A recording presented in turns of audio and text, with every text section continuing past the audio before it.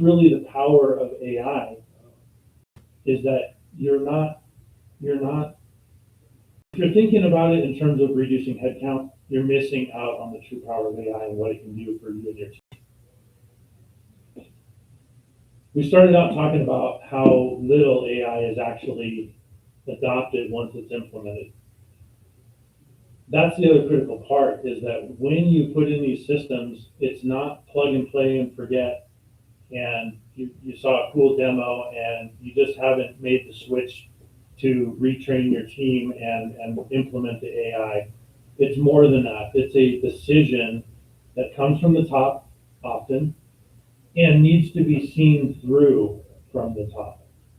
From whoever is the decision maker, you've got to commit to seeing it through. You wouldn't start building a brand new building for your company, like let's say you're a manufacturing company here in town, and you're going to build a new manufacturing plant for your widgets. You wouldn't come to a construction company, sign the paperwork, pay the money, and then never visit the job site. And just expect that in 6 months, the infrastructure would be there, the parking lot would be paved, the footings would be poured, and the building would be going up. You would actually be checking on that. That's a major investment in your company, as is an AI implementation. So the people that are going to be responsible for the AI. So more cost is not necessarily better. You've got to do your homework, and this is where empowering your people in this regard and making them understand that you're not replacing them. The AI is there to help them with their job. This is the Silver State of Mind on 93.7. Northern Nevada's Voice. Thanks for listening. I really appreciate you. Thanks for being here. You didn't hear earlier, there is a flash flood warning. It starts today at noon, so be aware of that. If you're currently sitting in the parking lot on the freeway, thanks for listening. I appreciate you. I know I came in on 5. One of the other things that happens with technology and AI is the idea that you can't keep up. And I know that I find this all the time. I feel like because I work with AI every day, because I'm in the technology world, I feel like there's a new thing coming out every single day, and I think, oh my gosh, I'm going to get left behind if I don't learn this new thing today. And that can cause paralysis. Analysis paralysis, as we love to call it. So if you're thinking about technology in your company and you're thinking you want to get into implementing some type of AI in your company to make things easier, take away the mundane, drab tasks that you could be spending your time elsewhere instead of doing those things. One of the things you've got to do is you've got to pick the direction and move forward.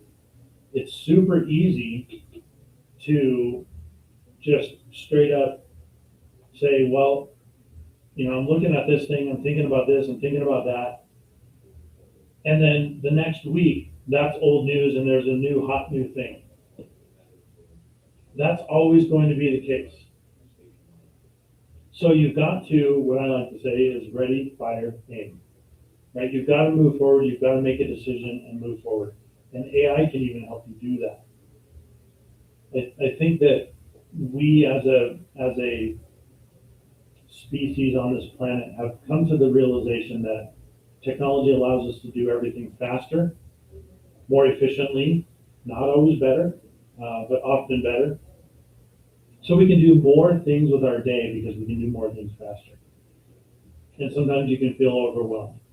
And you can think, well, the next new thing's going to come out tomorrow, and maybe I should wait and see what that is, and maybe that'll be better. In AI, that can happen to you every 5 minutes if you're not careful. So what I'd encourage you to do is to think about things in your company that AI can do for you. Start small. you can develop, or you can buy an AI that will go through your email inbox every so often. Maybe it's in real time, maybe you have it checked every 2 hours. And sort emails for you, draft responses to emails, and I don't mean send them, I mean draft responses to emails. And then you're not beholden to your inbox 24/7, right? I know that for years, when I saw that little notification on my phone that I had a new email, I was right on it. It could be a client. It could be a family member. It could be a friend inviting me to something. I need to check that right now. And you lose productivity every time you do that, right? You're focused on the project for a client. You see that little notification, you gotta look down, you gotta check that email. What if AI could just handle that for you? And then all you need to do is block out a little bit of time on your schedule a few times a day to check for drafts that have been created for you, responses to questions, responses to things that actually need a response from you, rather than, if you're like me, you get hundreds of emails a day and they are, you're drowning in spam. Even if it's stuff you actually want to see, even if it's things that are somewhat important to you, maybe not the most important, but if they're important to you, you're going to find that you're just drowning in email. And so what if AI can handle that for you? This is one of the easiest, quickest ways to get involved with AI that is more than just replacing Google search with ChatGPT. Creating an inbox assistant or a service that's an inbox assistant that can sit in your inbox, sort emails for you, draft replies to the ones that you decide are important. And so how you do this, you train the AI. The more you use your inbox with the AI connected to it, the more it learns how you sort and filter things. And it learns what you respond to. It learns about your business as much as you want to teach it.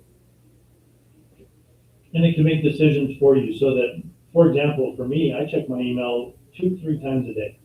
And that's all. I have a folder called Respond To. And every response that's in there has been drafted by my AI assistant. I make a few beyond ChatGPT. I'm not going to give you recommendations on which company I think you should go to. There's a million of them out there. If you want to ask me, feel free to send me a message on Facebook. I'd be happy to chat with you about it sometime. Speaking of that, don't forget to check out our Facebook page. Facebook.com Northern Nevada Radio is our Facebook page. Drop a like if you're listening. Drop a comment if you want to ask me something about what we're talking about today. I've got the feed up right now. Faces of Success Radio is the top post right now. I love it. Pearl's awesome. I met Pearl the other day. She's incredible. So check out our Facebook page. Drop a comment on one of those posts. Let me know what you think of it. We'd love it if you'd follow the page, like and subscribe, and do all the things. Click all the buttons. Do the same thing on YouTube for us if you would. If you're listening right now, I really appreciate that. It means a lot. It means the world to us. We see it. We see what you're doing.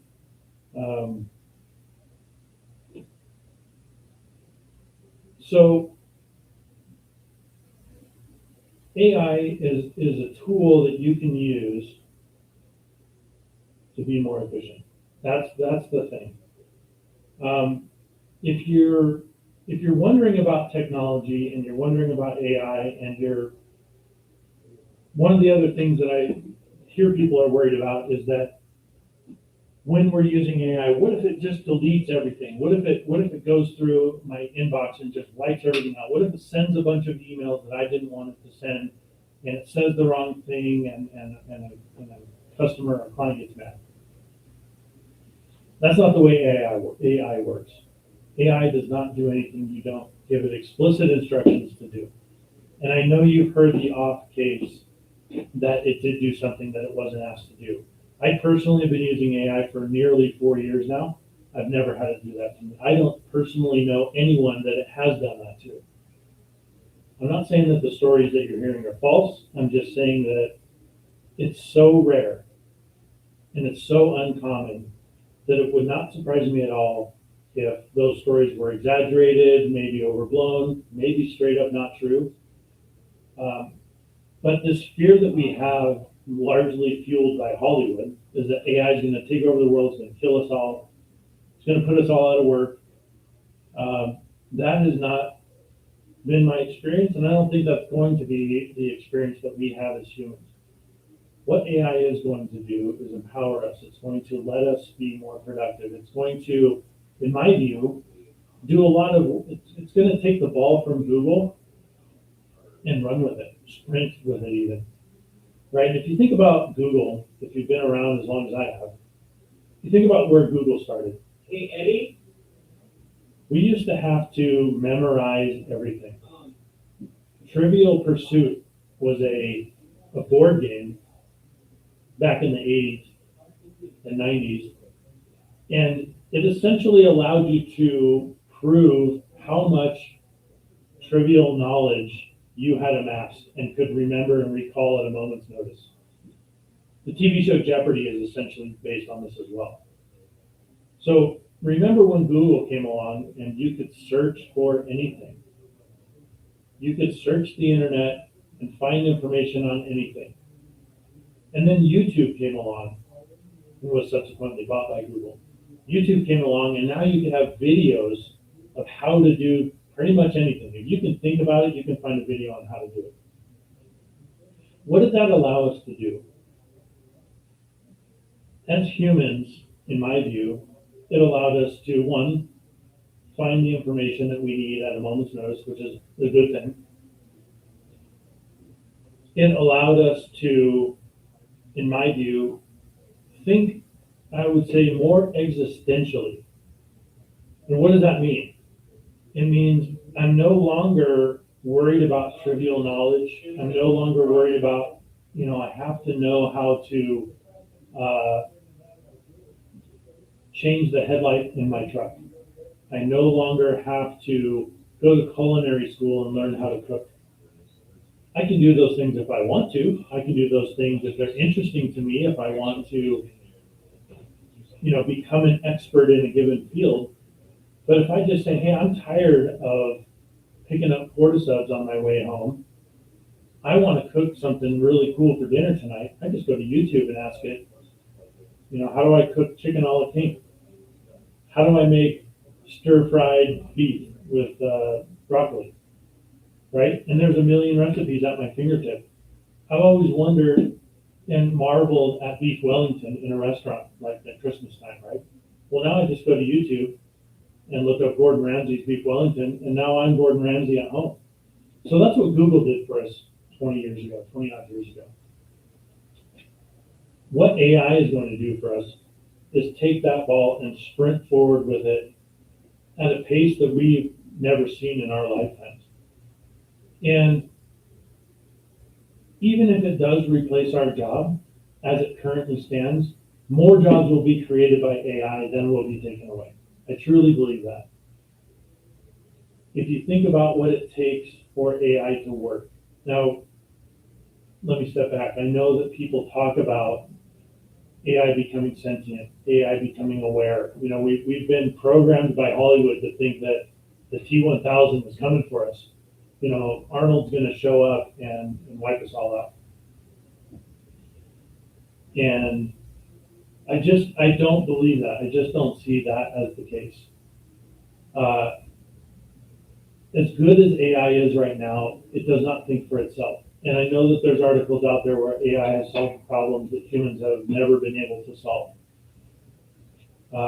And that is a good thing, but it is still based on human knowledge. And so if we stop creating as humans, AI will run out of things to create. And that's really, in my view, where AI is going. Allowing us to be more creative, allow us to be free to think outside the box that we have put ourselves in terms of work, in terms of hobbies, in terms of life. And so when you think about AI, and now let's get back to AI in our business, if you think about how AI can take those mundane tasks away from you, and I'm starting here because that's the easiest thing to do, is take away the day-to-day doldrums that just eat all the time in your day. We can take that out. Let's say you spend, I don't know, 2 hours a day writing emails, right? Because you've got to respond to clients, you've got to come up with proposals, you've got to, look at your meeting notes and distill that information and then take some notes off your notes. What if AI could take all of that away from you, do it better than you could, faster than you could, and more efficiently and more organized than you ever could? What would that do for your day? How much would that free up for you? If you spend, let's be conservative, if you spend 5 hours a week on email, 1 hour a day, writing emails, maybe it's in 5 or 10 minutes for here and there. You take 5 hours a week and give it back to you at work, just from writing emails.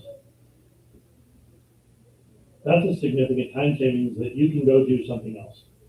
So next, think about the next thing that AI can do for you. Maybe it's writing proposals.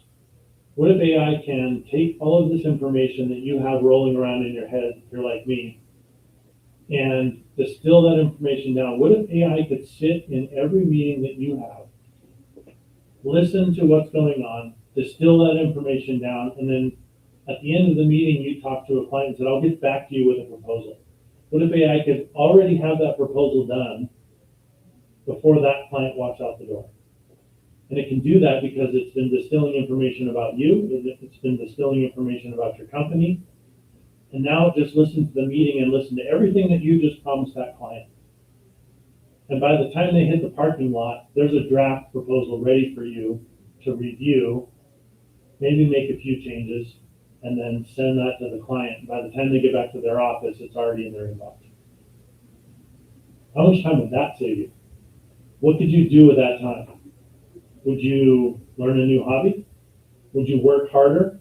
Would you work more on something else that you've been putting off, that procrastination, that the thing that you needed to do that you just didn't have time to because you had to get this proposal out? Because if you don't get the proposal out, you don't get the job. If you don't get the job, you don't get the revenue. You see the problem. What if all that's done for you? So start small with AI. Using ChatGPT to search for things is great, but think a little bit bigger than that.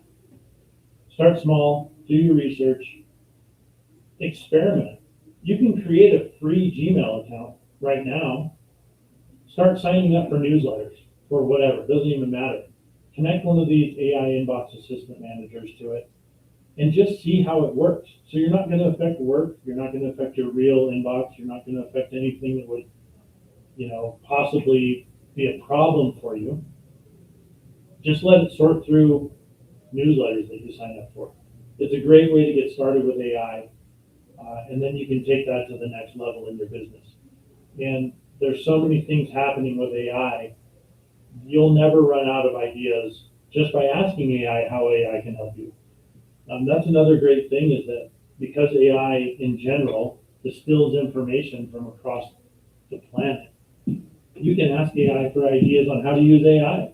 You can ask AI how to better use AI. One of the greatest things you can do, here's a nugget for you. If you're just getting started, if you never use AI at all, if you've never even talked to ChatGPT, go talk to ChatGPT, ask a question, it's free. ChatGPT.com is free. Claude.com is free. Go to one of these sites, but instead of just saying, how do I make orange chicken? Or how do I replace the alternator in my car? Or a simple question like that, instead of that, ask it, I want to implement AI in my business. Where's the best place for me to get started? But before you hit enter, before you send that message, tell AI, ask me any questions you need for clarification before giving me an answer. That is one of the single biggest things you can prompt AI with to increase your ability to use AI. And I use that with almost every prompt that I give AI. Because it will ask questions. AI wants to deliver for you. It wants to give you exactly what you want. It wants to do exactly what you've told it to do. But if you don't give it enough information, it won't know what that is. Imagine you're at work and you've got a new employee starting, whether they work for you or they work in another department. Maybe it's an intern from the university. Maybe it's somebody right out of high school and they're going to, start a new job, learning what your company does, and over 20 years work their way up the ladder and become a vice president. So that new person that's just starting today, they don't know anything about your company, they don't know anything about you. Would you just sit them down at a desk and say, "Well, good luck, have fun with that," and just walk away? Of course not. You need to treat AI the same way. And as smart as it is, you need to give it guardrails, you need to give it direction, you need to give it something to work with. You need to educate AI about you, about your company, about what the issue is that you're asking it to help you with. And the best way to do that is to instruct AI to ask questions. If you just say, "Hey, give me a recipe for orange chicken," it'll just throw one out there. But if you say, "I want a recipe for orange chicken that doesn't have zest in it," or "explain to me in detail," or "ask me why I want this recipe." Maybe you're cooking for a family of six. Maybe you're just cooking for yourself. Would be helpful for AI to know that. So tell it to ask you questions. This has been the Silver State of Mind on 93.7, Northern Nevada's Voice. Thanks for hanging out with me today. It's been an absolute pleasure. It's been a ball. I've loved being here with you guys. We're here Monday through Friday, 9 to 10 a.m. In closing, I just want you to remember, be good to yourselves, be good to each other, take care of each other, and we'll see you tomorrow.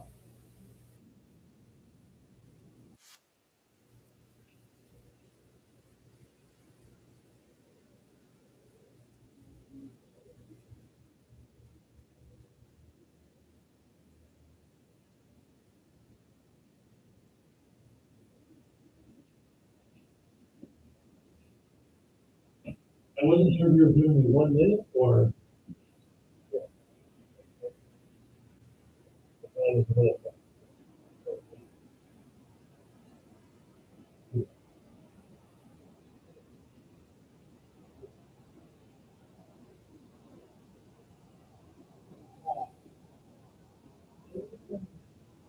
Oh, that's super.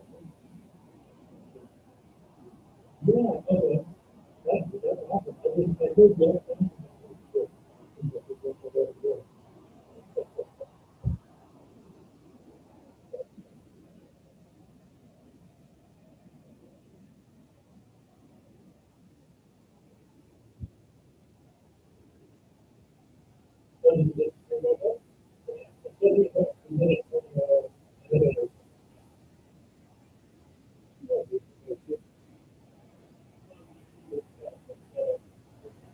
Oh, nice. Yeah.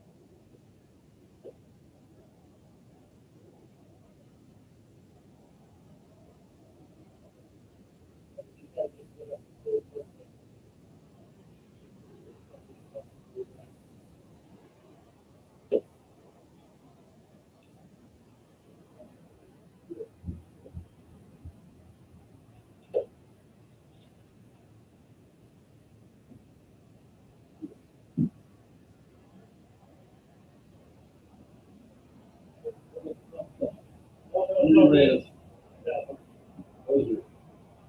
Turned out that it was only in my ears, and that's not. Oh, was it? Oh, that's not good. How you feeling? Good. You were sick yesterday, or? Yeah, I Oh, was man. throwing up like axes, man. It Oh, was my horrible. God. I got food poisoning. Oh, Went to a Mexican restaurant. Never had that happen at this restaurant. I had the same thing there all the time. And all of a sudden, it just depleted me like completely. I can eat everything out. It's like I cleared my kidneys, you know. It's like, I think that's my spleen. yeah, it's like, hey, wait, that looks like my. Well, never mind. I don't know what. Like, I'm good. I'm good. Can I get any water by chance? Huh? Any water by chance? Yeah, fridge, it's right next to Eddie. Okay, got it. Thank you. I'm just trying to sort this out here. Gonna be a little political only because Donald Trump got his face in the mix. He does that about every 10 minutes. Well, he does. He wanted to hoist the trophy, and the Spaniards were like, no. Let me have it.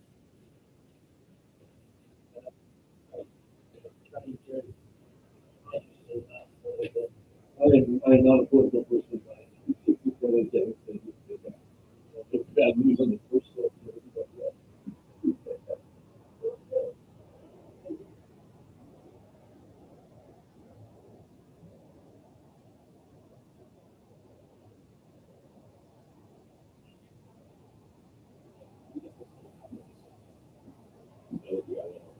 Oh, that's cool. So I will, throughout your show, I'll be listening here. And that's for you to go about how long it takes, just wrap it up. Okay, yeah, it's 30 seconds, a minute, 2 minutes, whatever, just wrap it up. So that's good. And then, yeah, you're talking. Do you hear anything? I hear the music, but I don't hear yourself. Oh, okay. That's too good. Yeah, so, yeah, so check out it, whenever you're talking to the area.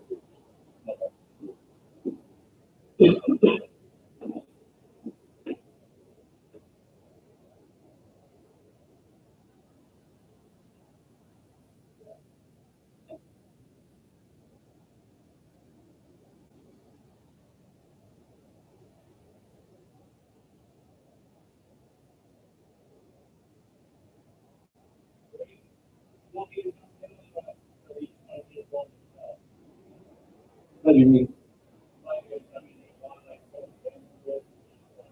I'll probably pose your question. If you feel compelled enough to respond, then go for it.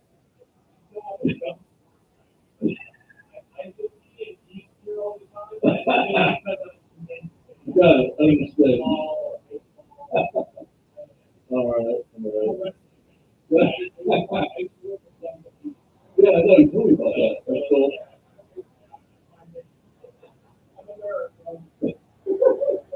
Fair enough. All right, 2 minutes, 2 minutes, 2 minutes. Yeah.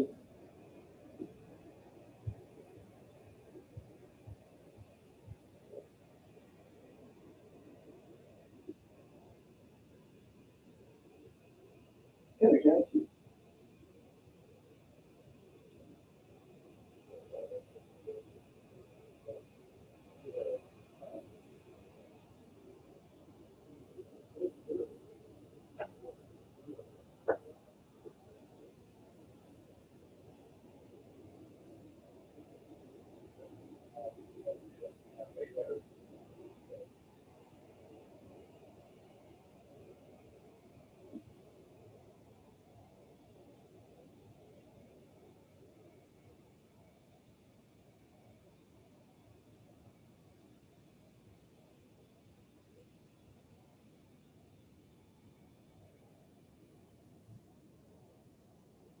Good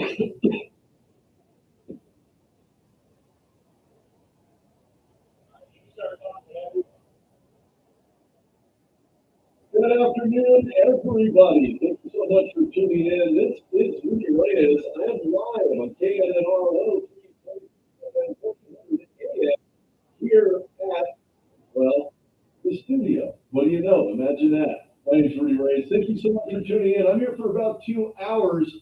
And who's into soccer? I like soccer. Could you be a fan? I don't know. Maybe. I was only a fan, well, I would say this year. Not that I've been a fan in any other year. Why? Because this is by far the most impressive FIFA you'll probably ever see. And I say that because not that the women's national team had anything to do with this, because they don't. Maybe they should have. Maybe they could have put them in place of the men who are actually playing and decided to falter when it comes to deep-seated position within the playoff system in their respective group. FIFA's World Cup has been long related to political gain, politics, and of course that doesn't say much for the fact that there's diplomacy, there's global power, there's global association, there's something associated with FIFA that just smells rotten. It doesn't smell good, it doesn't taste good. It's not something you want on your plate for dinner. Now, you could have been watching and eating dinner at the same time, because we know that in Telemundo, not that I speak Spanish, don't let that accent fool you, because I don't. But I can tell you this much, I know enough to get me out of Mexico, that's about it.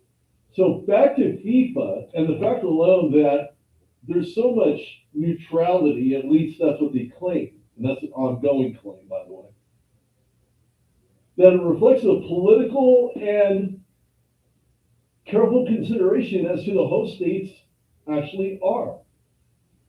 The United States had multiple places. These teams could have played in. They did. They performed, and it went over well. Was FIFA expecting the type of fandom that they ultimately did get, but in the form of $2,000 per seat, roughly estimated? Maybe. President Gianni Infantino cultivated relationships, and that goes throughout the entire political landscape, by country, by government.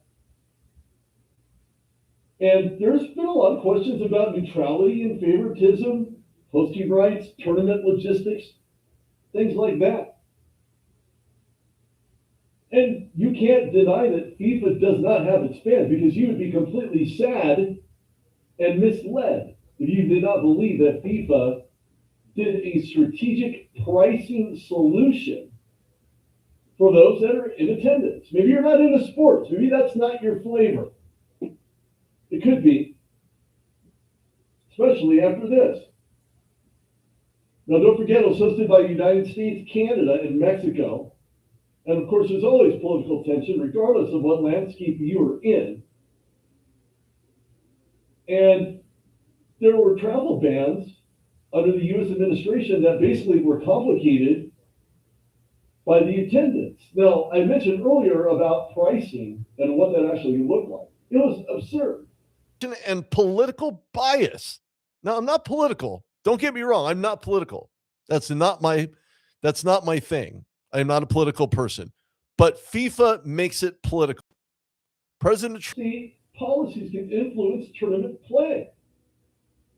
And that goes beyond the pitch. That goes beyond the entire scope and gamut of each respective soccer game part of FIFA that there is.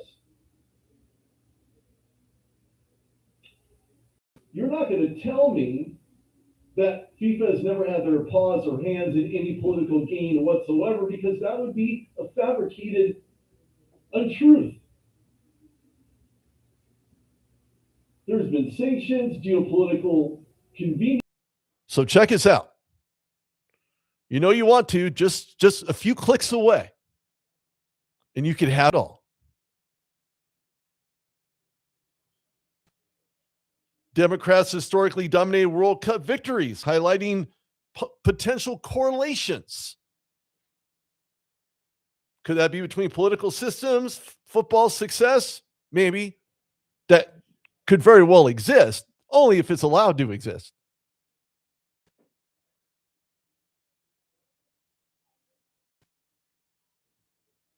regardless of political tension and many other tensions throughout the United States, and those that entered the FIFA tournament should not have any political association with playing the game that they love, and that is soccer. Or if you're in Mexico or Brazil, it's football.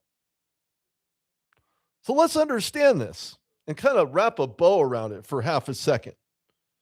Some critics argue that FIFA's governance, including the ethics committee, lack transparency and accountability, allowing geopolitical and political commercial interests to influence decisions as to who enters the World Cup. Could it be the entry point? Could it not? We will see. Only time will tell. This is Rudy Reyes on the RootDogShow.com. KNNR 103.3 FM as well as 1400 AM. We are live right now on YouTube as well. Check us out. Click that like, subscribe, play it back. Got a lot of great shows here. So make sure you stay tuned for that. Now it's all glory and the ticker tape falls and people get their trophy handed to them, and that's great. That's what sports is about, is winning.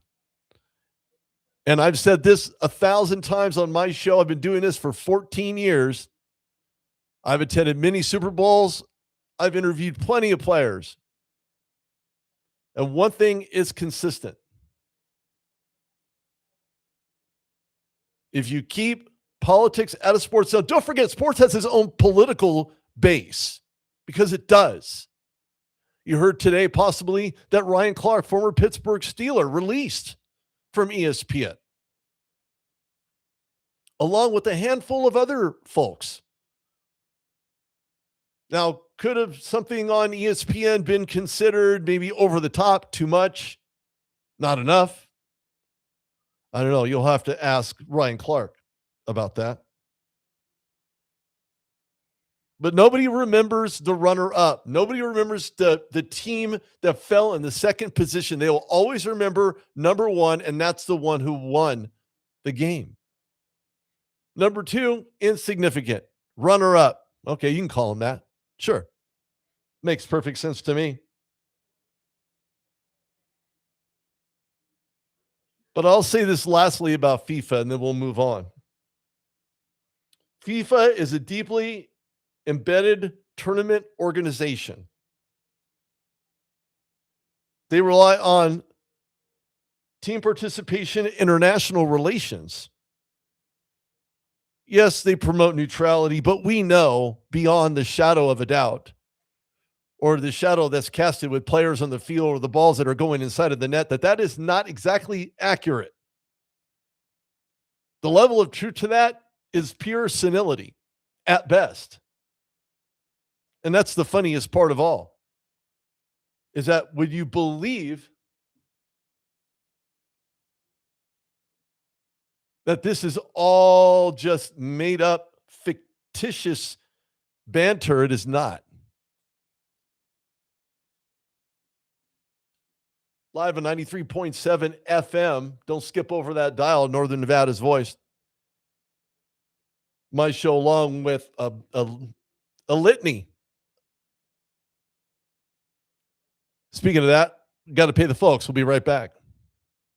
Whether you're a business building your brand or just someone who wants gear that actually means something, Neo City Creative has you covered. Custom apparel, embroidery, stickers, laser etched gifts, all done in-house right here in Reno. For companies, we handle your team outfitting and branded merch. For everyone else, we make the stuff you actually want to wear. No minimums, fast turnaround, real people behind every order. Find us at neocitycreative.com and follow us on Instagram and Facebook. Neo City Creative, your brand, your style.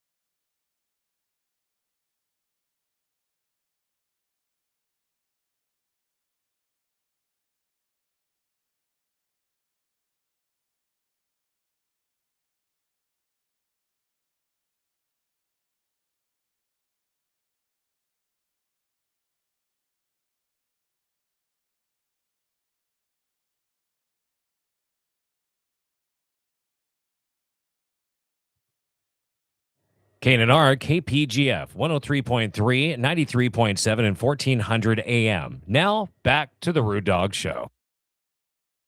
Welcome back. Thank you for that Q&A. I appreciate you very much. And thank you all for tuning in. Make sure you tune in 93.7 FM, KNNR, KPGF. Now, don't forget, there is a lot of great talent on this station. And if you don't get involved, well, we're going to be on air anyway. But if you do, like, love, share, subscribe, and especially if you like this show. Just saying. Welcome back. There are a lot of conversation in regards to what happened when England was playing. And of course, I don't speak Spanish, and everything was done in Telemundo.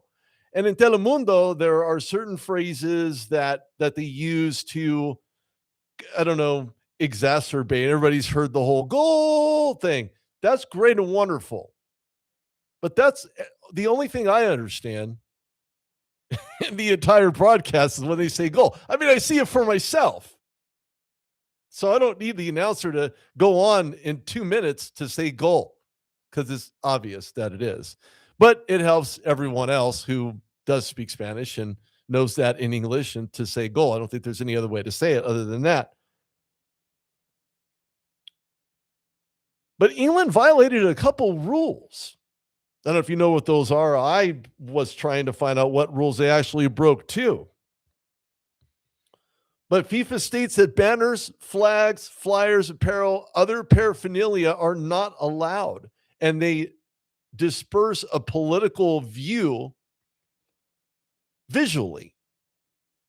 Not because they're a part of it, but visually, people and FIFA, there's that church and state separation I was speaking of earlier in the first half of the show.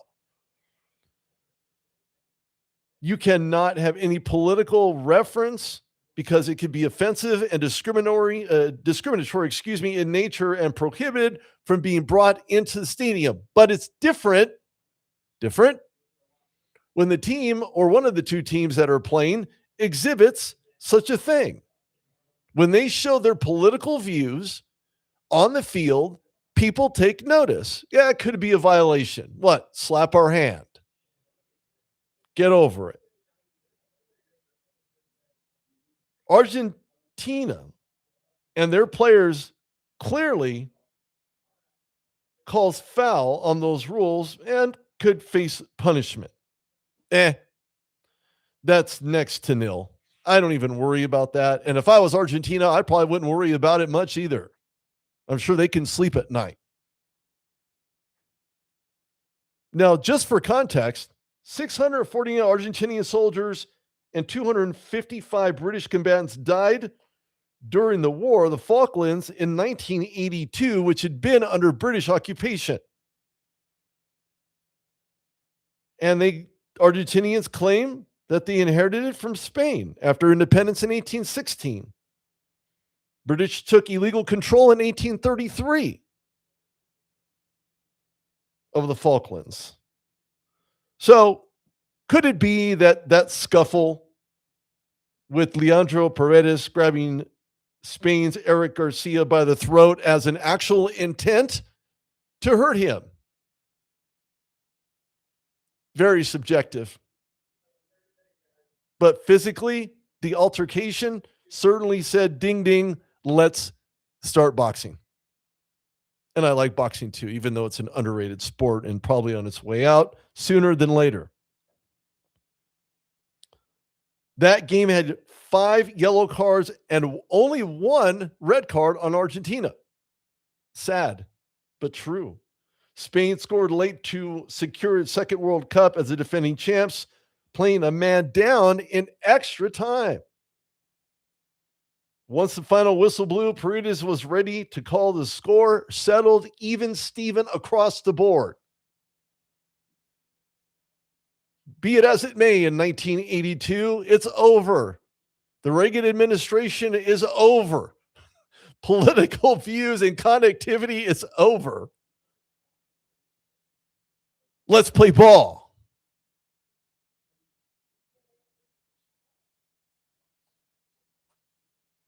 Paredes is not a guy that you're going to look at and say, well, he looks like a nice guy. Yeah. No.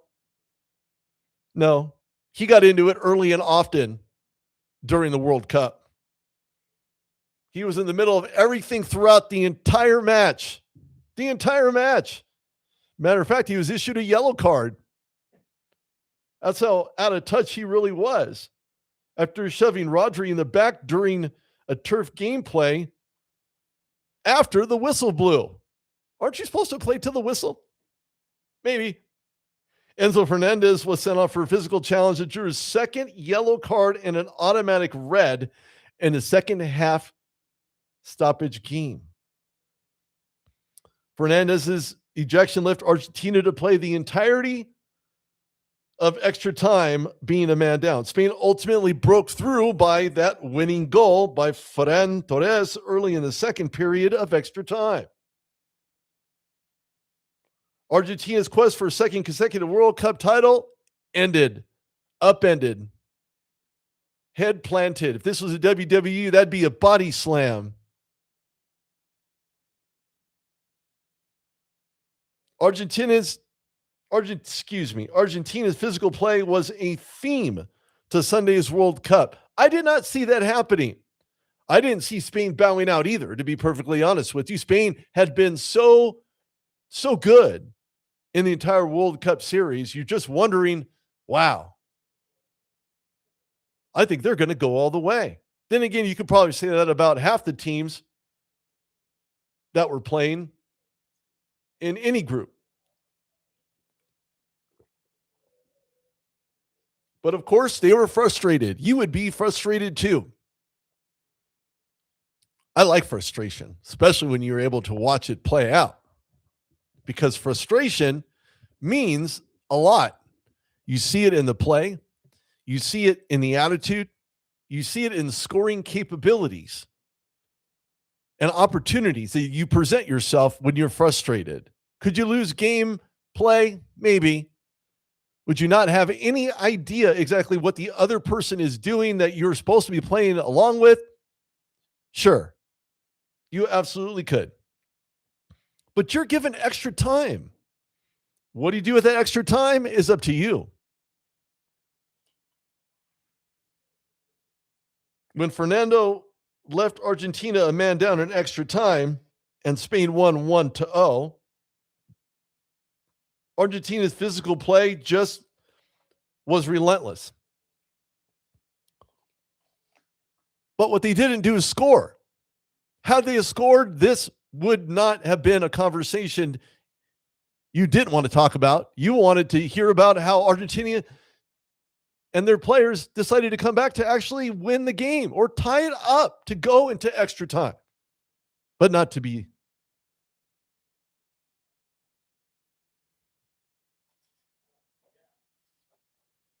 Tensions were already on its head at the late red card after shoving halftime results in a yellow card for Argentina's Leandro Paredes.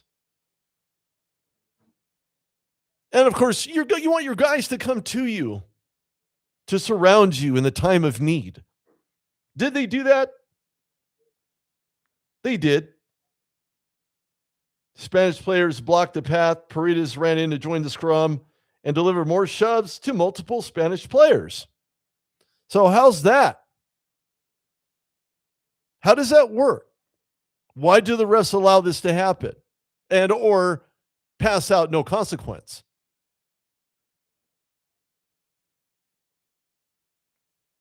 His second shove of Dani Olmo sent Olmo to the turf, and referee Vinchik is finally on the understanding that, well, maybe Paredes crossed the line. You think so?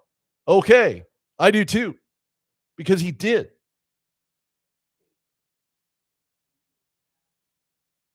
The yellow card was the second of the day for Argentina after Lisandro Martinez drew one in the first half for tripping Mikel Oyarzabal on a challenge. Fernandez's yellow cards added up to the third and fourth for Argentina against 0 for Spain.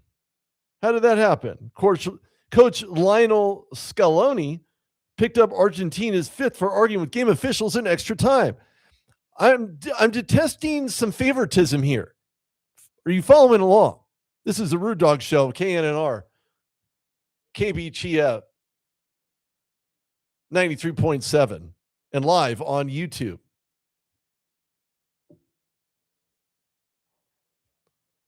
It looked like Argentina was going to enter Sunday with not only the reputation of physical play, but the ability to at least tie this game up with Spain. Well, they did not. There's been so much controversy, excitement, the play, the scoring opportunities, the foot overhead into the goal, just so much great play. It's hard to remiss how successful this actually was. And in the grander scheme of things, very successful. Very successful. Everything from on-field decisions, ever meddlesome VAR reviews making controversial calls throughout the tournament, visa concerns, tinged by controversy and debate. FIFA had stepped in to handle, well, everything, maybe even Mother Nature. They received scrutiny for decisions consequential and baffling to some, especially viewers. And when they do it in Espanol, one more time? I don't understand. Like I said, I don't speak Spanish, so I don't get it. Is it more dynamic to have this on TV stations like Telemundo or any other station that broadcasts in Espanol? Maybe. I'd like to think that perhaps some English would be involved in this. A lot of the teams did speak English. Just throwing that out there. I think some of the largest controversies are things that we haven't even touched on yet. Somalian referee Omar Artam was denied entry to the United States. The denial came from the U.S. government and their crackdown on immigration under President Trump. And since the travel ban signed by Trump in 2025, citizens from nearly 40 countries, including Somalia, are not able to enter the country. Wait, this is an international game. Why all of a sudden one Somalian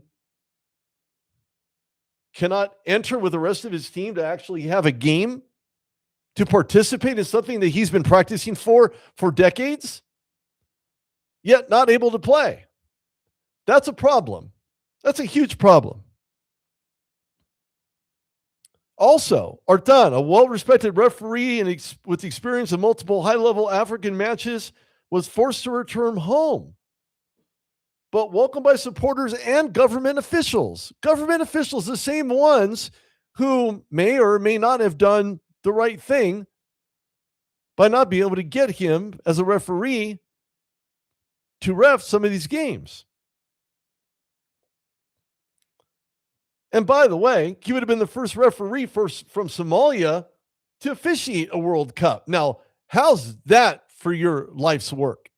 Denied because of a travel ban. FIFA has said a lot of things.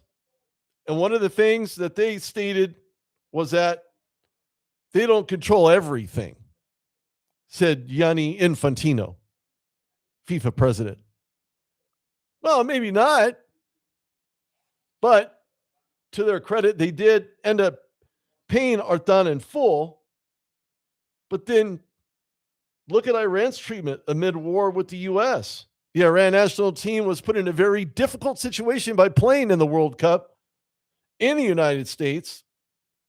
And by the way, if you weren't watching the news, this country is actively waging war against its homeland. And throughout the tournament, Iran's experience was affected by outside factors. They initially planned to be in Arizona and be based there. Iran switched their base camp to Tijuana, Mexico, citing concerns over getting visas to enter the U.S. Though the team was unable to enter both countries, a number of coaches and support staff had their visa applications denied. Denied.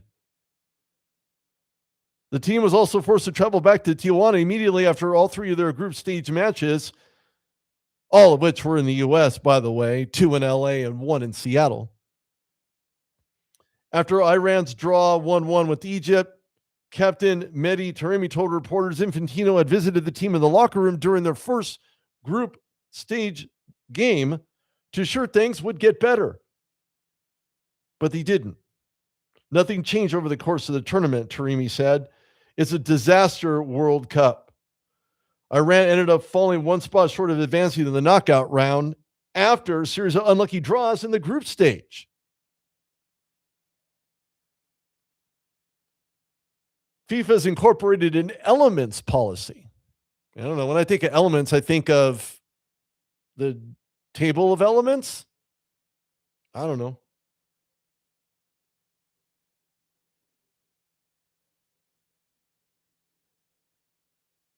Before the tournament, Haiti was required to alter its jersey, which included an image of firefighters raising a flag at the Battle of Vertières, the final stage of the Haitian Revolution and battle that led to the country's independence in 1803.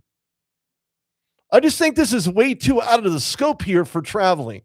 If you're a FIFA team, that means you have done everything humanly possible.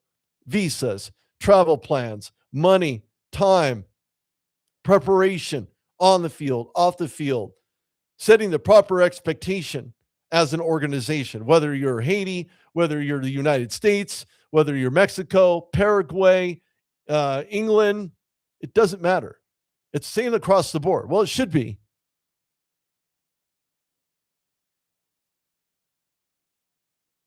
If FIFA didn't raise the banner of being too political, well, a Haitian spokesperson called it a misinterpretation. Some fans of the Iranian team tried to bring in pre-evolutionary flags, showing a golden lion and sun emblem rather than the Islamic Republic symbol at the center. But some were able to smuggle the flags into the stadium. I would have tried. Not going to lie. Many had their flags seized at the gates by part of FIFA's policy. Argentina has seemed to test the bounds of that policy. Its win over England this past Wednesday, the team held up banners invoking the Falkland Islands, a disputed territory of the Argentinians. That's still under British rule to this day, by the way. Hydration breaks, also very maligned by players and coaches throughout the tournament. The 3-minute break in the middle of each half also paves the way for additional advertising on broadcast channels.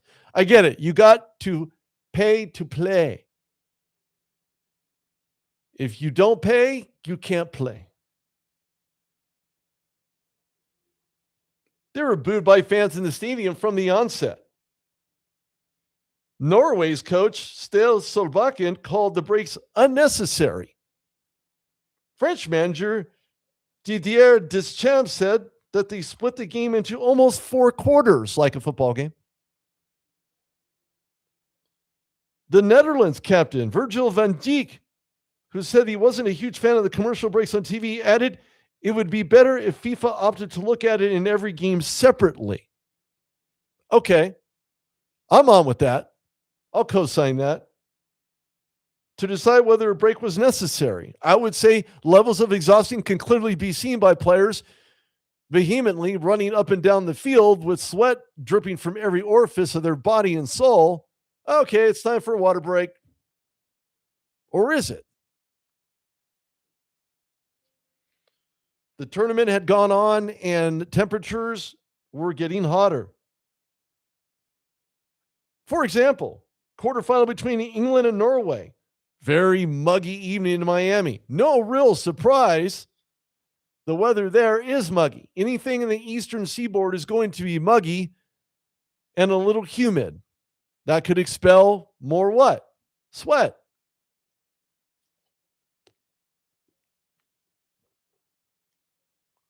I'm sure the breaks were appreciated. I know I would appreciate it as I'm standing here not playing a sport, drinking water.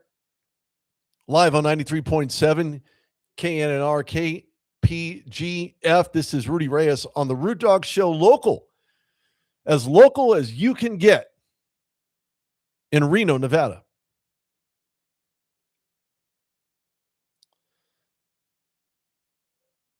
As an example, during the group stage, Belgian forward Jeremy Doku left the team to be present for the birth of his first child. Well, congratulations to him, first and foremost. Secondly, while flying back to England to join his wife for birth, Doku missed Belgium's second group stage match, which was a scoreless draw with Iran, in which the Red Devils went down to 10 men.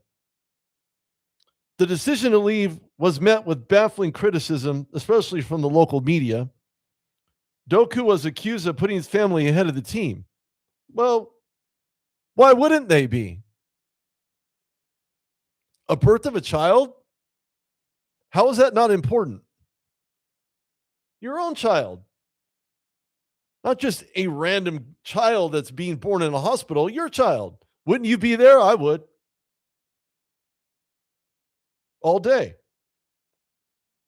And I remember when my children were born and I was there all day, all night, every day.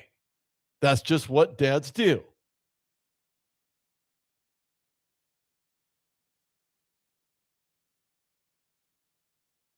Doku returned to his team ahead of the Belgium final group stage match, which was against New Zealand, and they won handily. So did they really need him? Maybe. Maybe not.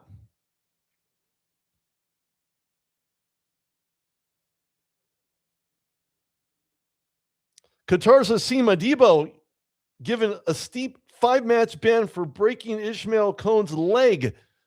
I would have probably banned him for life because I'm sure that hurt. Breaking someone's leg with intent sounds brutal. And it also sounds very broken.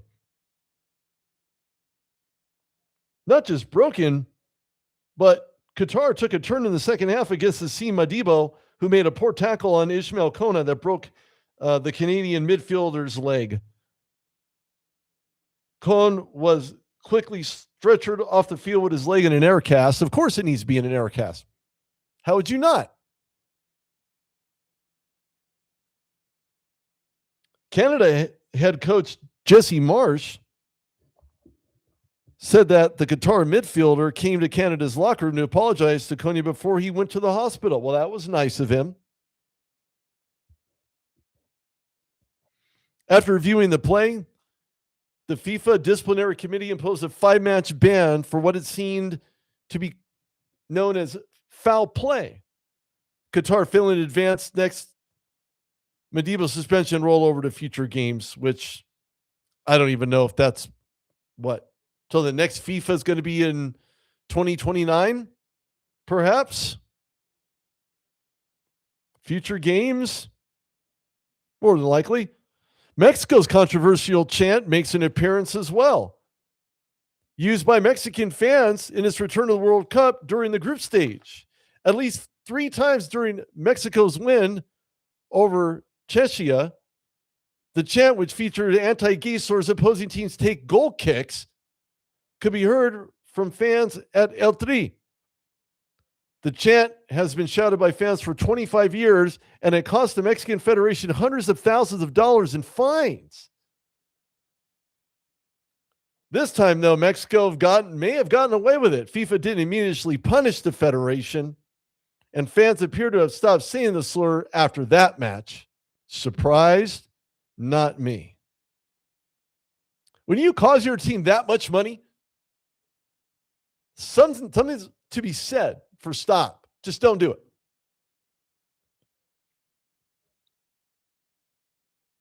Ecuador wins despite a missed high boot foul. With a chance to advance to the knockout stage on the line, Ecuador conceded a goal to Germany in the first 2 minutes of their final group stage game. But in an attempt to run up the goal, there was a clear missed high boot from German midfielder Alexander Pavlovich, who lifted his leg in the face of Ecuador's Pedro Vite to wrangle the ball. In the end, it didn't really matter. Ecuador equalized 7 minutes later and scored again in the second half to secure a knockout berth. Surprise, surprise, surprise. In the middle of the group stage, broadcaster Jorge Chipi Vera had his credential revoked after a profane rant against FIFA during Paraguay's win over Turkey. Wow. The rant came after referee Ivan Barton gave Paraguay's Miguel Almiron a red card for covering his mouth while speaking to a Turkish player. Almiron's ejection was the first use of the rule, which was designed to help prevent against racial abuse at the World Cup. Now, you hear about this all the time in media about how players that are playing collegiate sports get ridiculed, chastised over social media, inbox, nasty things. Why would you do this? Especially in a gambling situation. Especially, there's money on the line. That doesn't mean you're given a right to DM that person or send them a message on social of any kind to tell them how pathetic they are, how much they suck, et cetera, et cetera.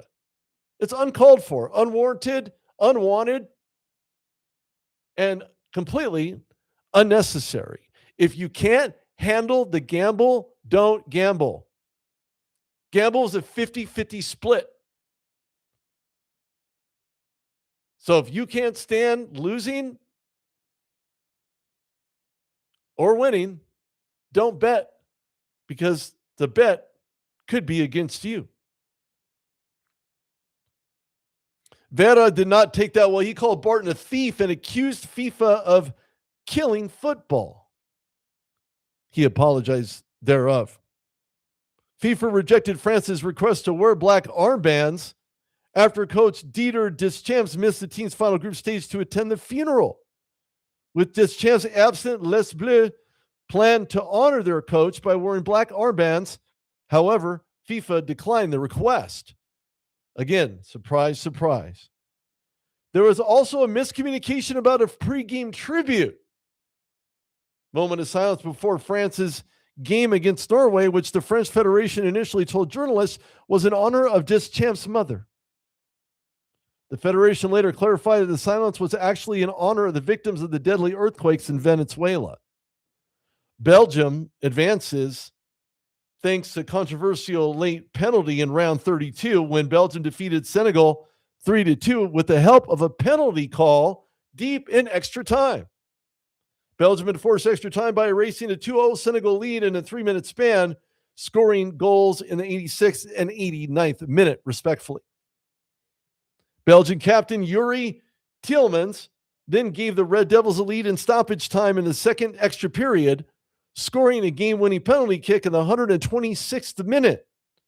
Belgium was awarded the penalty after Tielemans was fouled by Layman Camara in the box, giving the timing and nature of the foul a soft foul, though a foul nonetheless. The decision was to give the penalty more controversy, but ended up being a capper of a stunning Belgium comeback that Senegal was unable to combat. FIFA decided to use weather as a significant factor in some cities, and of course, Mexico and England was that game threatened by climatic thunderstorms. With extra heat and that inclement weather in typical parts of host countries, especially in the summertime, it was threatening the matchup between Mexico and England. Obviously, in the round of 16 is not where you want it.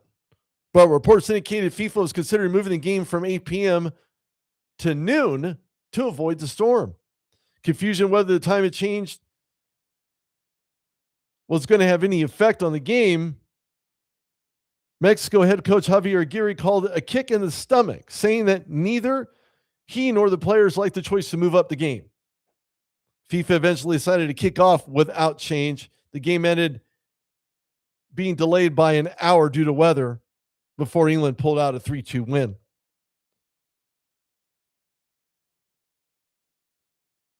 With level in Paraguay in the round of 32, Germany appeared to break through for a go-ahead goal deep in stoppage time in the 102nd minute. German defender Jonathan Tah rose above for a perfect header off a corner kick to give his team the lead, so he thought. But the goal was called back and had been impeded by Paraguay goalkeeper Orlando Gil. So FIFA was a win and it was a loss. So to give this some context, it lost out on being able to capitalize from a pricing structure everyone who wanted to attend these games. They made it unreasonable. They made it fallible. And needless to say, they didn't do themselves a whole lot of justice. Where they won, on the other hand, they won because this was the best viewing. Fox was happy. Telemundo was happy. The NBC affiliates was happy. And I can guarantee you there will be another one. Maybe not till 2028, but nevertheless, it could be 2029. We'll just have to find out and see.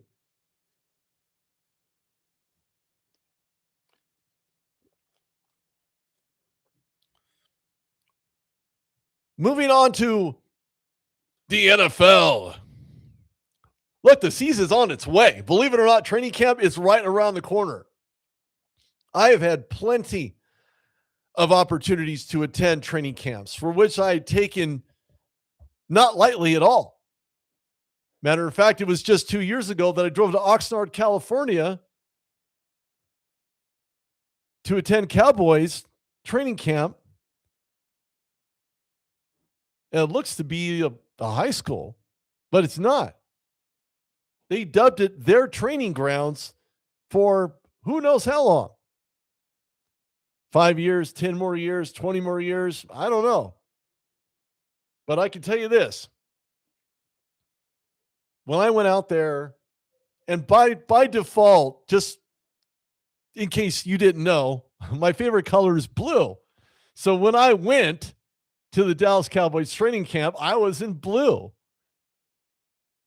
I had a suit on. I had my jacket on. I was ready to go. And it's an experience unlike any other to go to NFL training camp. So to give you more insight, while I was there, I ran into all kinds of familiar people that I had seen on TV. Brian Baldinger, NFL Network, who's invaluable in what he does. Brian's just a great guy. Andrew Whitworth, former Super Bowl champion, offensive lineman for the Rams. Also, very nice guy. And it's a nice guys. And sometimes they don't finish last. Sometimes they finish first. Always nice to know. Doesn't always happen that way, trust me. So let's go back to 2018. First opportunity to go to a training camp, and I go all the way to Pittsburgh, Pennsylvania, in a little city called Latrobe, Pennsylvania, which is about, well, I'd say roughly an hour outside of Pittsburgh, Pennsylvania. And funny thing, it was July, sticky, hot, muggy. I wore the wrong suit. So before I go there, I take off my jacket. I leave my shirt on, my white shirt, long sleeve, and my dress slacks. And I had dress shoes on. And I had passes for all three latter days in the month of July when Steeler training camp ended. They practiced at a high school. They had a scrimmage game at the high school, and it was fun. It was fun. And what's really interesting, you can see the one-on-one battles, the position battles. The guys jockeying for position to be on the final 53-man roster. That is unparalleled. That is tough. That is not easy. You're a veteran. You have somebody new and improved coming in to take your spot. You're not there to help them. You're there to make sure they don't take your spot. And that's exactly what these guys do. That is the designation. So make sure you've had an opportunity to go to at least one training camp, even as a fan. It's still fun for fans. Don't get it twisted. It's still fun for fans. Fans still love to go. Lots of fandom. Lots and lots of fandom. Fans seen through rose-colored glasses because their team cannot be stopped. Their team is invincible. Their team is infallible. They're going to win it all. They're going to go to the Super Bowl. All of that. But the season's approaching. It's not very far away. It's not in the rearview mirror. It is in front of you. And if you drive too fast, you will end up hitting it. And if we're talking about the NFL season, that's exactly what you get.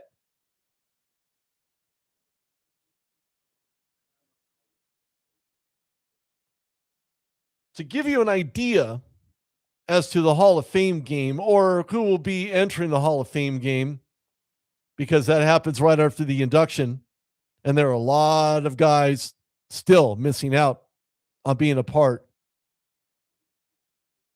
of those famed walls in Canton, Ohio. I can name a few right off the top of my head, but I'll save that to the end. Maybe. Guess you'll have to tune in and stay tuned in to 93.7 FM, KNNR, and KPGF. This is Rudy Reyes on the RudeDogShow.com. So Arizona and the Carolina Panthers will face off August 6th, which is not too far away, who will have the first two teams to have rookies and veterans report. Cardinals and Panthers veterans both report July 22nd, and all 32 teams will have reported to camp by July 28th, no later. No later. Speaking of the Cardinals, I'm sure everybody heard about this. If you didn't, you're going to hear about it for the very first time. The NFL suspended Arizona Cardinals personnel executive Ryan Gold indefinitely for violating the league's gambling policy. The league said Friday's investigation determined that Gold provided confidential, non-public inside information regarding 2026 draft selections by the Cardinals before the picks were announced. Gold also participated in parlay bets on NFL and college games. The league didn't say who Gold had provided with the information. But the gambling policy in the National Football League is annually reviewed with all NFL personnel, and it strictly lays out the guidelines and prohibits anyone in the NFL from participating or in facilitation of any forms of sports gambling from providing third-party public information. That's textbook. You cannot deviate from that. That's exactly what it says. The NFL also stated, although there's no reason to believe the integrity of the NFL game was affected, the league takes any violation of the gambling policy with the utmost seriousness. And they should. They absolutely should. More often than not, you're going to find out, and as the season goes on, I can guarantee you there will be one or two people, maybe more, that will be part of some type of gambling scheme, props, parlays, anything related to gambling.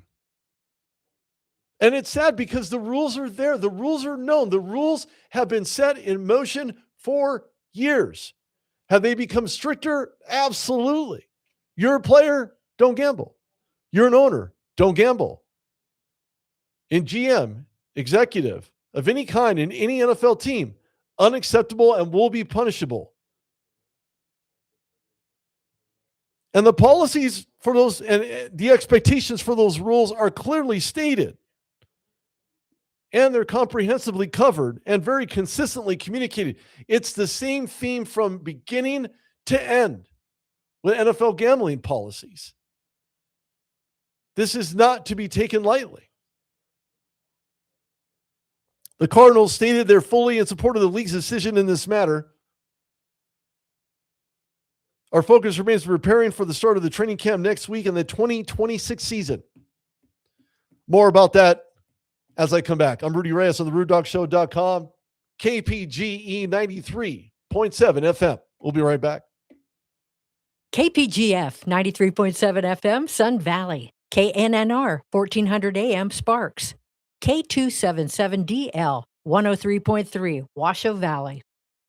Whether you're a business building your brand or just someone who wants gear that actually means something, Neo City Creative has you covered. Custom apparel, embroidery, stickers, laser etched gifts, all done in-house right here in Reno. For companies, we handle your team outfitting and branded merch. For everyone else, we make the stuff you actually want to wear.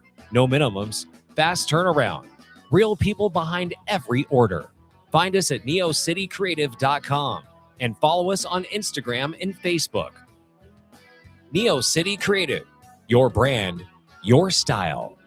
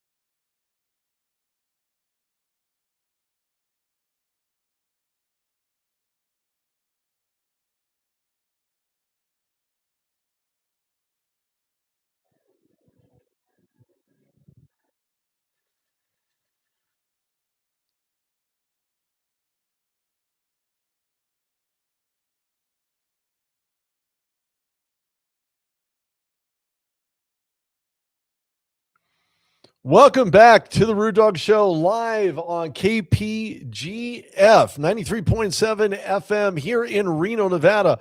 I started my own separate live stream here on X.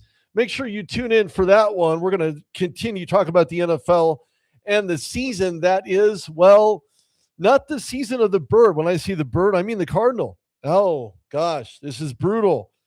So Gold was in his 13th season with the Cardinals, promoted to director of college scouting in June of 2025, spent the previous 3 years, 22 to 24, as the assistant director of college scouting after working for 4 seasons from 2018 to 21 as a college scouting coordinator. Now, he has a right to appeal a suspension, and that's okay. That's actually a good thing for him. If he feels he's been done wrong, he has the ability to do just that, and he should have the ability to do just that. The NFL has strict gambling policies for players, club, and league personnel. The league also dedicated significant resources to gambling education programs, as you've seen throughout the country. Of course, NFL flag football is probably the priority at this point, at least from my perspective. And the NFL stated that the Cardinals are fully cooperating with the league and has seen no indication that any other member of the organization was in part of, whether it's coach or player, aware of what's going on. The league said there was no indication that any player or game was affected by this activity either. So it's almost as if he didn't have the ability or desire to bet on his own team.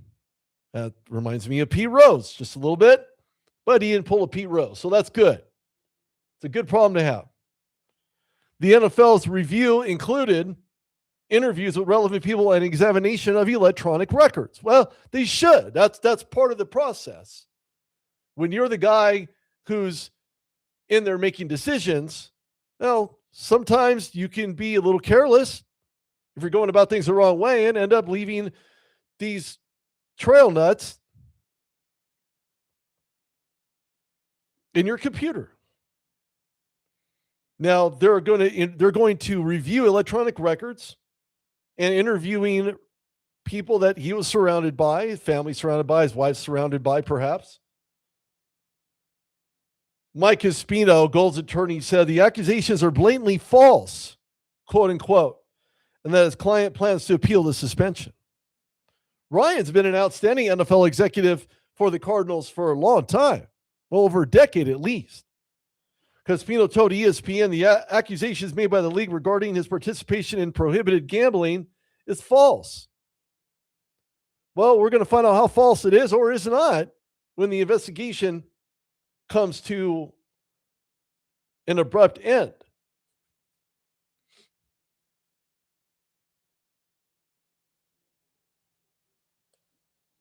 The sad part about this situation is that it doesn't end. This is an ongoing battle. It's an ongoing situation. People find themselves in situations just like this more often than not, especially if you're an NFL player. You know this.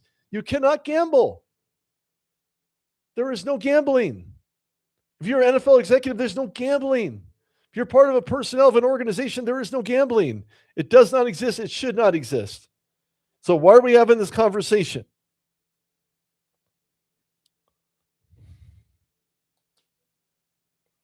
So the policy, to kind of give you a little bit more of an understanding as to what that is, the policy clearly states players must not place any bets on NFL football. That's number one.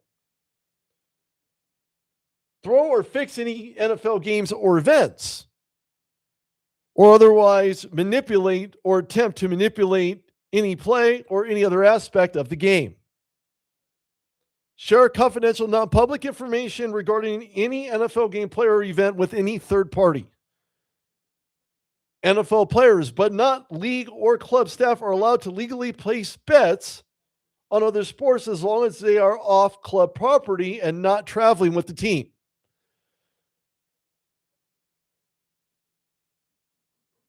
They're also allowed to take part in traditional fantasy football leagues, but the prize money can't exceed $250, and legal gambling at casinos on personal time.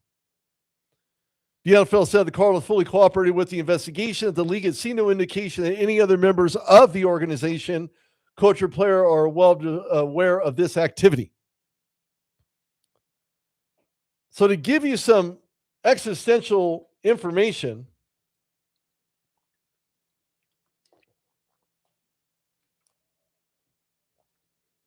at least 15 players, and this is all contextual, at least 15 players have been suspended by the league for gambling violations since 1963.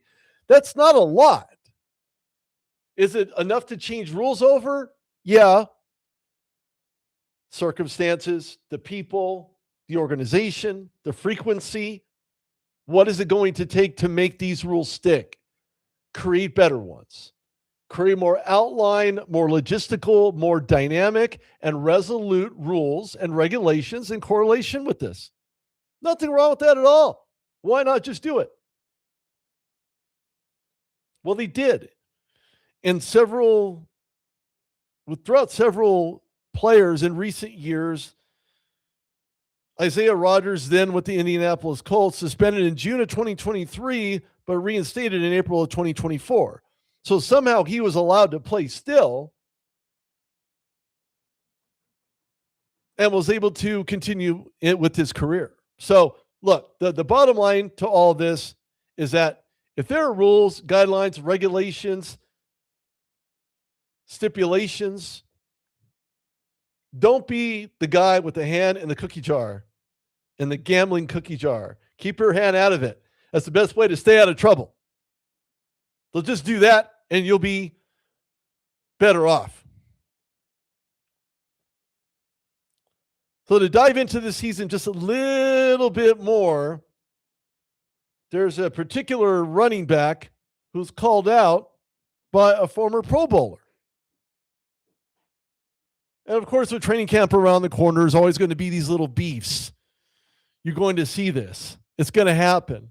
Guys are going to take it upon themselves to create heat on the field or take the heat off the field, and it translates into inner game scuffles.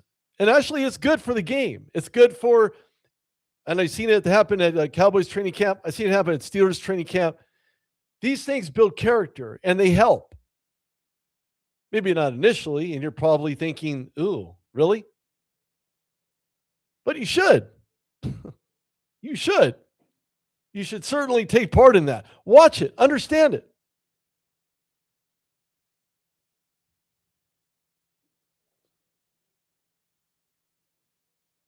So with training camp around the corner, outside of quarterback situations and how they play out and who's going to sign, who doesn't sign, the guys who, get paid the big bucks in the first round. How does that situation play out when fans are looking forward to seeing more than just rookie Jeremiah Love? Show him some love, would you? Show him some love. Love, the third overall pick in this April's draft, was seated to have a very high expectation of play, not only for his team, but for himself. Some former NFLers decided to take a shot at this. Or maybe a shot at him. I don't know. It's sad, but true.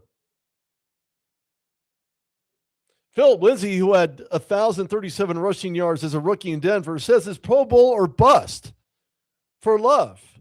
He says if you get drafted third overall, that man better go to the Pro Bowl, end quote, Lindsay told Action Network. He also states that this should be an expectation. They're drafting you in the highest position possible because they know you can come in, make the noise, and make other guys want to do the very same thing.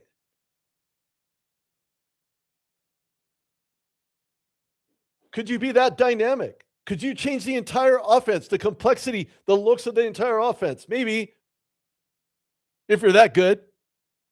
But how good is he? We won't know that yet. Training camp is a way to find out where you need to improve. Maybe to expose what you already know. Well, there's two completely different sides to that. he says it should be the expectation. They're drafting you that high because you can come in and make some noise. They think you could be the dynamic running back that changes the whole offense. This isn't, oh, he's going to take his time. You can't do that when you're drafted number 3 overall. And in quote. So that means that Philip Lindsay, who did great things in Denver as a rookie running back, picked as high as he was, also shares his desire to want to see Jeremiah Love do his best. Maybe there was a jab at him to get him motivated. Or perhaps it was just a jab all by itself.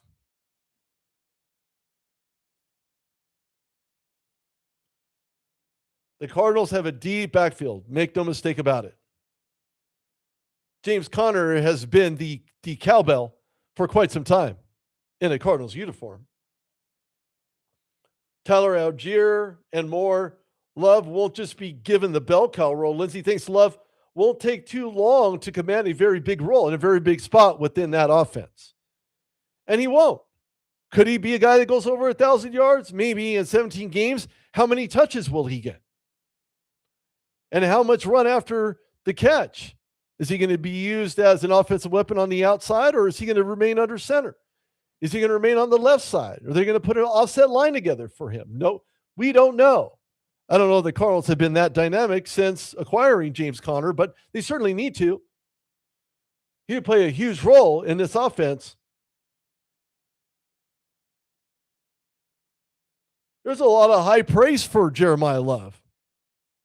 But he has to go out there and prove it and show it and exhibit it and own it and have others emulate what he's trying to push off. That's what they should do. Emulate. If you emulate, that means you can do anything that you want to do, everything you need to do. And others will follow right after how you do it. Maybe not do it the way you do it their own way, but they're still going to excel and look at you as being the catalyst to help them do it.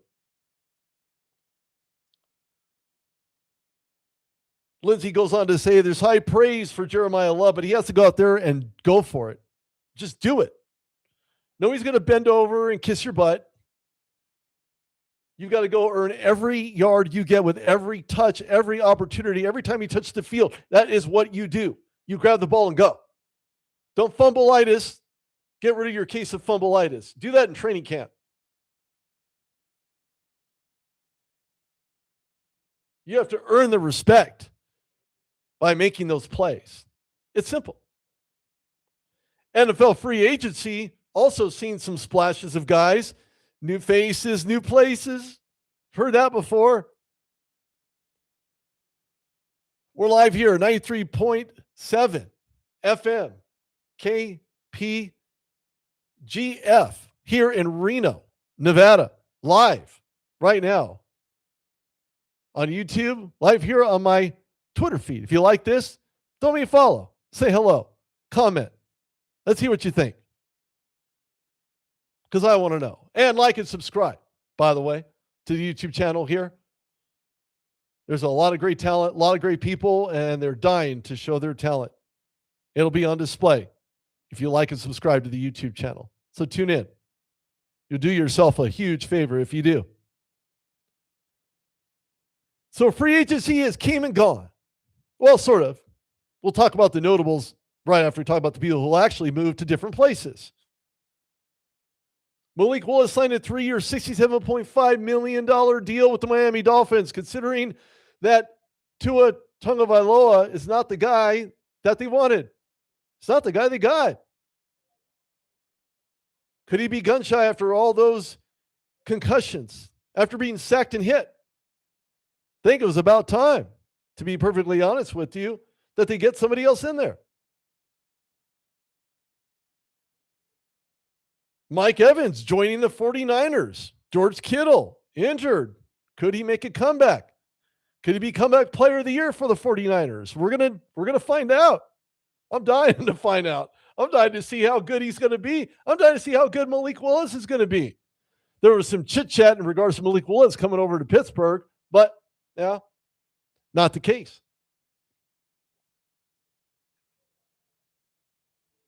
Tua goes over to Atlanta, plays with another lefty. $1.3 million deal. A lot of bread on the table, even for a free agent. Kyler Murray, debunked, and exactly who I thought he was. Kyler Murray going to Minnesota, competing with J.J. McCarthy. That's going to be good. Arizona, you stop overpaying for quarterbacks. That's probably a good start, because Kyler Murray was not worth the money you spent. That's just a fact. And some wide receiver moves. As I stated, Mike Evans to the 49ers. Wow, that's huge. That is massive. I'd like to see what Mike Evans does after leaving the Tampa Bay Buccaneers and what his season is going to be like. Oh, watch out. It's going to be good. Hot and spicy, just like Mike likes it. Mikey likes it. Alec Pierce signed a new deal with Indianapolis. Keep that guy there. DJ Moore acquired with a trade with Chicago, 3-way trade to the Buffalo Bills. Now that's going to be interesting. I want to see that. Let's see how good he does in that backfield. And then Kenneth Walker III. What? Super Bowl MVP, and they let him go. They're like, sure, yeah, you won. You did what you had to do. Now go on with your bad self and go do something else with someone else. Well, he did. He's going over to a hot contender. As long as they get Patrick Mahomes back in Kansas City, the Chiefs are in for a treat with Kenneth Walker, with so many opportunities to scramble to get through that line, making just hitting pay dirt more often than not. It's just absolutely fabulous. Can't wait to see what he does there. Travis Etienne goes to Nolans. The Saints get to stay in the backfield with Travis Etienne. Oh boy, I like it. I like the move. I want to see what he does. And then on the defense, now I didn't see this coming, and I thought perhaps maybe the Steelers may make a move on this guy in Trey Hendrickson, who did fabulous things while in a Bengals uniform. Now stays with an AFC North team and joins the Baltimore Ravens for a 4-year deal, $112 million after the Max Crosby trade collapses. That would have been dynamic to have Max Crosby in that backfield. How dangerous would they be? Bradley Chubb goes to Buffalo. 3-year, $43.5 million contract. I like it. I want to see what he does, what kind of impact he's going to make. The guy's hot. And it remains to look that good.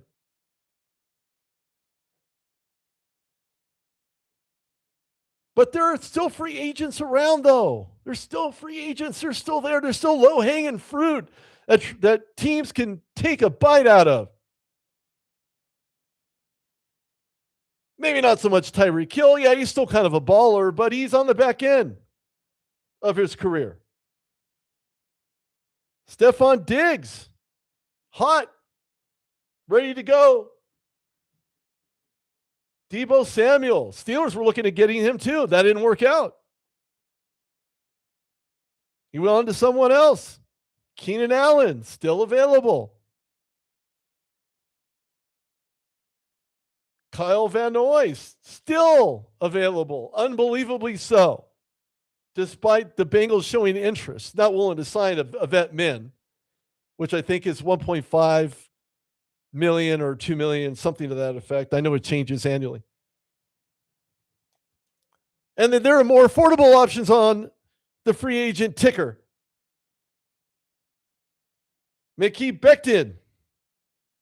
He fits in a couple places. Steelers, Seahawks, maybe. And then Brady Christensen, versatile lineman returning from injury. So he's got the ability to come back and play. Why not? Taylor Decker did fabulous things in Detroit in 25. Pass block rating 89.3%. That's fantastic. That is splash-o-matic. Second lowest of his career. However, he's tough and intangible, and the intangibles that he brings, he's going to have a premium price for a premium position. Joey Bosa, edge. Buffalo Bills He'll be 31. Still a viable commodity. Still a pass rushing expert. Injuries take their toll. Happens to everybody. Happens to all players. Doesn't matter who you are. Doesn't matter what you do. You're going to get injured. That's going to set you back. But you have to fight your way through it. You may not trust your ankle. You may not trust your wrist. You may not trust your hands, your feet. Who knows? But he was limited to 13 games from 22 to 23. Again, injuries. That happens. He averaged 36.3 snaps per game for the Bills. He had 5 sacks, 5 forced fumbles, and 42 pressures. If that doesn't show a sign of consistency in coming back, I don't know who does. Bosa should be viewed as a situational pass rusher, meaning that depending on the offensive formation, he could be the most impactful. He still has speed. He still has power. It's just a matter of how he's going to use that speed and interpret that into power. And he's a guy who works from his waist up. So his ability to maximize his strength starts at his hips, and he works his way up through his hands and arms and his upper torso. He's just that good. We mentioned Deebo Samuels. He had 72 passes, scored 5 touchdowns in one season with the Commanders, almost 64% of his receiving totals coming after the catch. So he takes long strides every time he catches that ball. And that's the best part, is that he's physical. He's athletic. He's a loose on catch and run target. So if he's on the edge, you're going to take him because he can make those massive moves right after the catch, which is fabulous. We're live here on 93.7 FM in Reno, Nevada. I'm joined by a lot of great talent. They'll come in after I on KPGF. Like, subscribe to the YouTube channel. It's free. You'll like it. Lots of talent, lots of good people, lots of good stuff. Then there's Cam Robinson. Tackle coming from the Browns. He's 30 years old. Could be on the wrong side at 30. Could be on the good side at 30. Don't know. He's 6'6", 335. The guy's a beast. He can engulf pass rushers. And he knows how to redirect during a play when he needs to. He's just that good. Plus, almost 93% in the pass block rating. Whoa.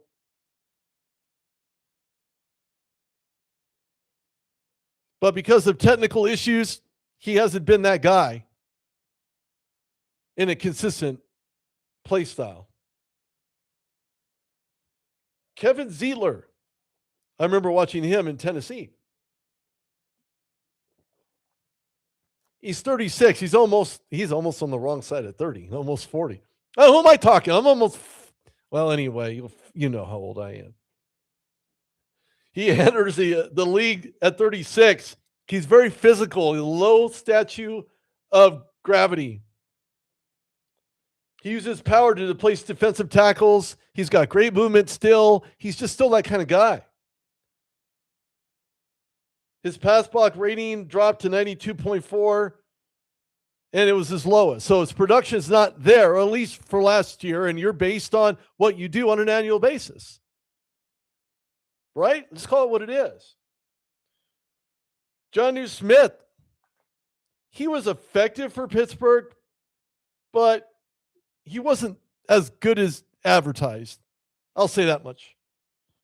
Yeah, he's versatile. He has the ability to run after the catch. He had 38 receptions for the Steelers. 68, almost 69% of his career receiving totals that came after the catch. I don't think it was a good fit for Pittsburgh anyway, regardless. Then there's Bobby Wagner, part of the elusive Seattle defense. If you remember that one. Won a Super Bowl ring, but once more, 36 years old, 99.5 tackles per game, and ranked 6th overall. In 25, he could still rack up stops. He has limitations in coverage. He can't just be a DT and surf back and try to protect the middle field. That's what free safety's for, or safety in general. But he has the experience, he has the voice, and he has the fortitude to get it done inside the huddle. Mekhi Becton, spoke of him earlier. He's 27. He's still young. And I'm still waiting to know why the Chargers released him just after 1 year in LA. That's just so dumbfounded. I guess they're claiming he played subpar in 25, but could he overwhelm his own deficits in the right system? Maybe. We'll see. I like to think that he can. I mean, most players you want to exceed their own expectations because of what you show them, because of what you give them. But there are some tools that are just not designed for you to keep in your toolbox. You got to break them out and bring them in and make them yours and utilize it. Trayvon Diggs, 27 years old, played in 22 games in the past 3 seasons, released by the Cowboys and Packers this past season. However, teams could see Diggs as a reclamation project. Maybe it's worth it. Maybe it's not. I don't know. But he has 20 career interceptions, 11 and 21. Jadeveon Clowney's a guy I don't know.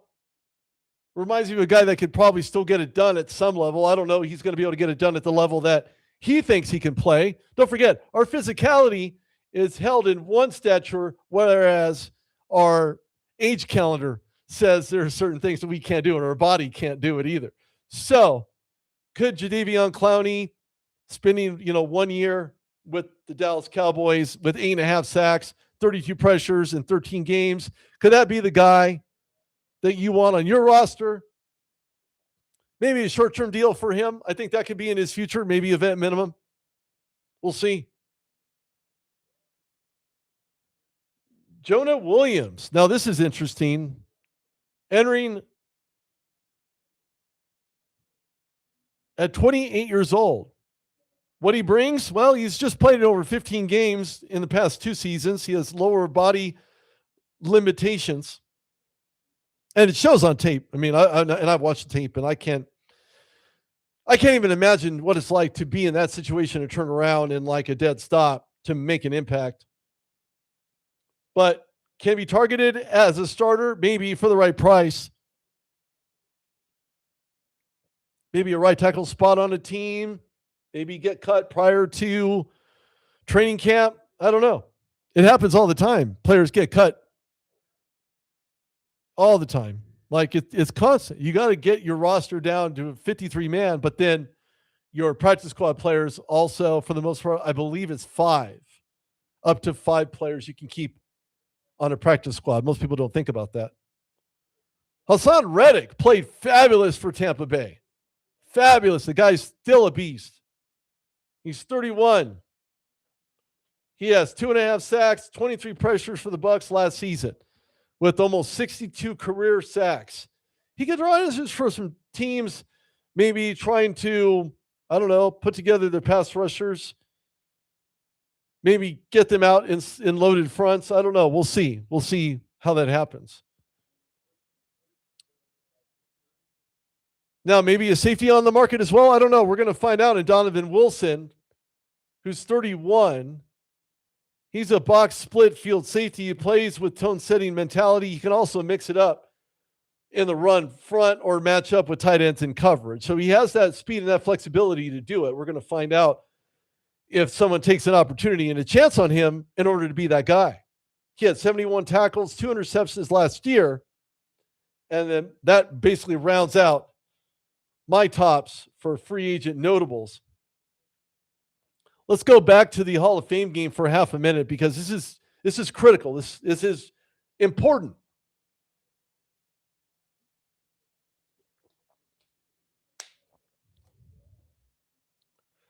Both teams have very strong ties to the 2026 Hall of Fame class. Here's why. Includes Larry Fitzgerald, Pitt product, played for the Cardinals, never won a title. Was close against Pittsburgh, but They couldn't get it done. Luke Kuechly, Panthers. I don't need to say a whole lot about Luke Kuechly. This game will feature pregame recognition in class of 2026, including Drew Brees, Roger Craig finally gets in, and Anna Vinatieri. For the Arizona Cardinals, this is how it's going to ride down. Trey McBride set the NFL season record for tight ends with 126 receptions in the 2025 Pro Football Hall of Fame. Defensive leader Budda Baker, 8-time Pro Bowl safety, Pro Football Hall of Fame. And then for the Carolina Panthers, Bryce Young, who passed for over 3,000 yards and 23 TDs in 2025, including 7 to rookie wide receiver Tatoria McMillan. McMillan won the 2025 AP Offensive Rookie of the Year award. Pro Football Hall of Fame game will show exactly if they're even going to let him play. I don't know. Maybe they will. Maybe they won't.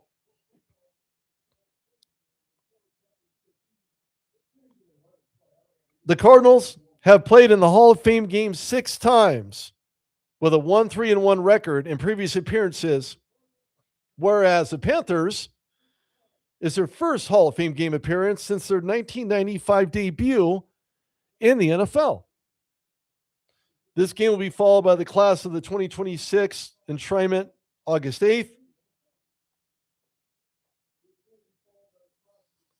And needless to say, I want to see exactly who's going to be good and who's not going to be good this year. You can go back and say, you know what, maybe Seattle can pull that off. Maybe Sam Darnold, the only quarterback selected in the 2018 NFL draft to actually win a Super Bowl. No, it was not Lamar Jackson. And it was not anybody that you were thinking of. But I can tell you that Sam Darnold is a class act guy. He just is. I remember interviewing him during his tenure with the USC Trojans. And oddly enough, I had asked to do something cool for me, which one of my program directors had asked me to do at the time, and said, hey, can you ask him to do a fight on for my wife, Carla? And I said, sure, I'll ask him. I don't know what he's going to say, but I'm going to ask him. So I asked him. And sure enough, it's exactly what he did. He just said, fight on. So that was fun. That was interesting. Sam Darnold deservedly could have been in the MVP, but I don't know. We're going to find out who the MVP is and who the MVP is not going to be this season, who they're going to hand out awards to this season, or even, maybe in the following season or leading up to the Super Bowl. But there are some games that you got to go through first. There are teams you got to go through first. You have to play through all of this first. So make no mistake, this season, as much as it started, it hasn't really started yet. Training camp helps you start, but training camp will help ensure that you get the guys that you want on your roster, the people you want on your team, the right fit for the right reasons. This is not for the faint-hearted. Training camp is not designed to be a walk in the park, lollipop gang, let's take a walk down the yellow brick road situation. This is feast or famine. Either you want the job or you don't. If you want the job, you're going to put in the time. If you don't want the job, then just go home or go watch a movie and get out your popcorn. Get your Slurpee. Let somebody else figure that out. But you're there to compete, and that's the designation. That is the design. I see so many camp battles when I was at Cowboys training camp. It'd make your head spin. Offense versus defense. Defense versus offense. Putting them in third down situations. Putting them in fourth down and long situations. Putting them in long field goal situations. There's so much to it that you can't be someone who is going to be weak-minded or weak-hearted. or weak of mind. You have to go into this as a player with full-blown vivaciousness. You have to have a great mentality, attitude, your ability to want to do your absolute best while you're there with the people that you're playing for. And the fans that will be chanting your name on the field during any given time an NFL game is played. You want to be that guy, but don't let fame get to you. Allow for you to experience what it's like, understand what it's like, diagnose the situation you're in to make the best out of it, and don't let fandom be the ruining factor of your career. Don't get caught in the minutia of what the media says. That includes myself, I suppose. But for me, I've always been player first, and I always will be player first, not team first, player first. So it doesn't matter what team they're on. I'm rooting for them. I want to see them do better. I want to see them do everything that they were designed and designated to do in their specific role, in their respective role. Because if they do that, they will perform at the best possible level. I mean, even guys like Mike Daniels played for the Green Bay Packers. Me and him still keep up every once in a while. Huge anime guy. Well, I wouldn't know that if I didn't do my homework first, or if I didn't interview him. How would I know? I had no idea. Jim Everett, very entertaining guy. Howdy, Jim, if you can hear me. And thank you, everybody, for tuning in. I certainly appreciate you. I appreciate your time here in Reno, Nevada on 93.7 KPGF on your FM dial. Make sure you tune in. Like and subscribe. Like and subscribe. That's going to be your best friend. Looking forward, moving forward, as we have some of the best talent here that Reno could offer right here on this station.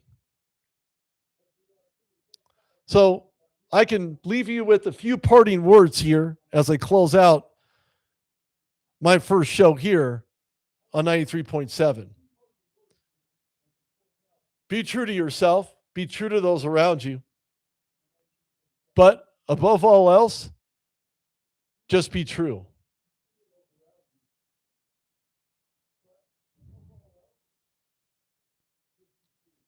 A few notes on this upcoming game.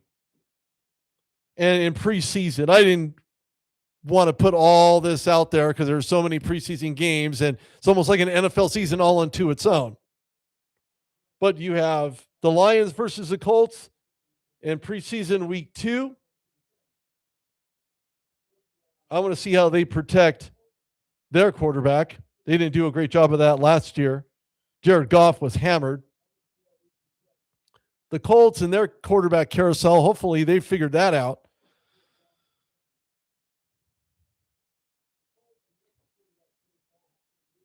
Yeah, the Patriots and Seahawks. Patriots look good getting to AFC Championship game.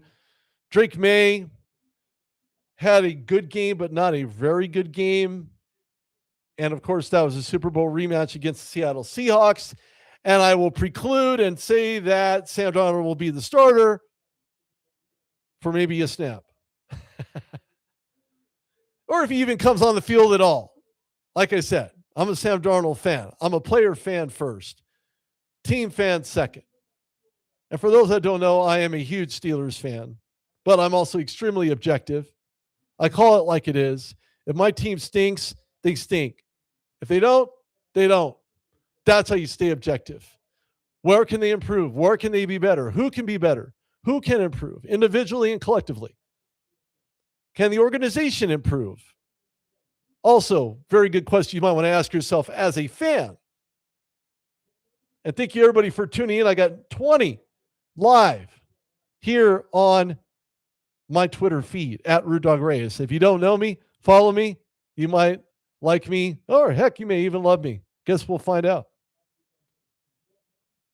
You can go to therudedogshow.com. Follow me on X, as I just stated, at Rude Dog Reyes. You can go to my LinkedIn, Instagram, Rudy R. Reyes.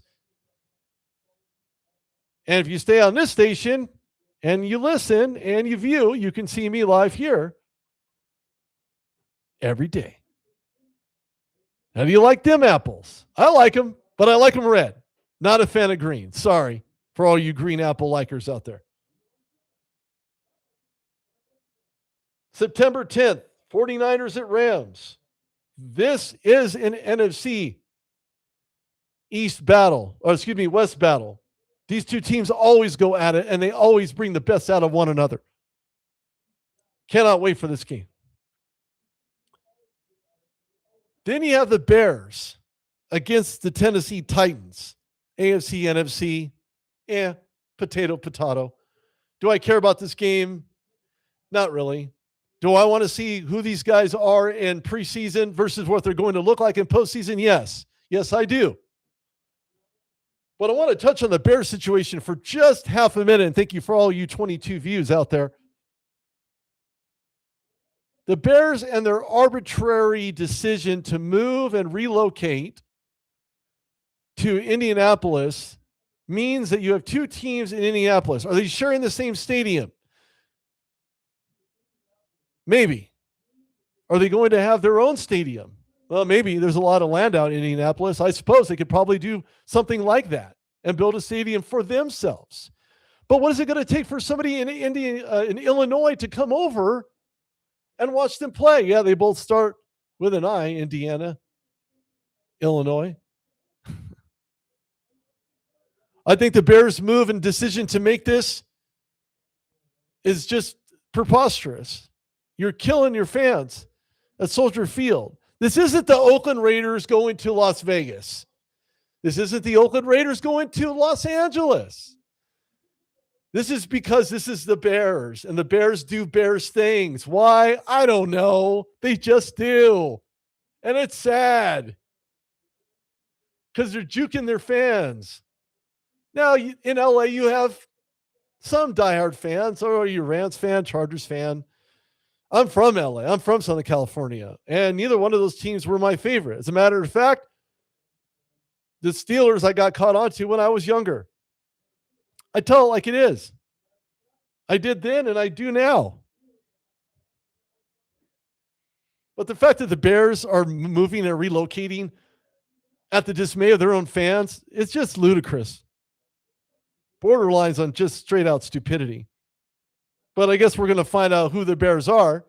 They look really good last year, but just because you look good one year doesn't mean you're going to look good the next year. 8-10, missed the playoffs. What? Playoffs? You talk about playoffs? I think it's silly. I think that if you're the Bears, you're going to do something different, something out of the box. You're going to keep your fans glued to your locality, play in your locality, and beat the ever-living snuff out of anybody who comes in to your stadium. But no, they want to do something completely different because they don't honor their fans. They don't like their fans. Or maybe they want to raise ticket prices and fans don't want to pay it. Regardless of any of that, the Bears are who the Bears are. People say bear down. I'm running away from the bear. Thank you. This is Rudy Reyes on the RudDogShow.com, live on 93.7 FM, KPGF here in Reno, Nevada. I am Rudy Reyes. I am your host for the next minute or so. I appreciate you tuning in. Again, follow on social. I'll be doing this Twitter Live or X Live, whatever you want to call it nowadays, every time I'm in the studio. So like, subscribe, share. If you enjoy the show, I enjoy you. Thank you so much for tuning in. I'm Rudy Reyes. We'll see you again soon. Have a great day.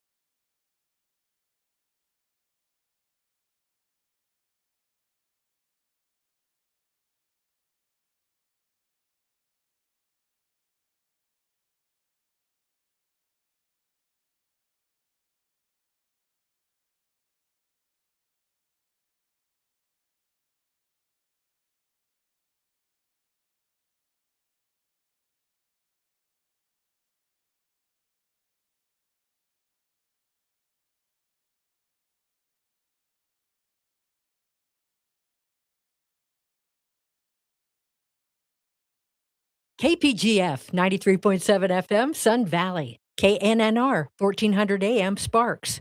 K277DL 103.3, Washoe Valley. Whether you're a business building your brand or just someone who wants gear that actually means something, Neo City Creative has you covered. Custom apparel, embroidery, stickers, laser etched gifts, all done in-house right here in Reno. For companies, we handle your team outfitting and branded merch. For everyone else, we make the stuff you actually want to wear. No minimums, fast turnaround, real people behind every order. Find us at neocitycreative.com and follow us on Instagram and Facebook. Neo City Creative, your brand, your style.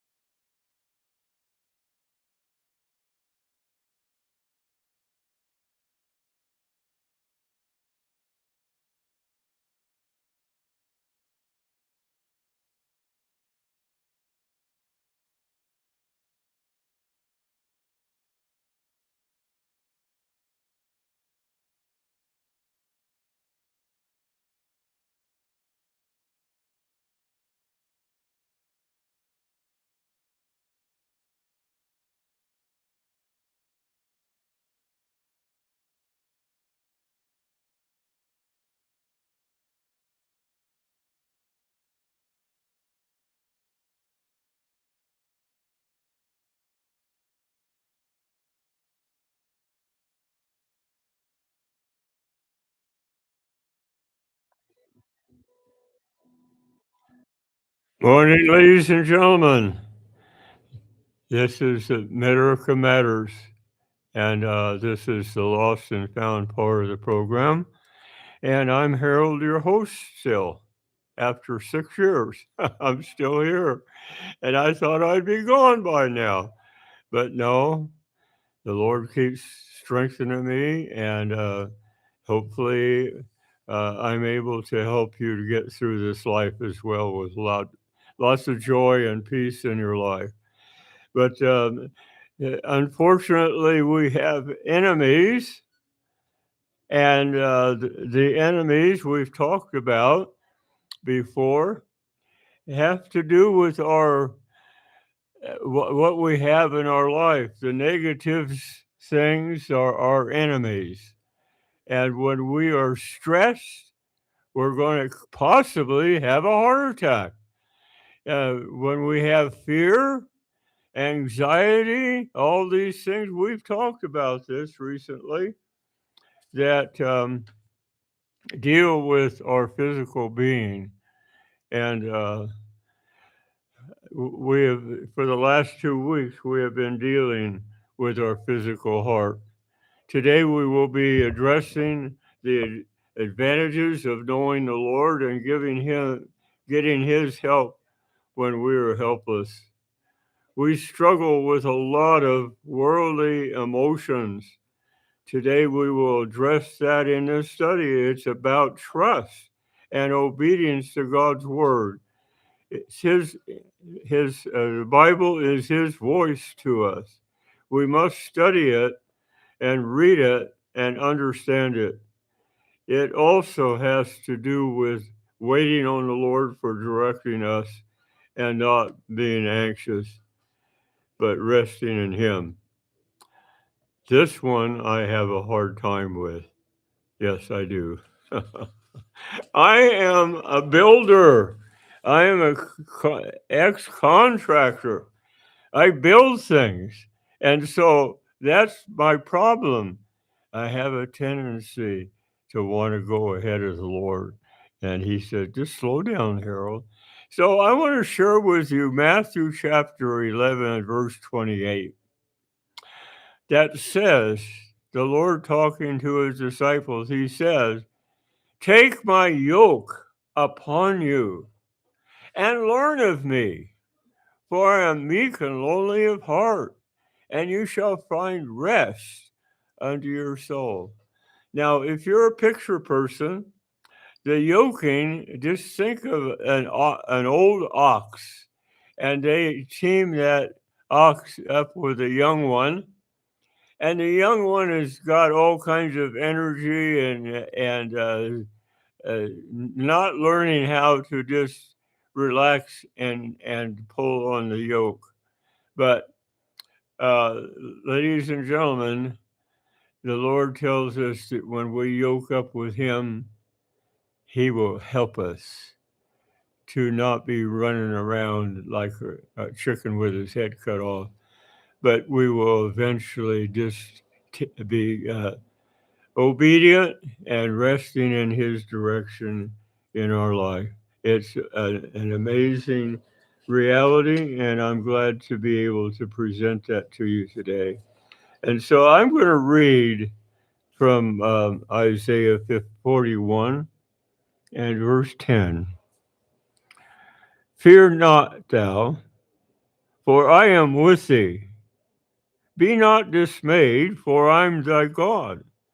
I will strengthen thee, yea, I will help thee. Yea, I will uphold thee with my right hand of my righteousness. I have a brother in the Lord. I talked to him last night. This man has had pain in his life, practically all of his life. He's now in his 60s. And he has become very depressed. He has come to know the Lord. I met him when I first moved here in Reno. That was 21 years ago. And I've known him ever since. And I was actually buying and selling houses And one day I was out doing yard work on one of the properties, and he stopped by. There was a sign on the outside, for sale by owner. This is how I sold most of my houses. And ladies and gentlemen, he came up to me because I had a sign on the truck. And he said, "I love that gospel sign on your truck. I'm a Christian and I've only been saved a short time." And he said, "This morning I went to the Lord and I asked him to send me to someone or someone to me that would be able to teach me the truth in your word. I don't want to waste my time in falseness." And I said, "Here I am." And that was not a pride thing on my part. That is a reality that I said the same thing when I accepted the Lord at 15. I wanted to always have him to make sure I heard the truth and I followed it. I have done that by his grace ever since. And sometimes it's hard, and sometimes it just is smooth as a nice glass of water. But what's interesting, ladies and gentlemen, is that we have a hard time just waiting on the Lord. So I'd like to share with you today about a believer's life in Christ. This morning I was meditating on seasons of growth in a believer's life. As I have been a child of the King for many years, growth has come in spurts. And I will go for years doing what I was given to do. Then for some reason, that stops. When my wife passed away, ladies and gentlemen, I threw everything away. I loved her so much I could not imagine life without her. Where was my trust in the Lord? I'm human, I'm flesh. And I want to tell you, I was not angry at the Lord, but I was confused. I did not know what he was doing. Why would he take this beautiful wife away from me that was part of the ministry that we had together? And then time went on in confusion. I moved to Reno, and after a while, I said, well, I better get back in the harness. You know what? The Lord never allowed me to get back in the harness as a pastor and teacher at a pulpit. Nope. The system is not made that way. You have to come through some sort of seminary to get to a pulpit. No, it does not come anymore like I was taught. You see, I grew up in an assembly, and they took their teachers from among the assembly. And so I was under tutors and became a pastor and teacher. At the age of 22, I was in Korea, and I was teaching in the largest church in Korea. I was in Uncle Sam's army, and I was in the Lord's army too. And so eventually what happened is that I started a group there, and the church continued on even when I left, with over 100 orphans and 45 or 50 people, and that was growing as time went on. And so I left that and came home back to America, only to find that the assembly I was in was sick, very sick. And I called a meeting and I said, if we don't get our act squared away, the Lord is not going to give us any baby Christians. We'll just die out with this old people. And maybe you're listening to this today and you're saying, you know, what you're saying sounds like where I'm going. That's the way the system works, ladies and gentlemen. They will try to get you to do some uh, things like where I'm going. They're going to have a car show pretty soon.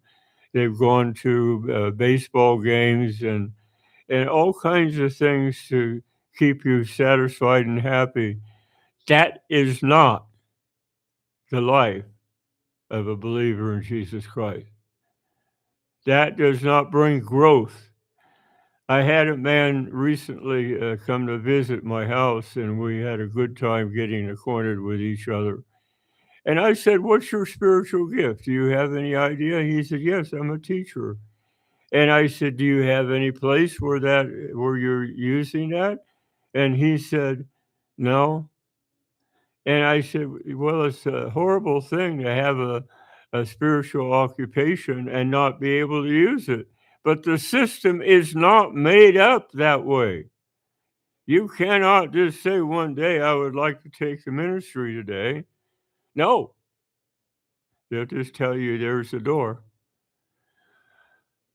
I don't care about that anymore because I have a wonderful time out in the community. Let me share my life with you now. Since there's been a growth spurt, that has been an amazing ministry for me. Every day I'm somewhere at a store, at a dealership, uh, a supply house, whatever. And I have opportunity to talk to people that are behind the desk or wherever they happen to be. I went through cancer, and when I was waiting to be treated in the waiting room, I was able to show people that I was okay. I was happy. I had joy in my heart. And I was able to share with them how come, because I had Jesus Christ in my heart. He lives in me, ladies and gentlemen, supernaturally. He came to live in my heart. Yes. And I'm a true son of God. I'm not an adopted child that was in trouble. I am a true son of God and a joint heir with the Lord Jesus Christ. That has been a growth spurt like you cannot imagine because I realize I have a very special relationship with the God of heaven, the one who created everything. He is my Father now. Wow.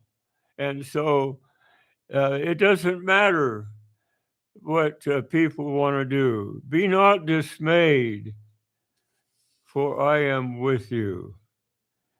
Fear not, for I am with you. Be not dismayed, for I am your God. I will strengthen thee. I will help thee. Yea, I will uphold thee and with the right hand of my righteousness. That is who I am. And ladies and gentlemen, I just love that. Well, I see my co-host has arrived, and I'm looking forward to her interjecting with me this morning. So, as I am going on with this subject today, it is amazing to me. So I thought of my garden at my house, and my trees are beautiful. The leaves are nice and green. Then comes the fall, and the leaves are gone, and are to leave not looking good. A fruit tree, a dead wood you have to cut out. Well, this is part of this new growth that we're going through. We're talking about the growth spurts of believers. This is Scarlett, my co-host. Am I on? Good morning. Good morning. You're beautiful as always. Oh, thank you. And no, I'm not flirting. No, I don't do that. Her husband would be after me if I did that. His name is Ricky. Yes, it is. Yeah. Yes. And his last name is Harold. My name. Wow. So anyway, very special relationship we have on this program. And I hope that you will tune into it and also mention it to your friends, because we're talking about how you can have a wonderful, peaceful life amidst all the troubles and trials there are in this life. And first of all, you have to come to know Jesus Christ and have God as your Father. Start building a relationship, and not tell Him what you're going to do. I did that one. Well, we're so used to saying and doing what we want to. Yeah. And Yet it's okay to have a desire, Exactly. and He's probably put that desire in your heart. But sometimes we get so worldly that we want it our way Yeah. and impatient. That's the biggest thing. That for me, I get very impatient when I don't see results. And it's hard due to the fact that we have so many distractions in this world. You got your phone. I lose my phone all the time, so I'm looking for my phone. That's a big distraction. Well, it's something that we have to learn to do in our life, is to, okay, Lord, I know I gave you my life years ago, and I've taken it back a number of times, but I'm giving it back to you again. Just today, I am going to make a choice that you're going to guide and direct me in my life.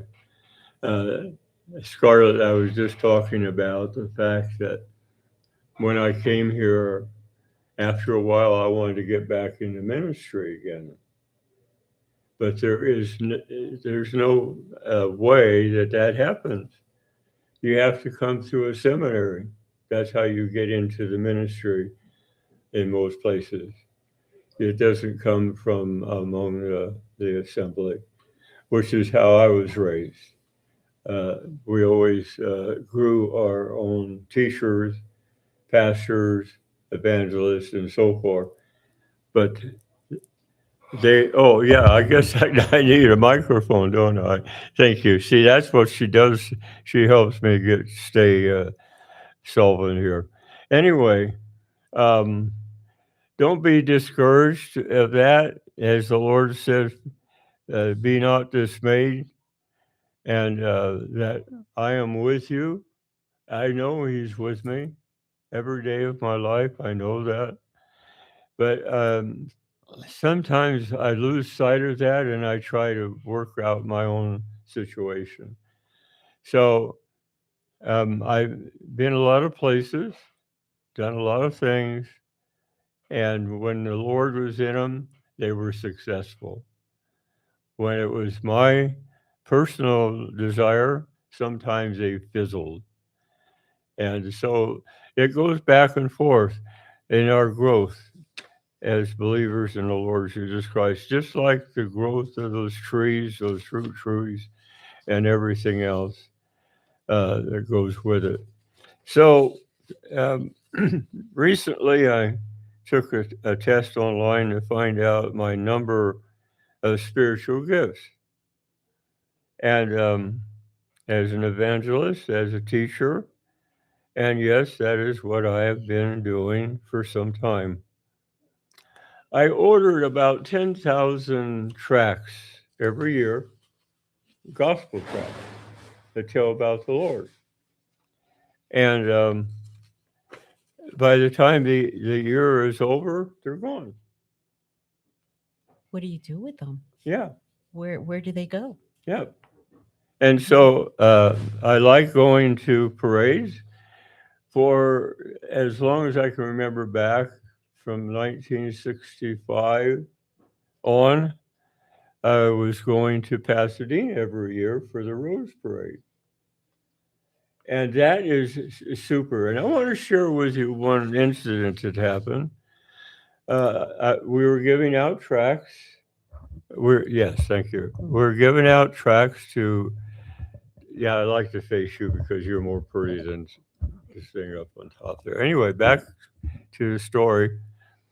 I started this one time to give out these gospel tracts telling about the Lord to children that were coming off of the parade and bands and things. And In and Out had 19 outside kitchens, and they made hamburgers and gave to the kids and drinks and so forth. And so while they were in line to do that, I was giving out these tracts. This man came up to me and he said, "You can't do that here." And I said, "I'm not slowing the line up. I'm being very cautious about that. I'm telling you, you can't do that here." And I said, "So what is your authority to tell me that?" He said, "I'm here to keep these children safe." And I said, we're on the same page, because that's what I am here for. I want to keep these children from going to hell. He said, "If you don't leave, I will call the authorities and they will move you." I realized that I wasn't going to win this fight, so I left. And what happened was these kids would go on the lawn in a circle and eat their burgers. And I would just get right in the middle of that circle, get acquainted with those kids, and they would pass out the tracts to everybody in the circle. That was awesome. So it was not a bad thing that that man did, but I had one tract left after 2 hours, and I said to a young lady that was working with me, she had her son with her. He was 10 years old. I said, "I would like for you to go with me, and I want you to experience something that I feel is going to be wonderful." Well, the kids had all gone, and so I just knew that the Lord wanted me to talk to this man, and yes, I found him. And I went up to him and I said, "I have one tract left, and it has your name on it." He was still angry with me. I knew there was something more than just giving tracts out to the kids. There was something in his heart. I was going to dig it out. That's what I do. But I did that with the Lord's help that day. It wasn't me. So did you Yeah. walk up to him or did he walk up to you? Yeah. Oh, So anyway, I found him, and he was still angry. And I went close to him and I put my arm around his shoulder and I said, "What are you dealing with?" He said, "God took my son." I thought so. "I am so sorry for your loss.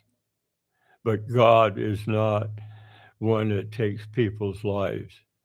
If anyone is doing that, it would be the devil or the adversary, Satan. Because if he can do that and keep you from ever coming to know the Lord, he has won the battle." He's kind of came down from his anger. I said, "How old was your son?" And he said he was 4 years old. I said, "Would you like to see your son again?" "What?" "Yeah, would you like to see your son again?" "Well, yes, of course." I said, "Your son is in heaven right now." "Yeah." And I said, "If you want to see him, all you have to do is ask the Lord to come in your heart, and he'll do that. And when you leave this life, like your son did, you'll be with him. Isn't that awesome?" He said, "I'll take your tract." The tears were coming down his face, and he grabbed me and gave me a hug, and he said, "Thank you for your concern for me." I knew right there, that was some years ago, I knew right there that the Lord had implanted something in my heart, that I just didn't let him go with his anger, that I wanted to reach his heart. And that day we reached that man's heart. The young lady that was with me and her son will never, ever forget that incident. It was so wonderful. We talk about it every once in a while. So, yes, I like parades still. I'm not able to do Pasadena. I don't think they had a parade last year because of COVID and the things like that.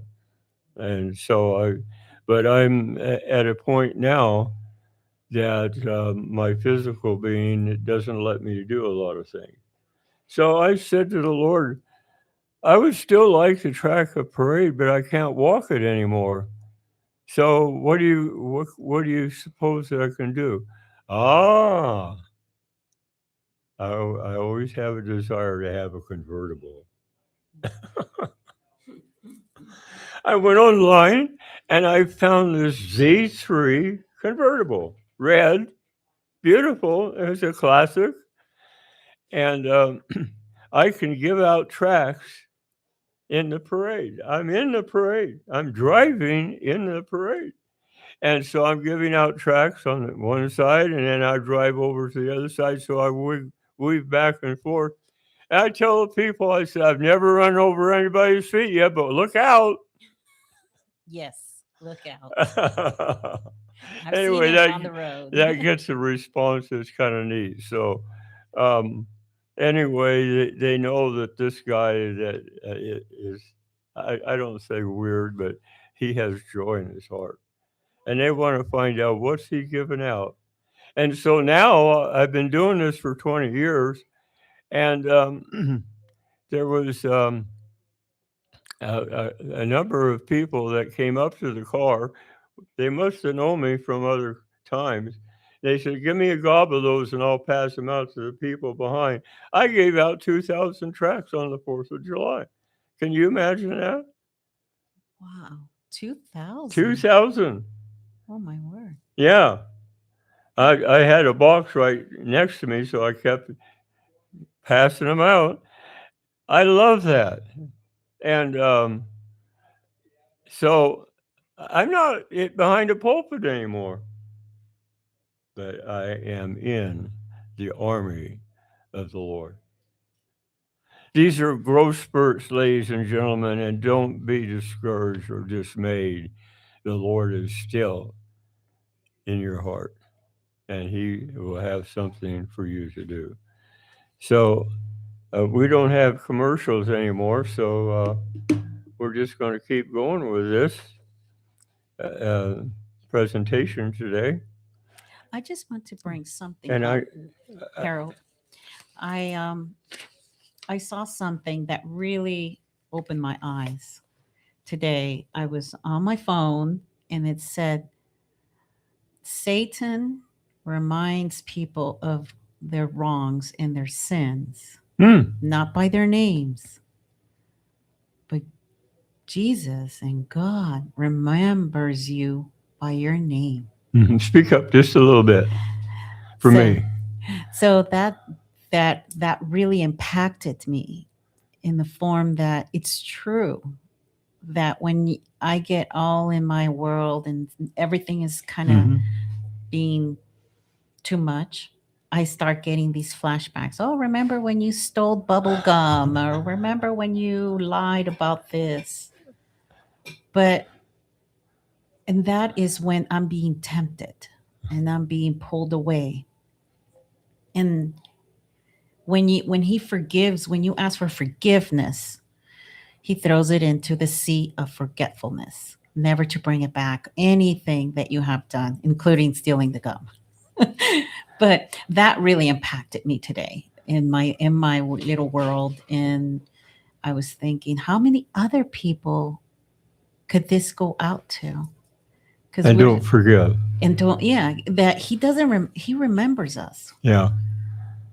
Satan and Lucifer and however you want to name him, he remembers and he brings back all those little things back to you and saying, somebody doesn't forget. What is it called? Subconscious. Yes. Because we're not perfect. Yet. Yeah. And it loves bringing those things up to you.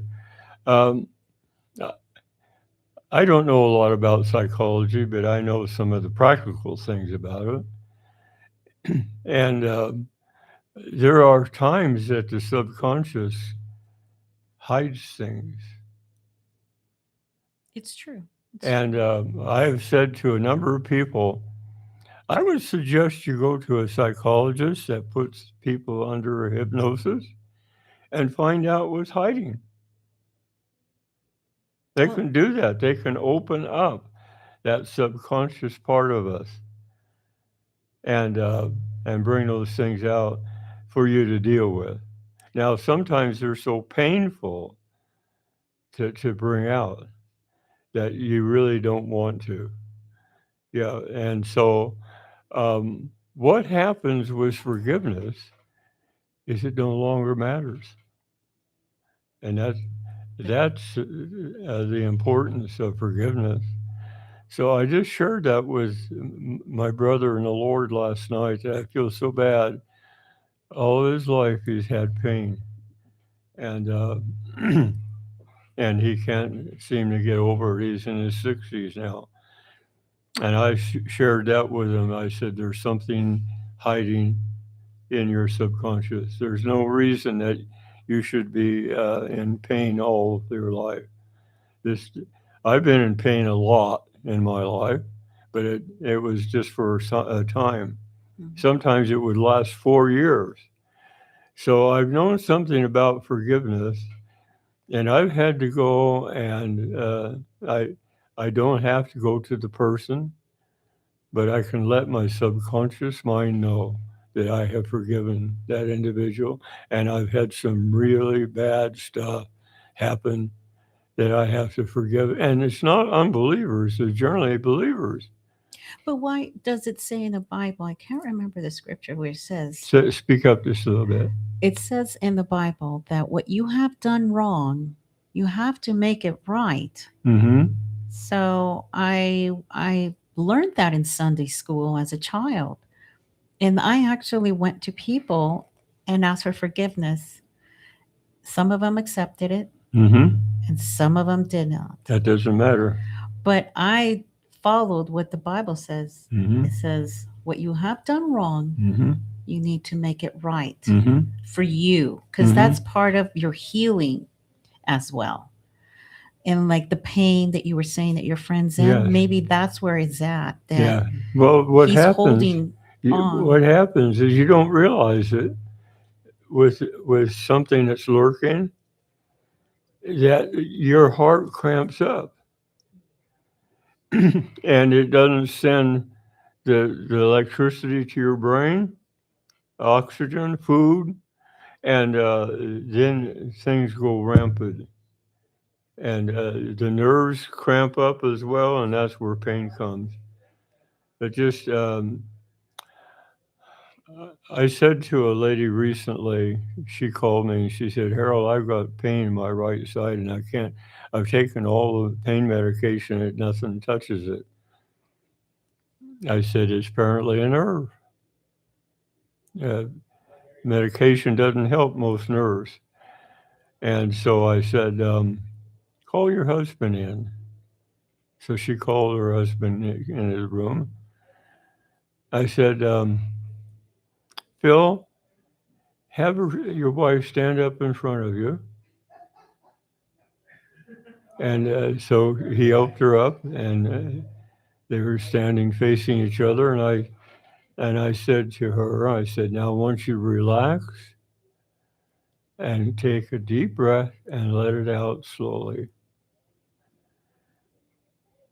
Phil, which way is her head tilted? It's to the right. Oh, to the left. Oh, no, to the right. So your head is actually going back and forth. She said, what's causing that? I said, nerve pressure. Those nerves, you have an axis. I'm showing this to Crystal. An axis to Crystal. Crystal, Who's Crystal? You'll take that as your name, Scarlet. It was an S anyway. I got close.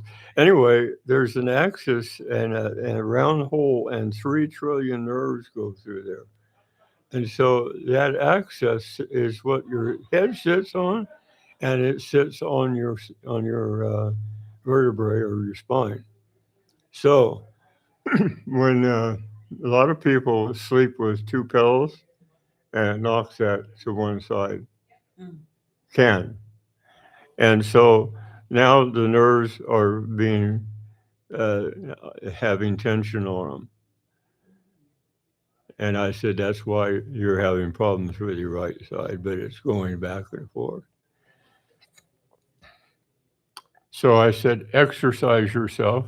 Do you sleep with 2 pillows? She said, I do. I said, I suggest you get rid of one of them. So she did. And a couple of days later, she called me and she said, the pain's gone. Well, I said, that's good. The axis actually went back by itself. Many people have to go to a chiropractor and have that pushed back into place. But it's an amazing thing. Our bodies are made so miraculously. And so I'm not a chiropractor. I went through it though. And I had some of the best chiropractors that are now out of the country. So anyway, long story short, there's a lot to do with our subconscious, with our regular conscience. And forgiveness is very important. So my brother last night, he said, funny you should say that because I've been going through, I had a horrible life growing up. A lot of things happened. They're all dead now. I said, yes, but your subconscious didn't know that. You can go ahead and forgive each one of those people. I'm looking to hear him say that the pain's going away. I don't know if that's going to happen because it's been too many years and nerves die. And so I am not a doctor. I don't treat. I don't diagnose, but I make suggestions. I can do that without getting in trouble. So I want to talk to you about Psalms 37. You have it in your computer. And these are verses that are very important for believers. And if you're not a believer, if you follow the rules of God's word, you can also be healed and blessed. I would suggest you come to know the Lord as your personal Savior and let him be your teacher instead of me. It says, fret not yourself because of evildoers, neither be thou envious against the workers of iniquity, for they shall soon be cut down like the grass and wither like the green herbs. When you accept the Lord, you actually are in the family. And as a family member, he is going to be watching those who are against you, those that hurt you, those who bring pain to you. And he is going to take care of that. Is that when a relationship starts with him? Yeah, yes, about that relationship, yeah. And it's a wonderful family to be in because there's so much love in it. And I feel that all the time. And I just say, I don't know why you love me. And he said, because you have my son in your heart. That's what the Father says. And that is true. So trust in the Lord and do good. And so shalt thou dwell in the land. He's talking to Israel, and verily thou shalt be fed. Delight thyself also in the Lord, and he shall give thee the desires of your heart. Wow. That's a good one to put down, isn't it? Start every day. And why would he give you the desires of your heart? Well, I want a Corvette. No, that's not what will be coming. When you delight in the Lord, let me tell you something. Your thoughts are going to be different. It won't be a Corvette. Will that be kind of like becoming content with Yes. what you have, not wanting more, but just satisfied? Yeah, that's exactly right. And in your own life, have you noticed some changes that way? Absolutely. Yeah. Yeah. And I've known Scarlett for some time, and she has changed a lot. She's got a lot of peace now, don't you? You don't live with me. I do. I do have peace. You don't know her husband. And there's times that I get very emotional Uh-huh. about certain things. And I like a human being, not perfect. What do you do when those times come? Or My brain starts going Uh-huh. and I forget to pray. And then I catch myself and I said, I should leave it Okay. in prayer. Okay. And I pray and I said, let it be your will and not mine or theirs. Our listeners need to hear this because I'm sure there's many out there with the same problem. When we live alone, like I do, you still have those issues. You dumb guy, what's wrong with you? And then all of a sudden I realize who I am. I'm a child of God. And he's going to be upset with me talking about his son that way. That's okay. I'm sorry. I even know that I might be dumb, but no. It's a matter of coming to a point that you actually respect yourself. Isn't that interesting? How we can do that? Well, we get We've to raised know. above all the other stuff that's going on. It's like being born again. You Yeah, it start is. learning a different skill than what you were in the past. Yes. And that's how you guide yourself, by letting him guide you. It's kind of like if you ever go to the river, if you just jump in, the river will toss you Not around. me. I don't know how to swim. Oh, we're going to have to teach you. But if you're jumping in and not knowing, is the water cold? Yeah. Is there rocks? Oh, that's interesting. If there's crocodiles, Yeah. is there anything underneath Yeah. there? And you jump in, you're taking yourself into a place that you just don't understand what's going to happen to you. But if you check the weather, see somebody else and take the proper gear, you are trusting in your own knowledge that Mhm. you're going to be okay. So that's how I'm seeing it in my life, as trusting what are your things that you need, your gear, Mm-hmm. Bible, trying to see what's in your life that makes you feel like you're still part of the world. And sometimes people just go in and, oh, I don't need this, I don't need that. But you have to slow down, because God has a different relationship with all of us. And he is so loving that he will slowly tell you what you need to Mhm. get rid of. Yeah. Not tell you, okay, here's a list, you need to get this done by tomorrow. No, he slowly tells you how to do it. And it's so beautiful, because he doesn't get, if you don't do it, he's saying, oh, I already told you, you're going to be on the timeout, and I don't want to hear you. Right. No, he actually is there and is always waiting for you to do the right thing. Interesting thing about prayer.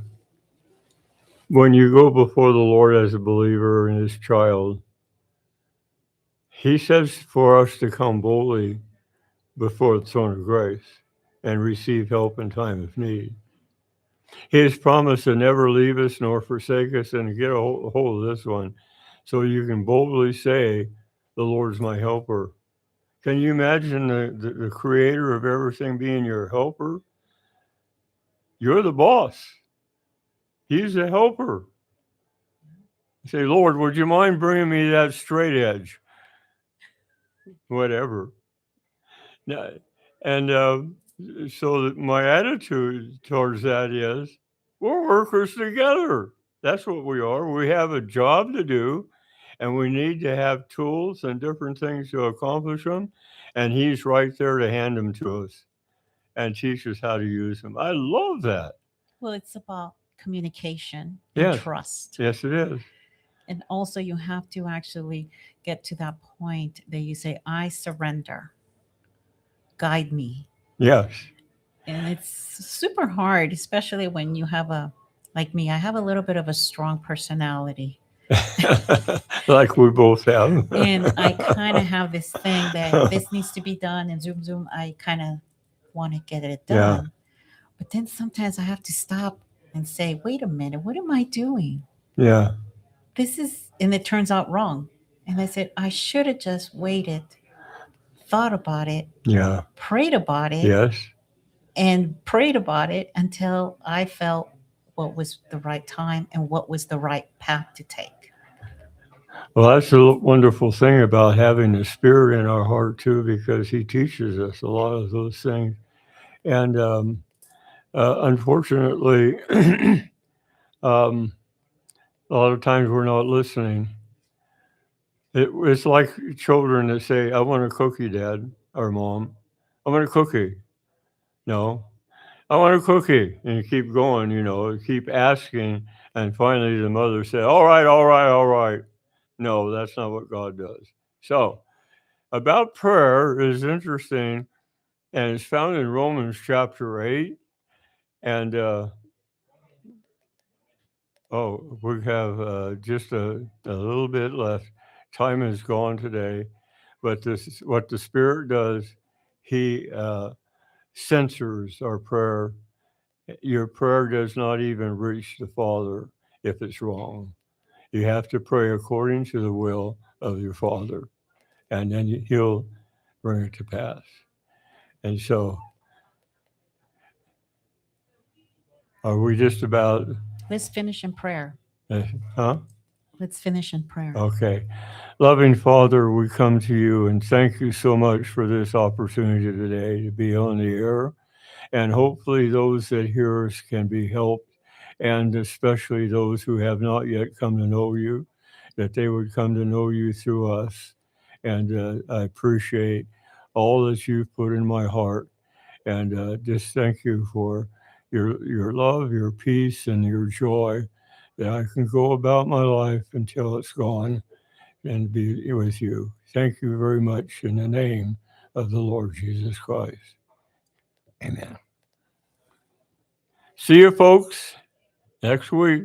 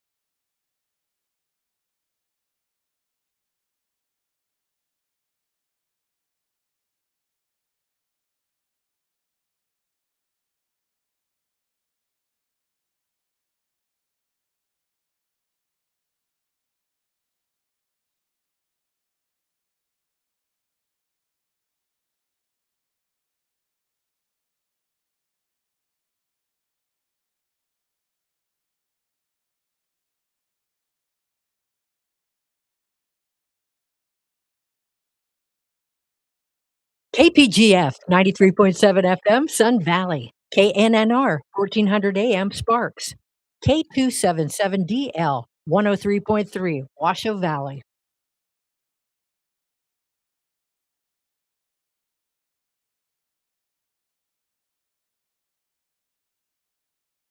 Whether you're a business building your brand or just someone who wants gear that actually means something, Neo City Creative has you covered. Custom apparel, embroidery, stickers, laser etched gifts, all done in-house right here in Reno. For companies, we handle your team outfitting and branded merch. For everyone else, we make the stuff you actually want to wear. No minimums, fast turnaround, real people behind every order. Find us at neocitycreative.com and follow us on Instagram and Facebook. Neo City Creative, your brand, your style.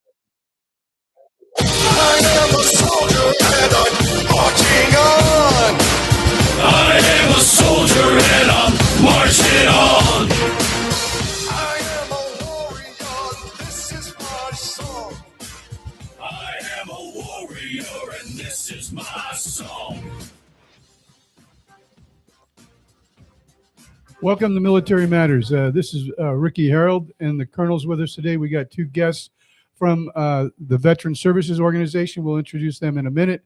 But remember, this is a show about veterans, for veterans, and everything regarding veterans and the issues that impact the lives of our veterans. Our goal is always to be insightful, factual, and thought-provoking. Remember, this is a production of America Matters Radio, and it streams worldwide at americamatters.us. Issues, concerns, or questions, give us a toll-free call at 844-790-8255. Or those who prefer to text, you can do that at 775-237-2266.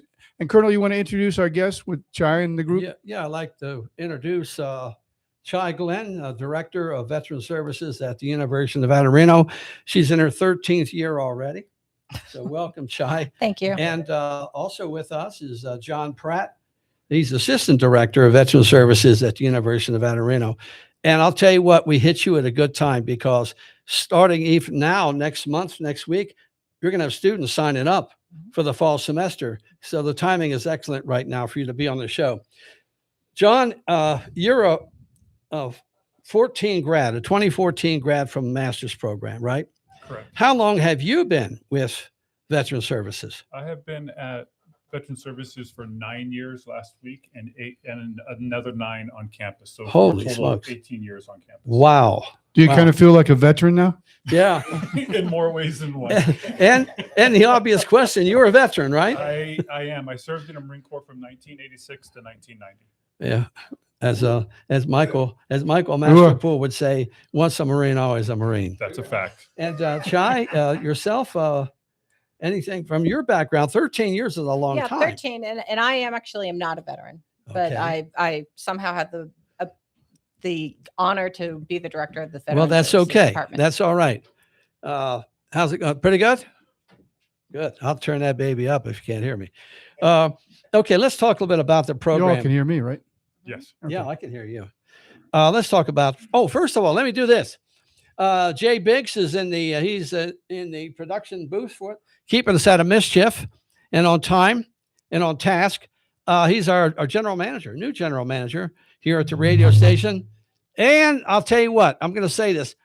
As of now, we have not 93.7 FM alone. We have KPGF at 93.7 FM. We have also KNNR 103.3 FM. And we have an AM station, 1400 AM. So we're actually growing. I think, Jay, you would agree, our goal, and Ricky would agree, we want to be Northern Nevada's voice. We are Northern Nevada's voice. And, All right. And we always want to give a plug out to Ryan Gershman over at Concerned Right. Veterans for America. They're a sponsor of us, and they do great things for our veterans. They actually are advocates in Washington, D.C. and throughout the states. And the primary goal is to take veterans' concerns and questions and upcoming legislation to advocate for our veterans in a positive way. Yeah. And he's a fellow UNR grad. He got his bachelor's and master's in social work. He's a good guy. wonderful. Yeah. He's a That's yeah, wonderful. great And human he's being. also a Marine. There he is. That's another devil dog. Now, I got something for you. What is your charter at UNR Veteran Services? If you could sum up your charter, what would it be? Well, we are here to support all veterans, active duty, Guard reservists, and military connected, and that includes our family members as they transition to higher education. So to get them on campus, get them their benefits, but also more importantly, to create a space for them to connect on their shared experiences, to really assist. And you them guys have an email and a phone number that people can reach you if they need to? Yes. It's veteran services at unr.edu.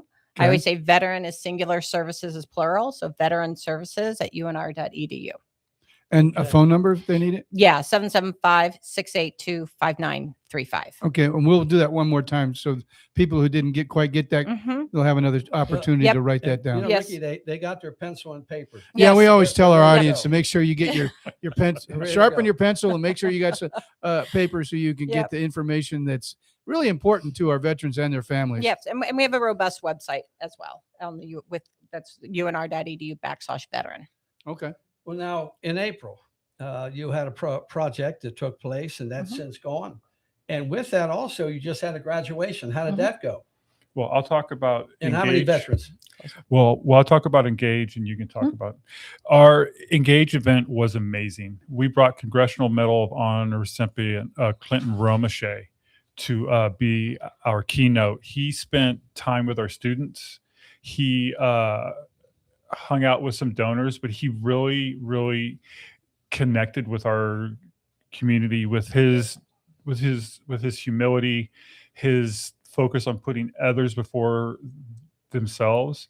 We heard nothing but outstanding compliments from everybody. It was an incredible evening, and he stayed for an hour plus to sign books. So he was an incredible speaker. The way his humility and ability to connect with our students and each individual as they went up to sign books was just an unbelievable success. And that was Staff Sergeant Clinton Romache. Medal of Honor winner. Yes. Very, very interesting there. And what that was from Afghanistan? Yeah, the battle, it said Battle of Combat Outpost Keating in Afghanistan in 2009. Quite a distinguished person to have on board. Plus, he has author of a book called Red Platoon. Yeah. And he was featured on Netflix, the Medal of Honor. Well, I bet that was a dynamic. Packed house. It was. It was amazing.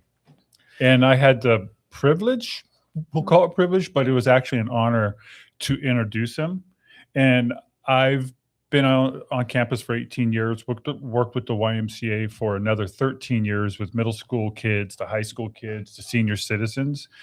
Going up on stage after he spoke, I had never been more intimidated or scared in my life. Just how he presented his stories, and 8 people died that day, and how he told stories and connected on each individual.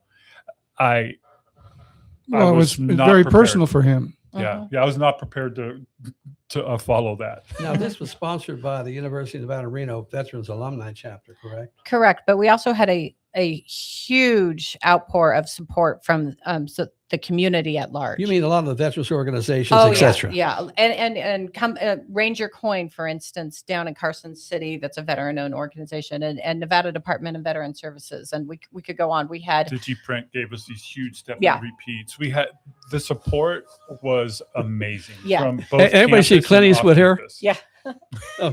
Anyways, now the Engage, what it encouraged, what was the purpose of it? The purpose each year, this is an annual event, and each year we come up with a topic, a theme, or a speaker. We're moving now towards nationally recognized speakers because the event has grown, and after the success of last year.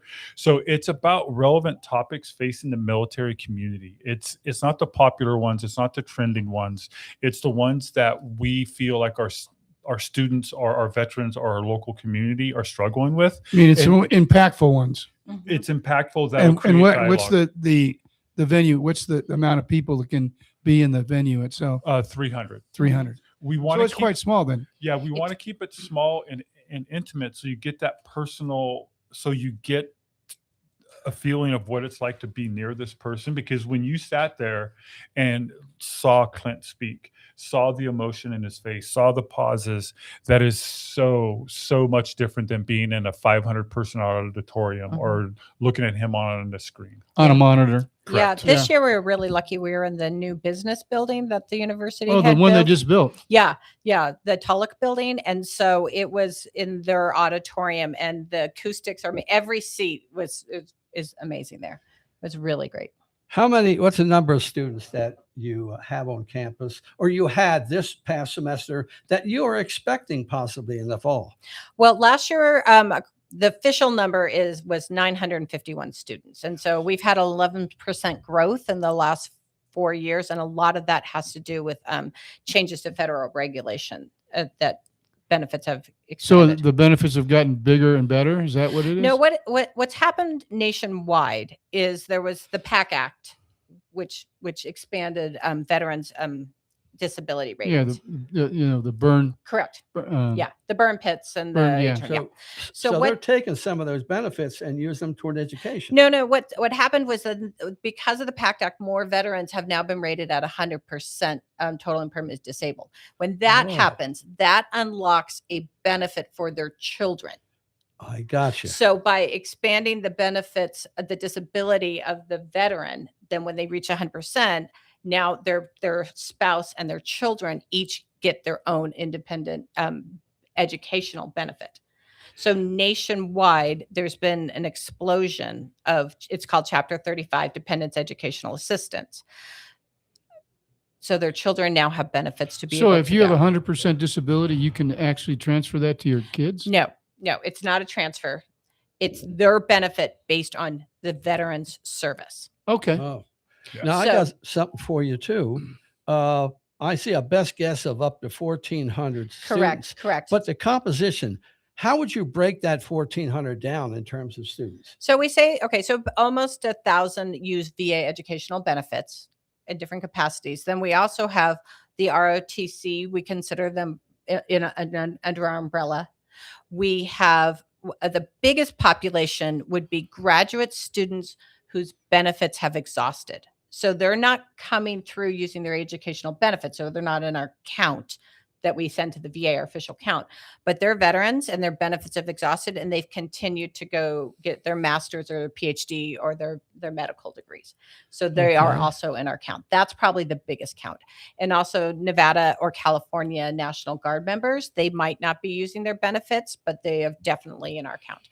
And then the other group that we wholly support is our faculty and staff that are also military veterans or are military connected. And what would that faculty and staff look like? Certainly, there's going to be a large percentage, but how would you break that faculty and staff down? Well, the faculty and staff are just the same cross section of America. We have a lot of we have 2 professors in business. We have a lot in the facilities department. We have some in the medical school. They're in every department across campus. It's really hard for us to track it down because you have to self-identify, and most of us don't identify or let people know about our veteran status. So it's really hard for us to get an accurate number or an accurate breakdown. Yeah. You were talking about veteran service composed of departments in 2 locations before the show. Now let's clear that up. Okay. How's that broken in those 2 locations you're talking about? So veteran services at UNR is incredibly unique because we are both student facing, student serving support services, student services, but we also are very administrative. So what we do in one location, which is in the Fitzgerald building, is we are just processing VA educational claims. So so students are coming to us and we're processing, we're getting their tuition taken care of. We're making sure they get their monthly stipend. We're helping them move forward so that they are financially set up to succeed. We're protecting their classes. We're doing the administrative work for them. But then the other half of our office and our mission is what John does at the Veterans and Military Center. And that's where the connectivity comes in. That's where the students are going to meet other military connected students and connect on shared Okay, experiences. so what you're leading to is you have a tutorial program, say for a student that's been on campus for a year versus a new student coming in. Is there like a sponsoring program that you would have for new students? That has been something that we have been struggling with on campus because nobody wants to be mentored and no one wants to be helped. Especially military, right? It's Correct. fact. So what we're going to do this semester, That's a real challenge. is we're going to create these programs for new students coming onto campus as freshmen or first year. Then we're going to create an orientation for a transfer student. Now that would be, say, a 2-year So junior associate transfers, TNCC. they used to call them. Correct. Yeah. And then we're going to create a program for juniors and seniors as they get ready to go off of campus. Because what we know is students don't know what they don't know. Right. So that's something. So what we wanted to do is we want to create this incentive program for them to know that if you're on campus, you need to know that the resources that are available for you on campus you're paying for. So use those. We want to let them know that you need to be able to understand how to use your office hours, become friends with faculty, get involved in clubs and campuses, because the one thing is all veterans are non-traditional age. There's over 23,000 students on campus and we have 900 veterans. So we're part of a small group. So there's this education gap as well. So we need to get them on campus, connect with them so they feel like they can succeed, because there is a real imposter syndrome with a lot of students. I recently spoke to a 25-year Army Army veteran who was really honest and says, John, I know I can do war. I don't know if I can do school. And Ricky would agree that's a scary thing. We had Work for Warriors on, Jay Baker and Ken Schultz last week, and they talked about there is a fear or an anxiety of getting out of the military where you were maybe a top dog in your field, and now here you are. You're coming back to an environment where you got an 18, 19-year-old sitting next to you, and here you are, 35, 45 or so older veteran, and now you have to adapt. It's hard. Correct. That's Well, probably the biggest transition for veterans, as all of us know, when you get out of we never had to worry about what we were going to wear in the morning. We were either wearing a Class A, Class B, or BDUs. I mean, that was it. I mean, and so it was pretty consistently a known quantity. When you get in civilian life, you have to mix and match and have all different kinds of clothing for different reasons, and that doesn't even come across the veteran's mind. And now they have to completely reorientate how they wear clothes. And I'll raise you, imagine being a sergeant responsible for 20 people, or staff sergeant for 40 or 50, and then you went right in after high school. So you're coming in as a first-year student. You're in a classroom with 100 to 200 18-year-old students. Or 17. There you go. Or 17. Yeah. And they're not there for school. They're there just because they have to be. It's a huge transition. And that's why the Veteran and Military Center is so important, because they go in there, they can speak freely, they connect with people with shared experience. It doesn't matter what branch of service. Half the students, I don't know what service they did or what they did, because they don't talk about it. So you go there, they connect, and then they feel like, okay, so I'm not alone. And that is probably so powerful. Do you have guest speakers throughout the year? I'm talking about, how did the civilian employers, do they engage with you at all in terms of let me just circle back to bridge that. One other thing that has been exceptional that we do on campus is, it's just John and I and Brenda as the full-time staff. There's just three of us trying to do all this. And so what John has done is he's created a program called VetSmart, in which he's going out into the campus and working with departments or higher administration or the libraries, whatever school, to talk about the military culture, so that as they go into the classrooms, or they're going into the faculty and staff are actually we just give them an insight as to the cultures, as to why they might sit in the back of the classroom, as to, some of their frustrations that might happen. So we we go out and try and educate a lot of the educators on campus to bridge that gap. Yeah, I see it right here, John and Chai. VetSmart, University of Nevada, Reno, Veteran Service Department training to create awareness of potential challenges student veterans may face during the transition from the military to the academic environment. It's a powerful program, because then when the need arises, the professors also can contact us, and they're just another voice for us, and they kind of right. And it's really powerful, because coming out of COVID, we switched it where it's not just a faculty person. So I'll present, but I co-present with a student that's on campus. So we try to put a social work student in front of a social work faculty, or an engineering with engineering. So we always try to put it appropriate, so they see what the students are like and they hear it directly from them. Because I'm 58, so I don't know what it's like to be on a college campus. So they need to hear it right from the source, and that's what underlays that's what makes it so powerful. Well, and that's another thing.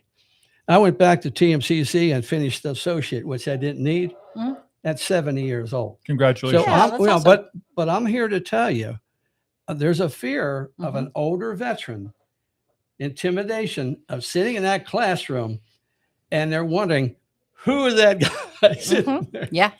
Who's that geezer in the back? Who's that? Yeah, but I mean, I can see it. Or why is the professor sitting down with us? And that's what they thought. We got a guest professor every week, and they're getting better grades than I. No, I'm kidding you. Just teasing you. But VetSmart, very interesting. Yeah, John. yeah. Good Mhm. creation. Well, you know, the academic world is about understanding, learning, and grades. And in real life, grades don't mean a darn thing. Mhm. I'll never forget when I got my master's degree and I got cum laude. I told that to my commanding officer. You know what he said? Did you graduate? I said, yeah. Well, that's all I care about. You know, so basically, grades or the pecking order you're in school only matters in academia. It doesn't Yeah. matter anywhere else in Right. the world. But the one thing that I think veterans can take from that is when you're in your service, depending on what branch of service, there's measures of success. And when you're in a college, there is very few of those. And so that's their measure of success. So we have a lot of students that are obsessed with their GPA because that's how they can kind of say like, okay, I'm being successful. Because there's no review, there's no platoon sergeant. It's just them for themselves. For some, it's for the first time that they're doing something for themselves and Mhm. not for the unit or not for their buddies. So the grades don't matter once you graduate, but when you're on the campus, I hear a lot of students really hold that dear to heart. Yeah. But that's a very valid point. Mhm. You know, it's interesting because the modern military, from your junior NCOs to your junior officers, 50% of your job is doing evaluation, writing reports and doing evaluations. And so you get real creative about how you evaluate your fellow soldiers or sailors or airmen or Mhm. Marines. I mean, you got to really, and if you don't take the time and effort really to put some meat on the bone on those evaluations, that's the guy's or gal's career right there. Mhm. Exactly. Yeah. Well, you know, Yeah. we're coming up on a break. John, do you want to sing the song at the bottom of the hour? You know, I'm going to pass. Thank you, though. Oh, well, okay. Well, I'm actually going to pass my mic over okay. to Major Mike Masterpool here because he's one of our co-hosts and we only have 4 mics. So I'm going to signal off to him. Okay, now, ready for a song? Yeah, I'm good. Why don't we do it?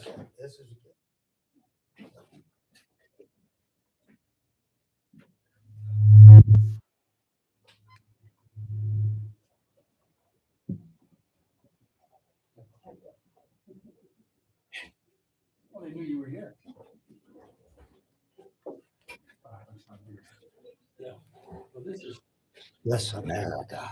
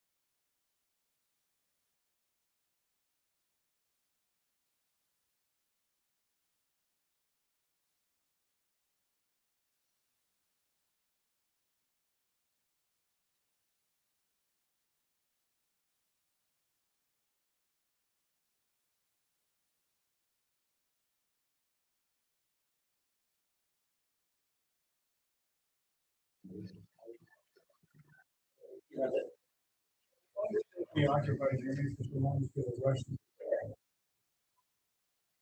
Look at Iraq, you know, it'll never turn to, we're, Well, it's never going to be a our true. Hold on. expectations, yeah, our expectations. Hold on. Yes, yeah. Okay. Until there's a fundamental. Okay, welcome back. Third segment of Military Matters. It's going by so fast. Joining us, Major U.S. Marine Corps Michael Masterpool. He's sitting with us and going to join in the discussion. I have Chai Glenn, Director of Vet Services, 13 years at UNR Veteran Services, and I have John Pratt, Assistant Director of Veteran Services, been there a long time, and a grad, 2014 grad. Folks, you're listening to KNNR 103.3 FM. You're listening to KPGF on the 93.7 FM.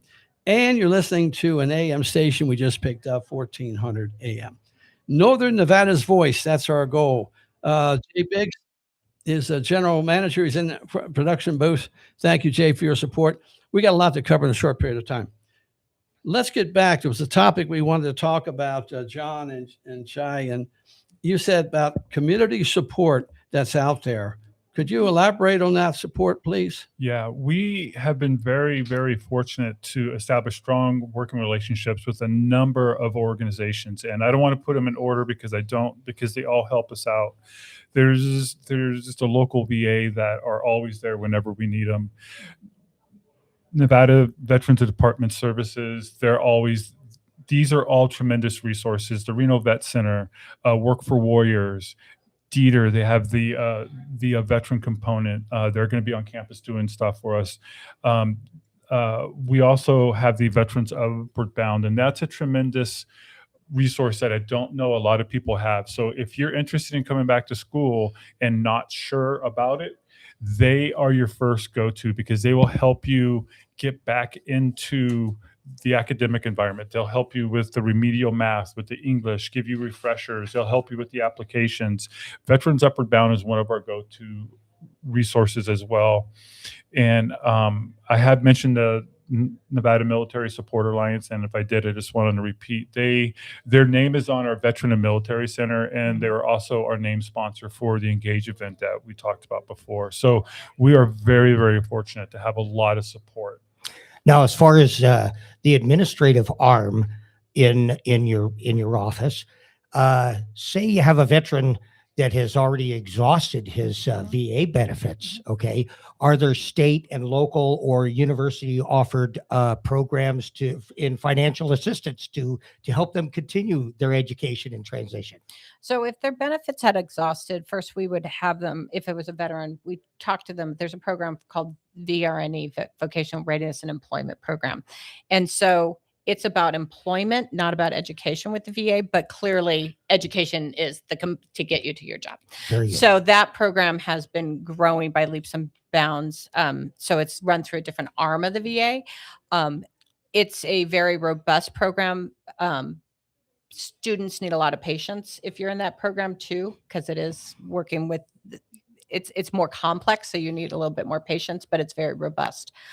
So we have a number of students that are on that program. Good. We are also— And that covers strictly technical skills, we have everything from an undergrad in social work to, we have quite a few medical students running the program. So it runs. What's your affiliation with TMCC before we forget that?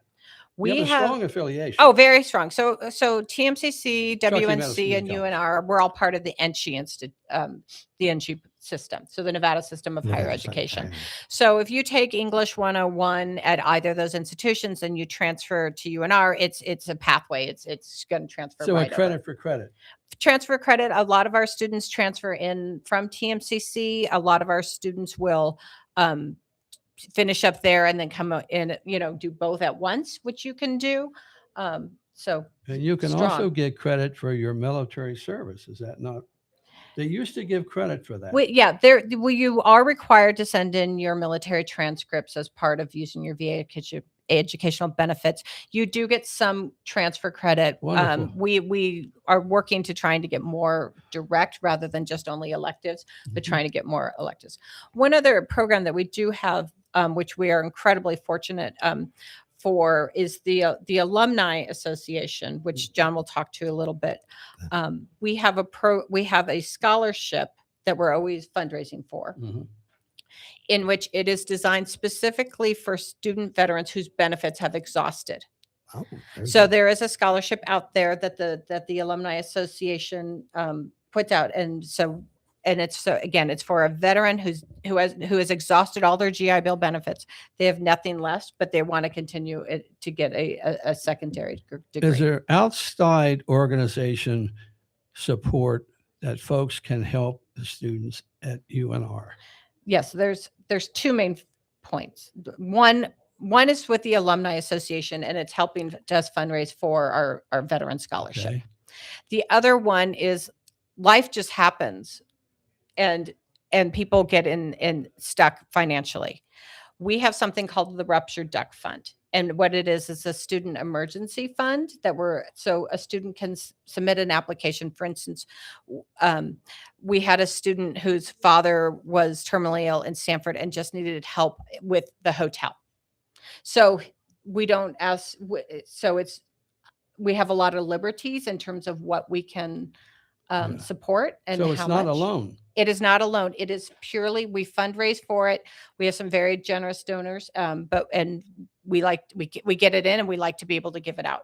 So it's when things happen, and that it's a veteran or a family member, guard, reservist, when just life happens. Suddenly you have a car repair, your car was in an accident, and you don't have the money to fix it, to be able to go to work, to be able to go to school. So we have an application. It's called the Ruptured Duck Fund. It's been around for probably about 5 years.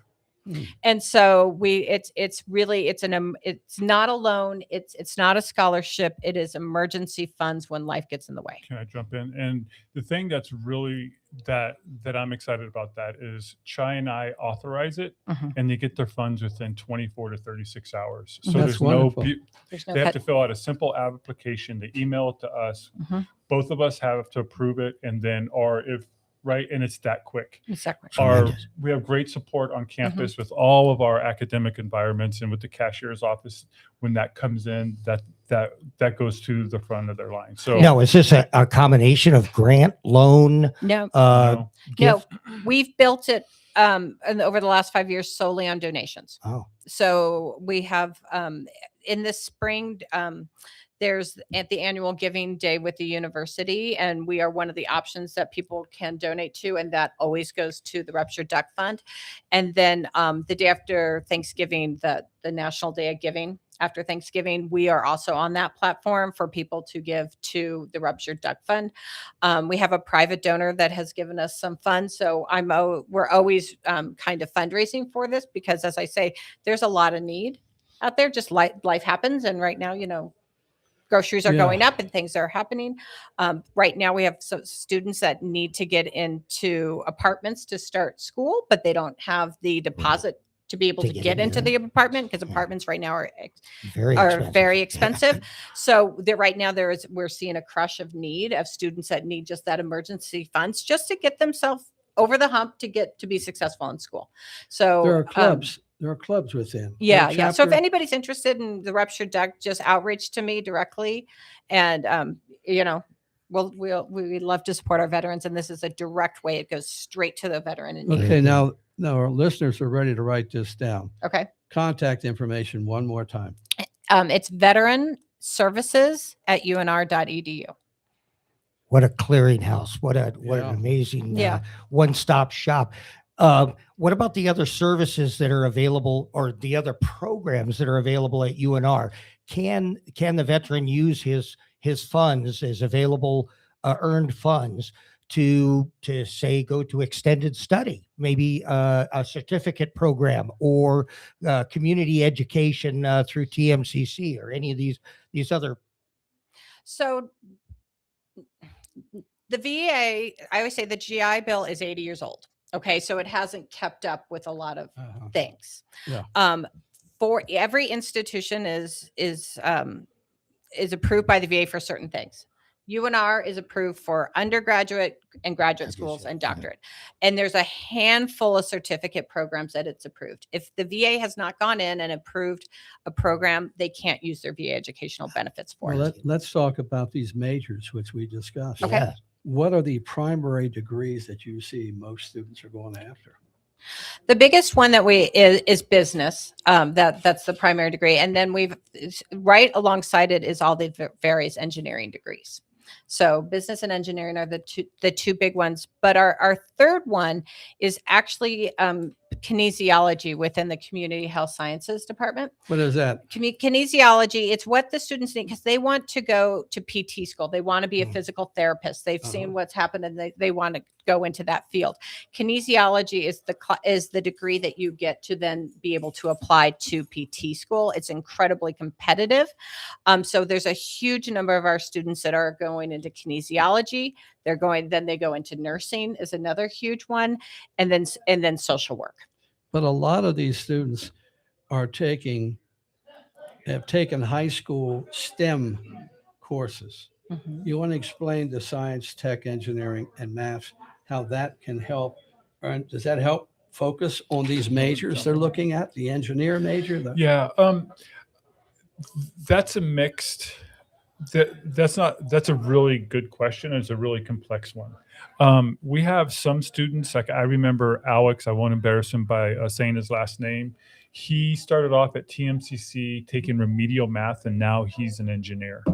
Amazing. So, and then you have some students like one of our students in our VMC, I won't embarrass her by saying her name. She's getting her chemical engineering degree, and she started at a UNR as a freshman after retiring from the United States Navy. So you have this broad range. And I'm in the VMC thinking probably 4 out of the 5 days that I'm the dumbest person in the room because it's very few criminal justice now.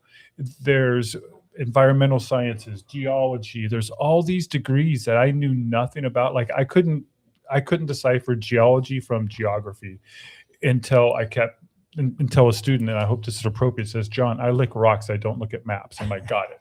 Right. So there's all of these different majors that people just kind of underestimate. And I did the same thing when I went in there. They underestimate just the talent and the intelligence of our servicemen and women. Would you say, based on the maturity level of the service member when they get out compared to the average 17, 18-year-old, they don't want to waste hours in the classroom. Correct. They don't want to waste credits. They're going to focus. They know what they want. If not, they're close. Is that a fair assessment? 100%. Yeah, this is their new job. This is their new focus. Now, let's talk about issues that can come up. And I think Mike would appreciate this too. We talk about Veterans Crisis Line 988-1. I know we talked about the stress of getting out of the military with X number of years. And now you're going to be one of the peanut gallery, so to speak. Tell me about getting in the situation where you have combat veterans coming in there, and they don't have to be combat, but they got issues. Have you seen that? Have you dealt with it? And how do you deal with it? We have dealt with it over the 13 years. We definitely have dealt with it. It's something that our department prioritizes. We are fortunate enough to share a licensed clinical social worker. The VA puts that social worker on our campus 2 days a week and at TMCC 2 days a week so that students can go on campus and normalize therapy. It's a big resource we have. I can't think of a better, help me out, support base and eyes open and head swiveling, Mike, to have a veteran and veterans watching other veterans. They'll see it. And I bet in many cases, the veteran is the one who flags a situation first. Yeah, our work studies, just to give you just one quick example, our work studies, we in the VMC have between 8 and 10 students who just work in the VMC, and they are our best source of communication and also getting information. Because if I go out there, and I don't carry myself like I'm in charge, but we all know because of our background, he's in charge. So when I talk to somebody, they're kind of like, they sit up. But when a student says, hey, you can go to the math center. Well, no, I don't need help. It's like, no, you're paying for it. And that's so invaluable. And that's helped so many students. And then on the other side, when we have students in crisis, or maybe just students struggling, to have somebody say, hey, you can do this or this.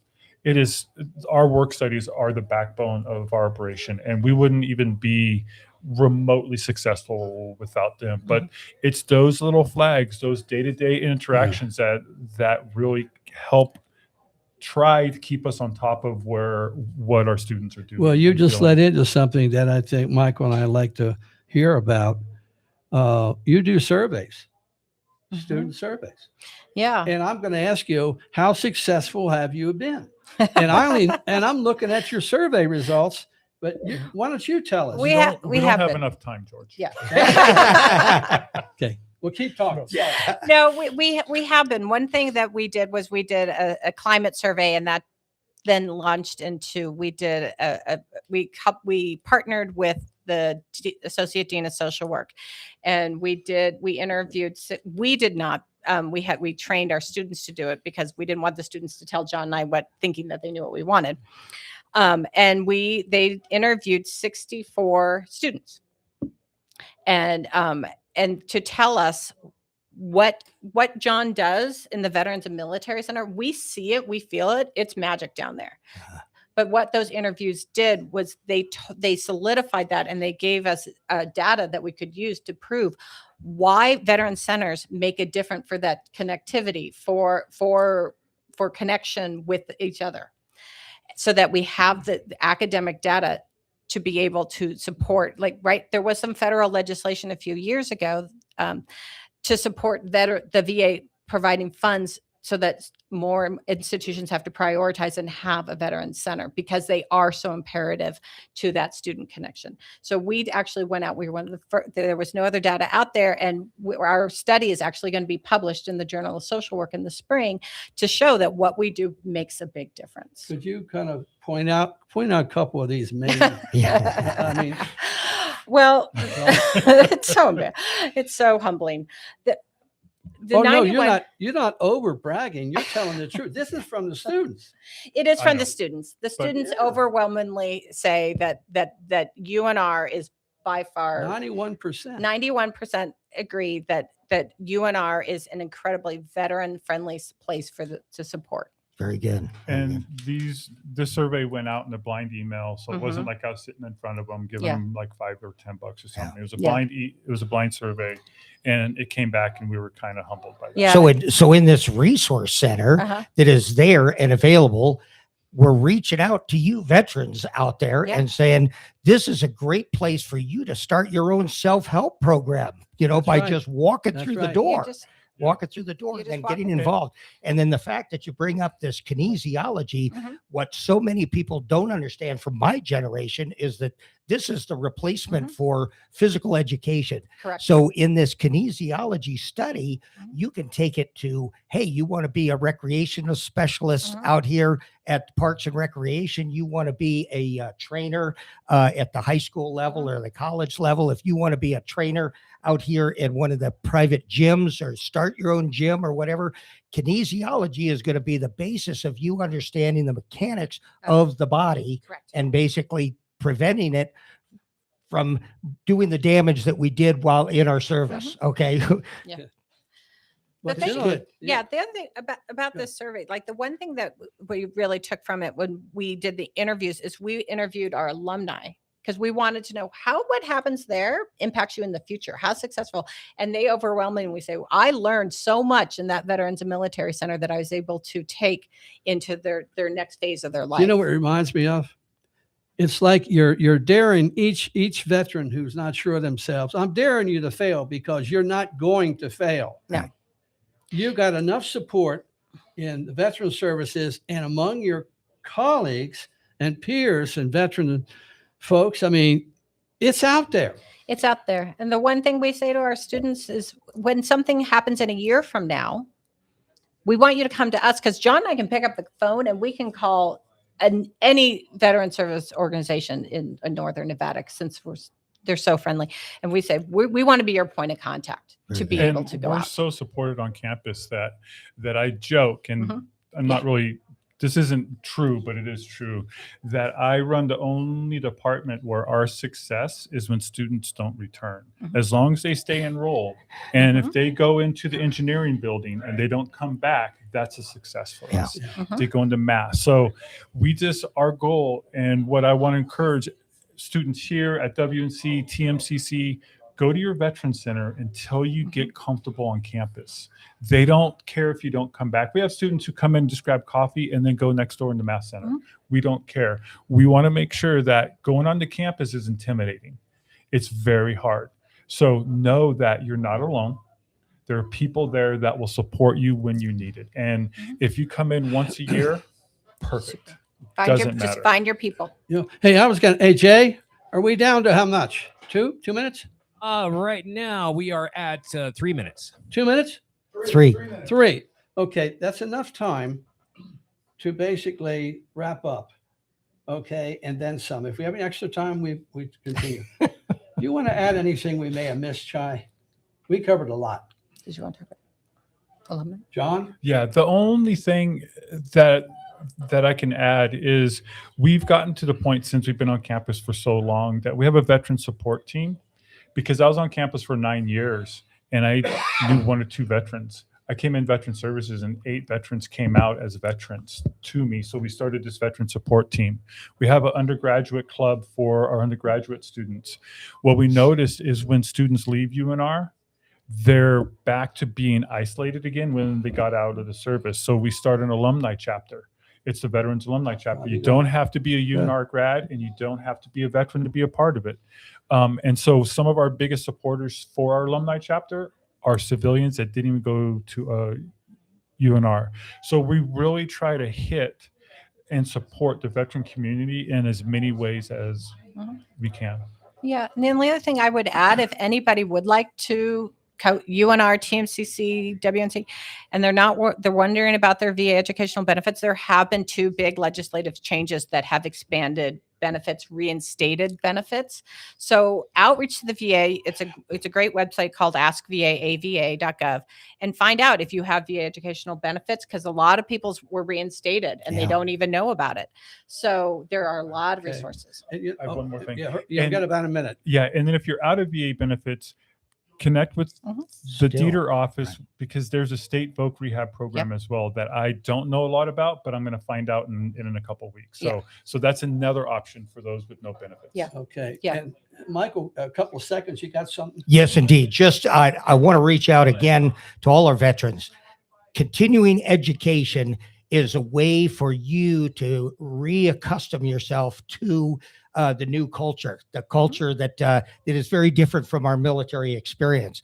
And so the programs are there. The service center is here to help. All you got to do is walk through the door. We'll be waiting. Well, I'll say thank you, Chai Glenn, Director of Veterans Services at University of Reno, and thank you, John Pratt, Assistant Director of Veteran Services.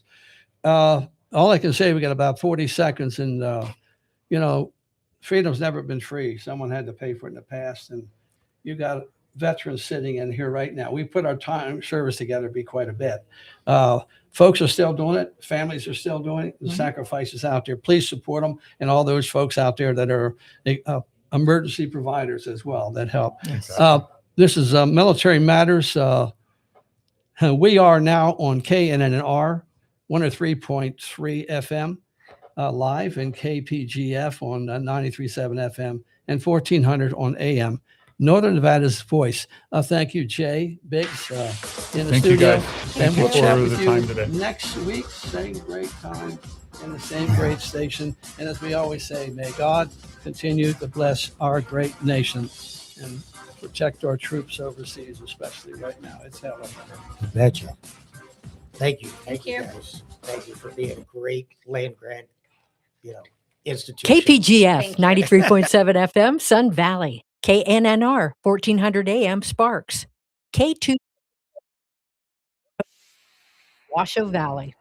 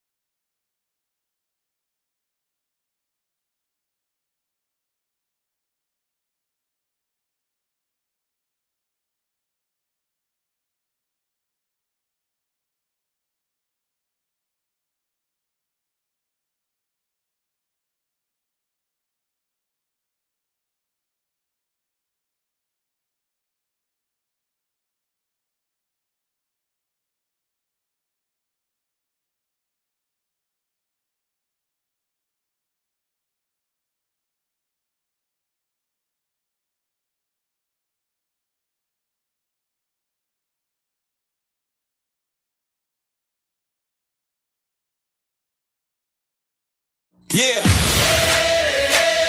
Yeah. Welcome in. The 777 Crew Radio. Woo! Turn it up right now. Woo! We came to lift them high. Woo! Jesus Christ in the house. Yeah. Let the praise collide. Whoa. 777 Crew Radio. You know we bring that fire. Teddy P in the driver's seat, and we taking it higher. 777 Crew Radio. 777 Crew Radio. We go for the king. 777 Crew Radio. Hear the whole room sing. Teddy P, lead us in the light for Jesus Christ will live tonight. Yeah, you know the name. 777 Crew Radio. Teddy P. Let's go. The 777 Crew Radio. Here we go. Counted every slide you made. You owe me 1,000 cuts. I held them like a blade. But I walked to the door again with my hands still clenched up tight. And I heard that old hard question: how many times is right? 7 times, not enough. 7 times, still not enough.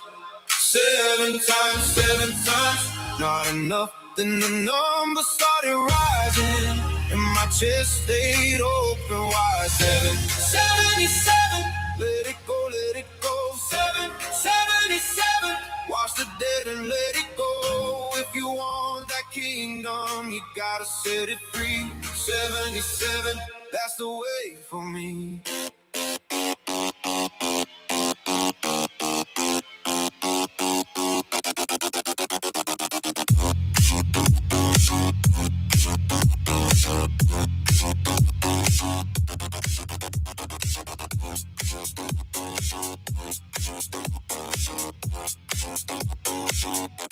There was a man who begged for mercy, falling at the palace floor. He was handed a mountain, then he walked out wanting more. He found a brother in the shadows with a debt so small to pay. He grabbed him hard, no patience, and he dragged the light away. 7 times, not enough. 7 times, still not enough.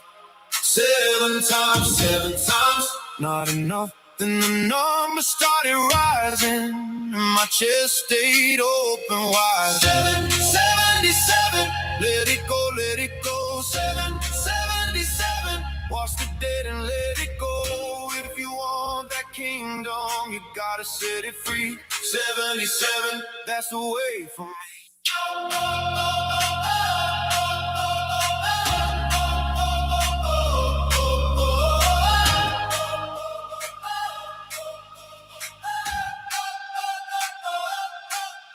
I was begging for a river when I gave you desert rules. I was rich in second chances, but I used them like a fool. So take my stone hands, turn them into rain. Take the cold inside me, break it down again.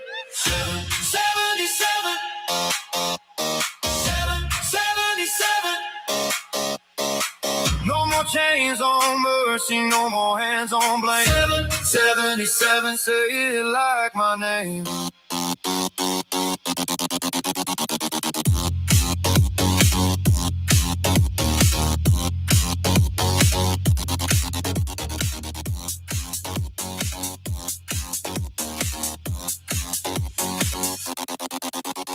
Seven, 77, let it go, let it go. 777, watch the dead and let it go. If you want the kingdom, you gotta set it free. 77, that's the way for me. 777, let it go, let it go. 777, love is heavy, love is free. 777, I was safe to say. 77, mercy has a way.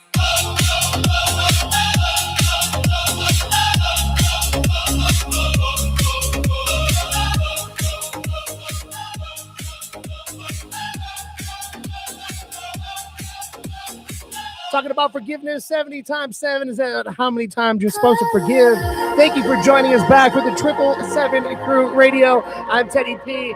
Oh my goodness, we're going to do our EDM series today. Hope you enjoy it. This is Alpha and Omega. You can hear it only on the 777 Crew Radio. Lights collide, the heavens break.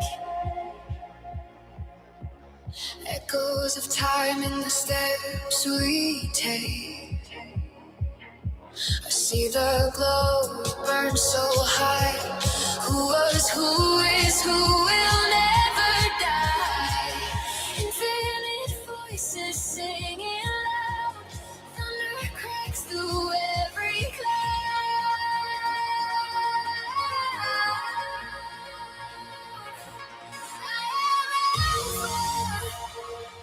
I am Omega, beginning and the end forever.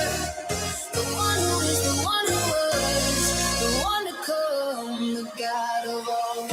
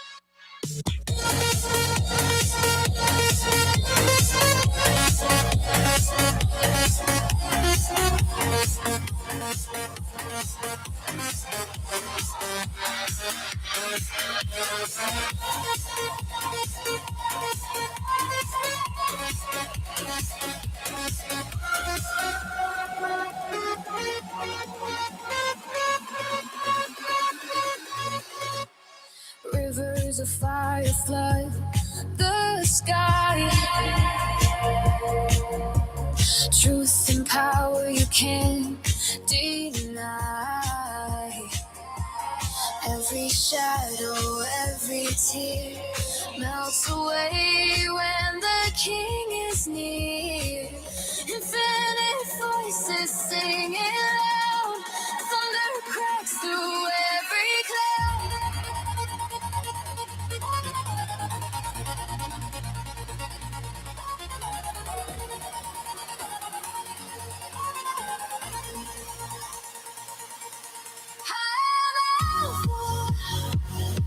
I am Omega, beginning and the end forever. The one who is, the one who was, the one to come, the God of all.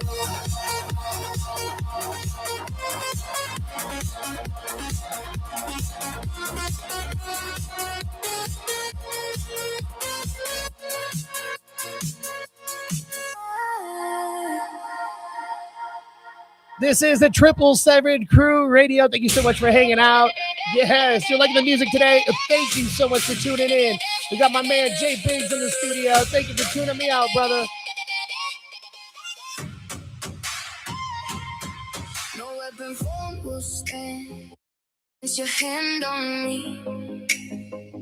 Every dark word breaks. Every lie falls weak. I lift my eyes and see you cover all I am. What they meant for harm turns to praise again. I will not bend, I will not fear. You are my shield, you are near. No weapon, it shall not prosper. No weapon, I'm safe in your love. Every tongue will fall, every lie goes silent. No weapon, I rise in your name.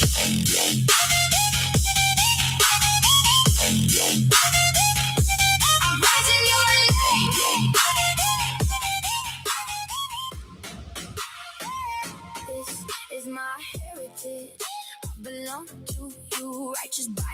sin. Made clean, made new, let the judgment come. I will stand and trust, you wrote my victory. Out of holy love, I will not bend, I will not fear. You are my shield, you are near.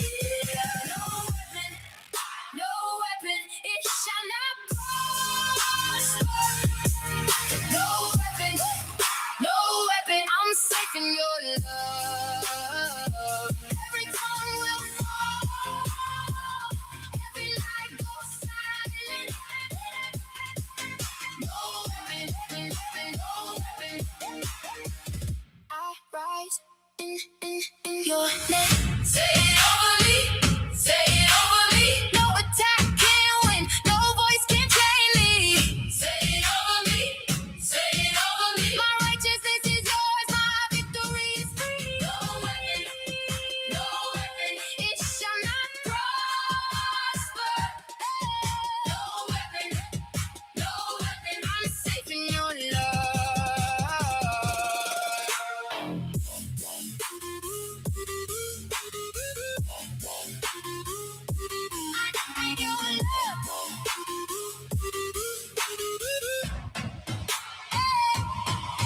No weapon, it shall not prosper.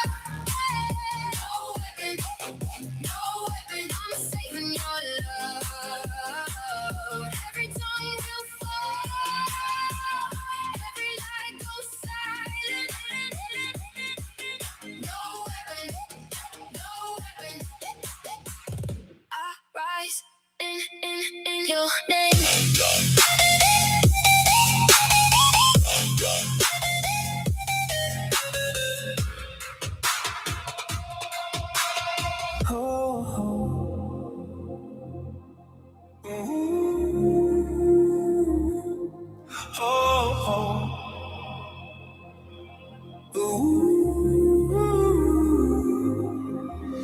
Hands up high, strength from above. God's power in the house, let's go.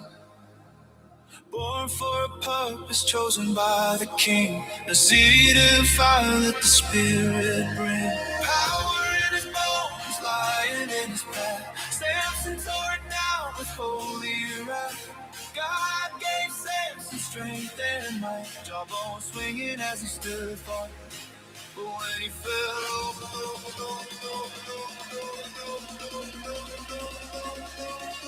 now when he fell,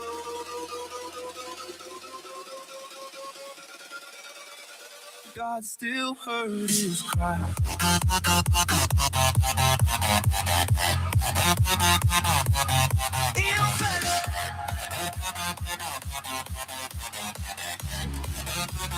One more time, Lord, let your strength up.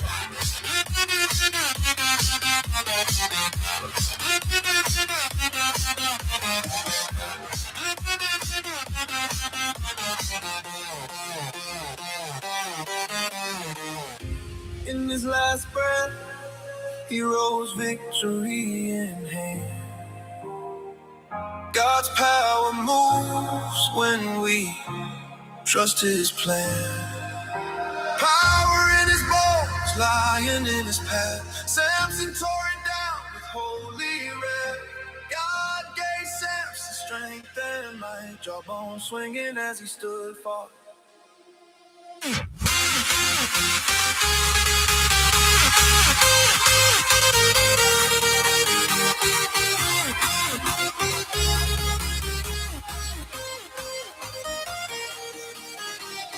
Chains can't hold what the Spirit ignites. A broken man still shines the light. Walls may crumble, giants fall. Face the roar that conquers all.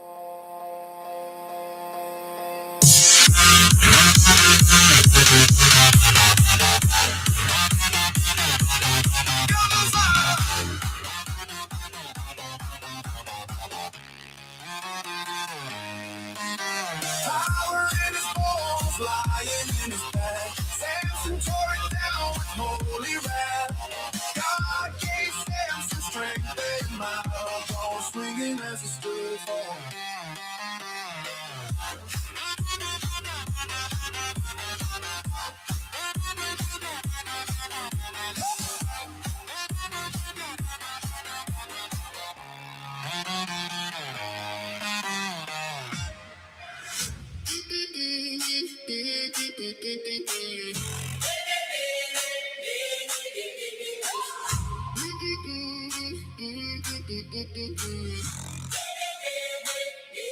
You stepped in my boat while the shore got still. One more word from you and the storm stood still. Crowds press close tonight, but you see my face when you speak my name. I know my place. Foxes got holes, birds got nests, but you are my home and I want the rest. Let the dead stay dead, let the noise follow.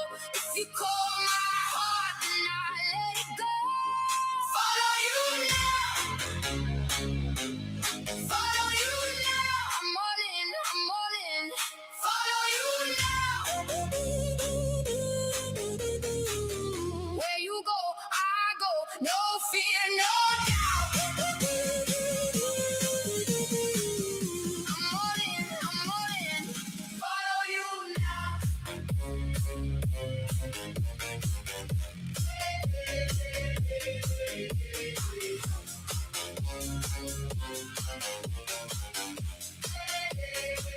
I hear another voice say wait a little more, but my hands stay open at your door. No grave can hold what your love has found. You raise me up when I hit the ground. Foxes got holes, birds got nests, but you are my home and I want the rest. Let the dead stay dead, let the noise follow. If you call my heart, then I let it go. Follow you now. Follow you now. I'm all in, I'm all in. Follow you now. Where you go, I go. No fear, no doubt. I'm all in, I'm all in. Follow you now.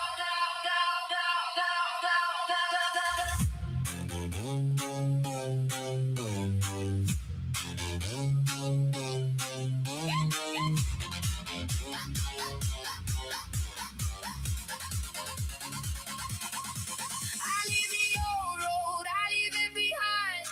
One touch from heaven and I'm alive. No turning back now, no second guess. Your love is the only yes I need left. Foxes got holes, birds got nests, but you are my home and I want the rest. Follow you now. Follow you now. I'm all in, I'm all in. Follow you now. Where you go, I go. No fear, no doubt. I'm all in, I'm all in. Follow you now.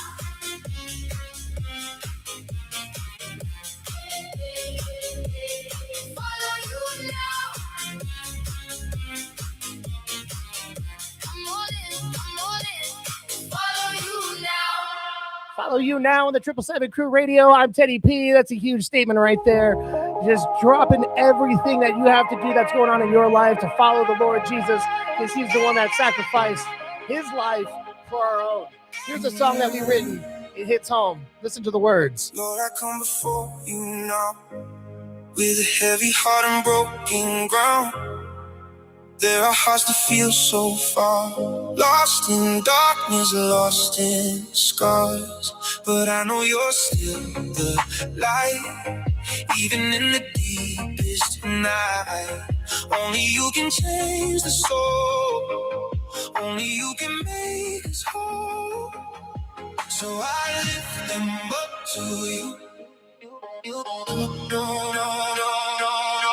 Only you know what to do. Lord, heal their hearts, make them new. Turn their darkness into truth. Soften hearts that feel so cold. Lead back into your fold. Break through every heart and mind. Let your mercy fully shine. You are love, you are the way. Guide them back to you today.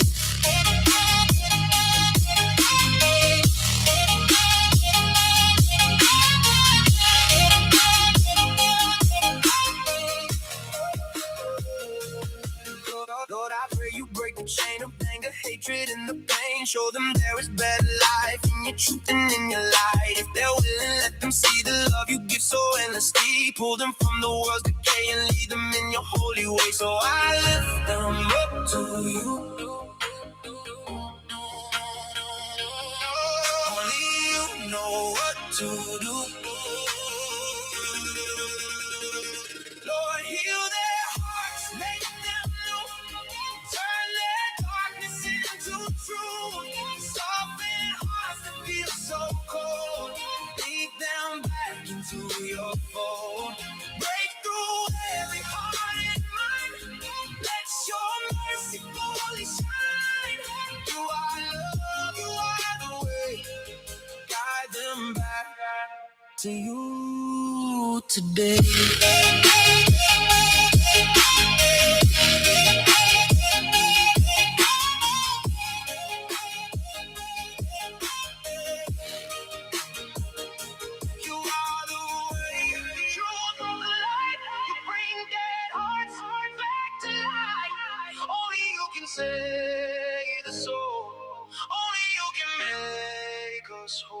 Lord, heal their hearts of pray and faith. Let your love rewrite their fate. Bring them peace that never fades.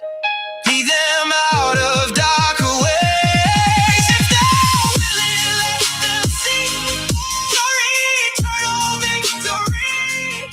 You are love eternally. You are the only way to be free.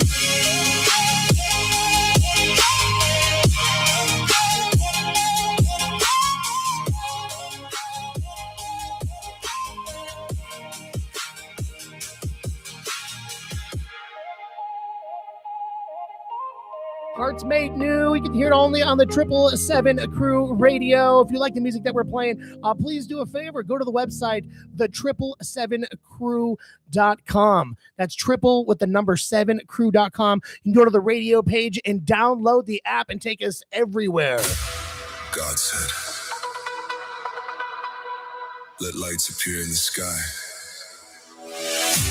to separate the day from the night, to mark the seasons and the days and years. Let these lights in the sky shine down on earth. And it happened. He made two great lights, one for the day, one for the night. He also made stars. He set them in the sky to light the earth, to separate light from the darkness. And he saw it was good. So look up when the world feels heavy, when the shadows feel strong.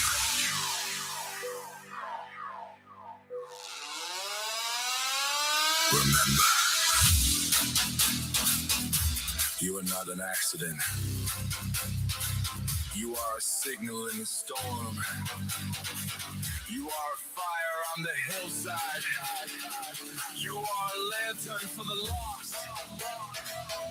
When fear says hide, you stand. When silence says stay quiet, you speak.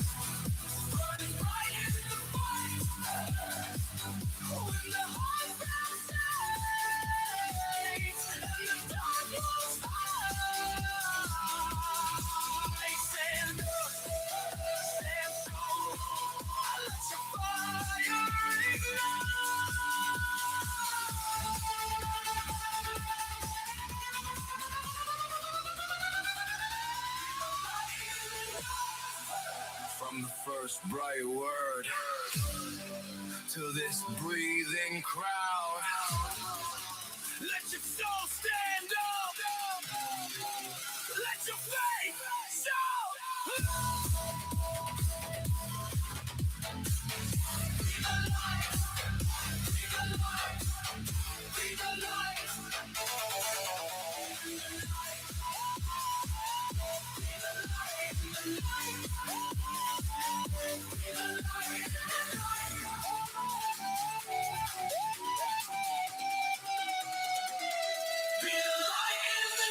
Be the light in the night. Super important to remember. It's Teddy P on the 777 crew. Yeah, Johnny, the desert calling out loud. Prepare the way, make the Father proud. Water in the Jordan heart set free.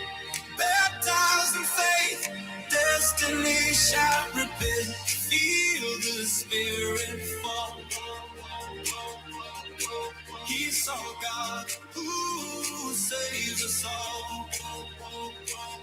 Make straight the road. Heaven's gates unfold. Filled with fire, filled with love. John the Baptist from above. Yeah, yeah, yeah. Voice in the wilderness. Prepare the king.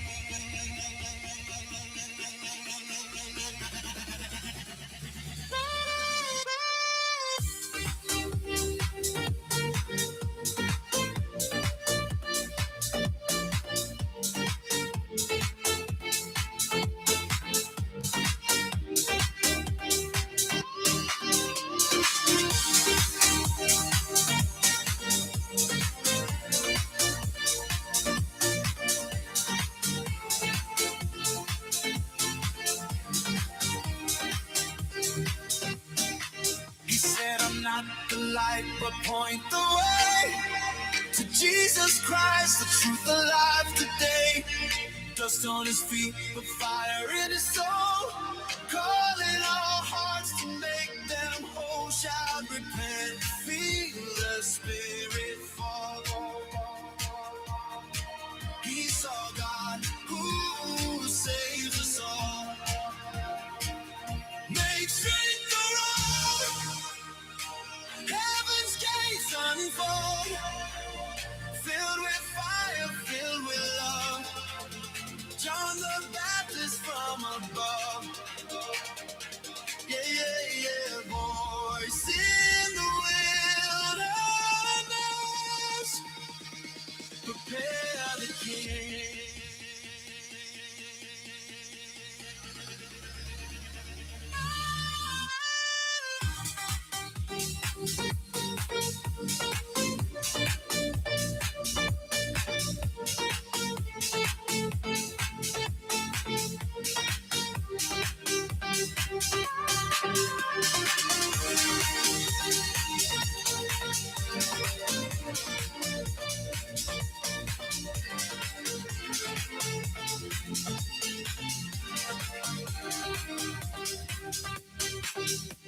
Touch the leopard skin so raw. Blind eyes open to the law. The lame walks free, no longer bound. Chains broke loose where hope was found. Deaf ears heard the whisper sweet. Mute tongues sang a holy beat. Jesus Christ, our King of Kings. Healing power in his wings. He spoke life where heaven sing.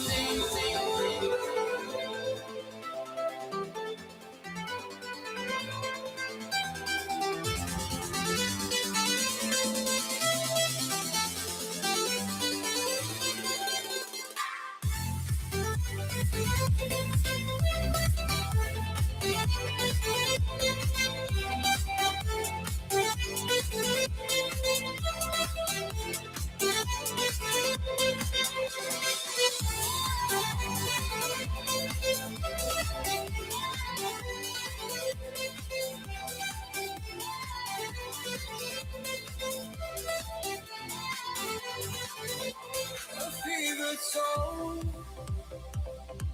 a bleeding cry. Demons fled with just his eye, till lepers healed with one command.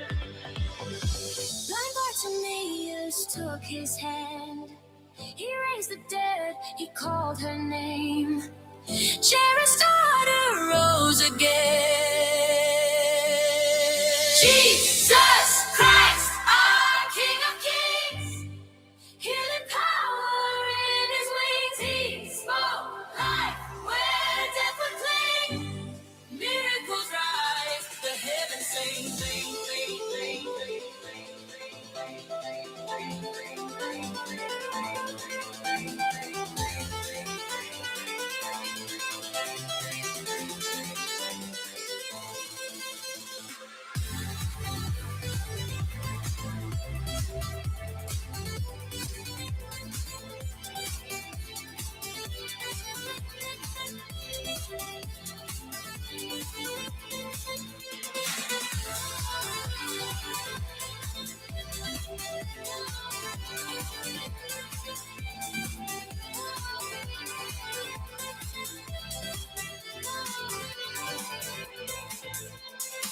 The King of Kings on the 777 Crew Radio. It's Teddy P. Please go check us out on our social medias. Yes, go to the Instagram, the 777 Crew. We'd love you to follow us and take us all over town. When the road gets cold and the shadows crowd your name, hold my hand, stay close. We were made for storms, not shame.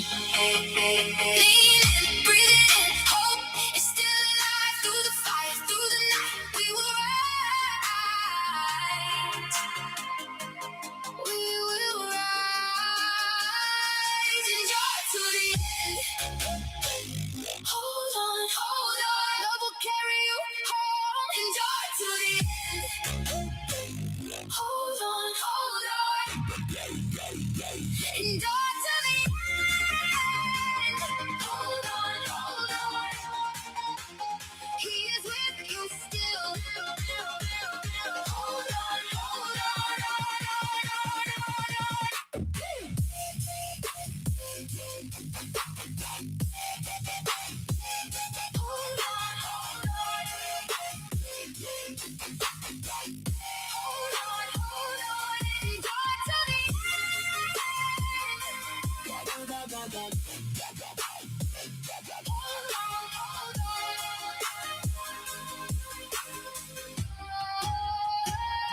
When lies come dressed in gold and fear comes knocking loud, keep your eyes on truth.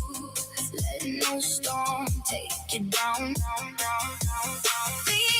Breathe in, hope is still alive. Through the fire, through the night, we will rise. We will rise. Endure to the end. Hold on, hold on. Love will carry you home. Endure to the end. Hold on, hold on. Endure to the end. Hold on.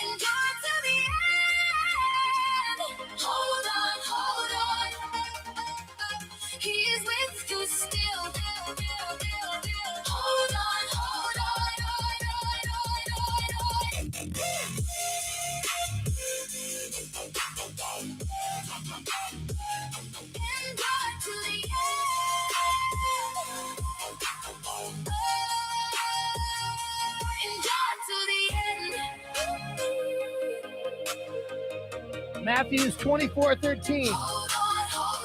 But he that shall endures till the end, the same shall be saved.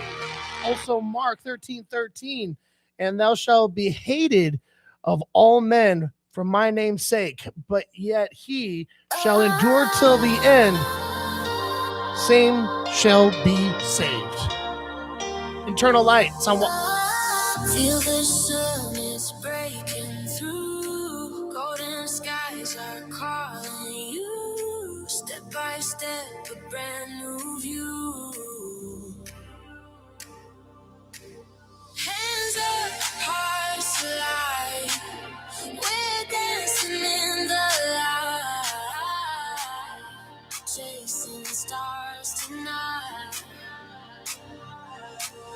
Eternal light,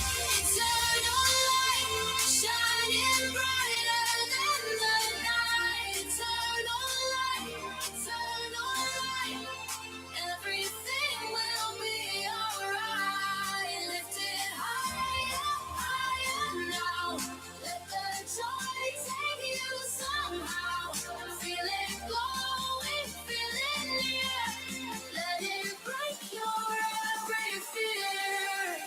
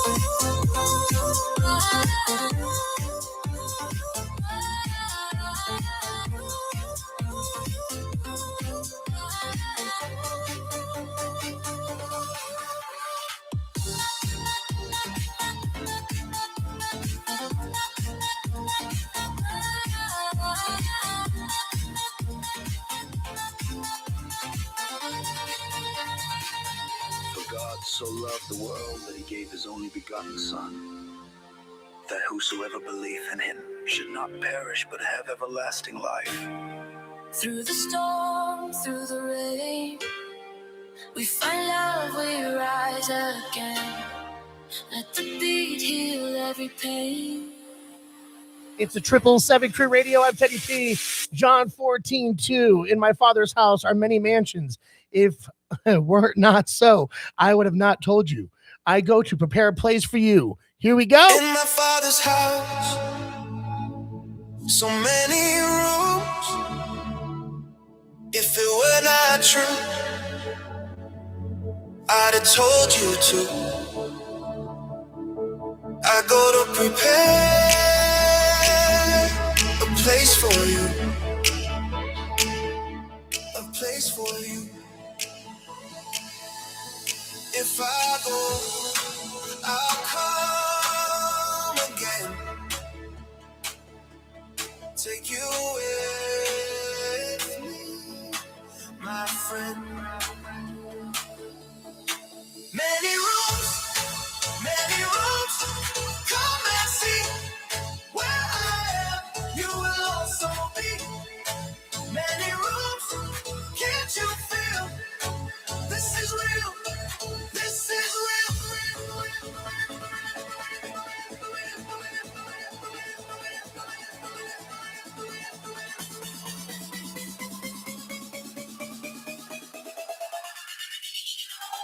This is real.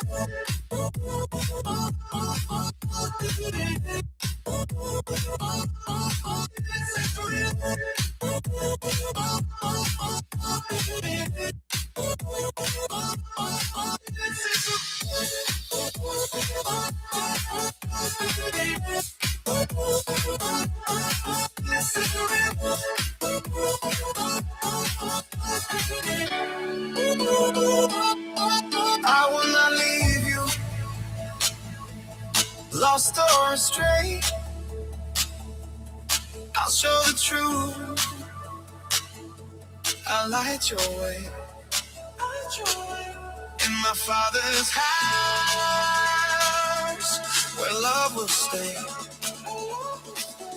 forever stay.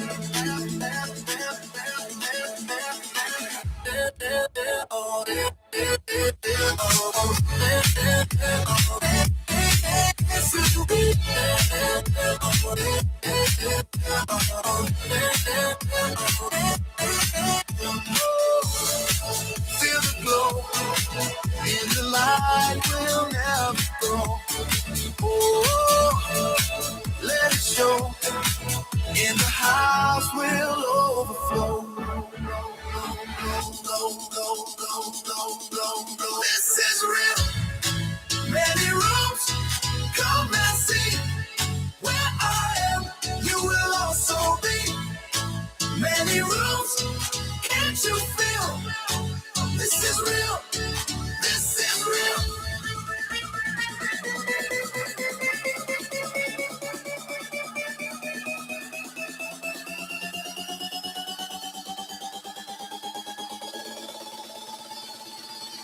This is real.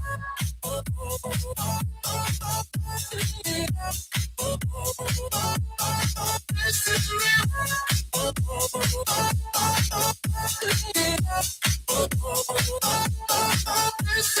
It's the 777 Crew Radio. I'm Teddy P. Thank you so much for joining us.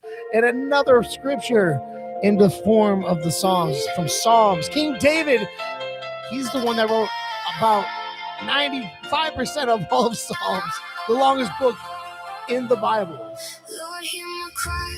I'm calling your name. In the quiet of the storm, you remain the same. I don't have all the answers today, but I know you'll show me the way.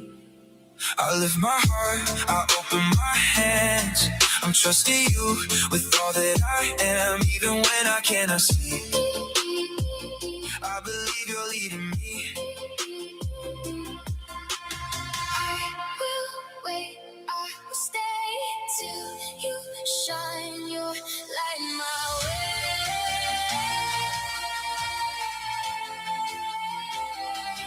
Lord, hear my cry, I will wait for you to answer my prayers and show me truth. Guide my steps, show me your light. I will follow through the night. Even when I walk in fear, I know my God is always near. Every step I'll take in faith, you are my strength, you are my place.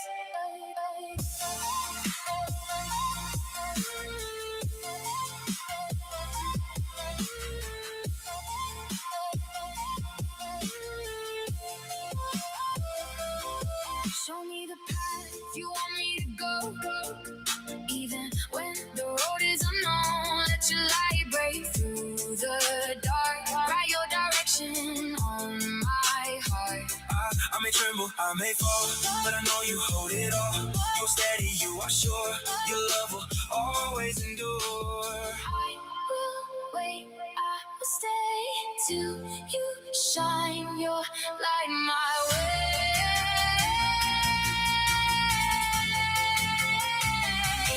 Lord, hear my cry, I will wait for you to answer my prayers and show me truth.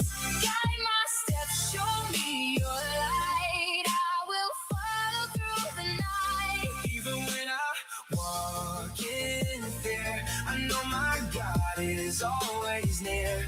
Every step I'll take in faith, you are my strength, you are my place. You walk beside me every mile, turning sorrow into smile. I will trust you all my days. Lead me in your perfect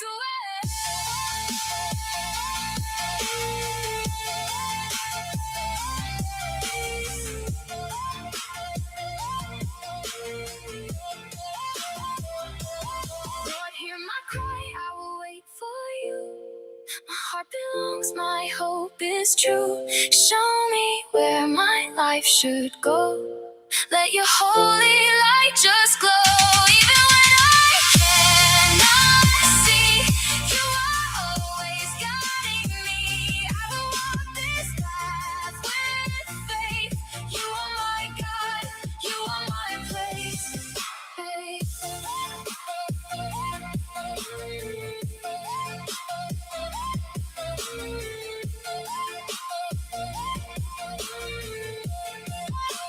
This is the 777 Crew Radio. My name is Teddy P. I just want to say thank you, Lord, for just giving the breath in my lungs, and thank you for my beautiful wife, my kids, and my bonus children, and everything that you've done for me in my life. Thank you, Lord. I was crawling in the shadows, no light, lost my way. Every step was a fight. Then you called me. Oh, you called my name. Through the storm, you broke my chains. Blind eyes, now they see. Broken legs, you carry.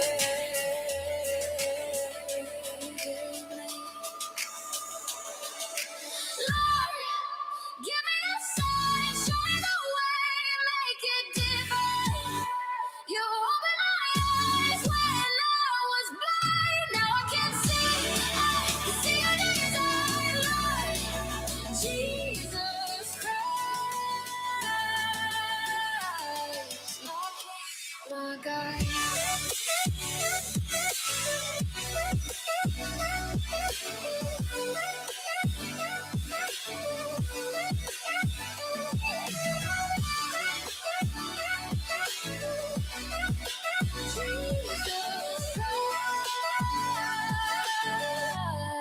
My key, my guide. I was falling, couldn't stand on my own. Heart of stone, felt so alone. But you lifted me, gave me the flame. Now I rise, I walk in your name. Lame feet, now they run. Darkness flees from your sun. Lord, give me your sign, show me the way, make it divine. You opened my eyes when I was blind. Now I can see your desire, Lord. Jesus Christ, my King, my God.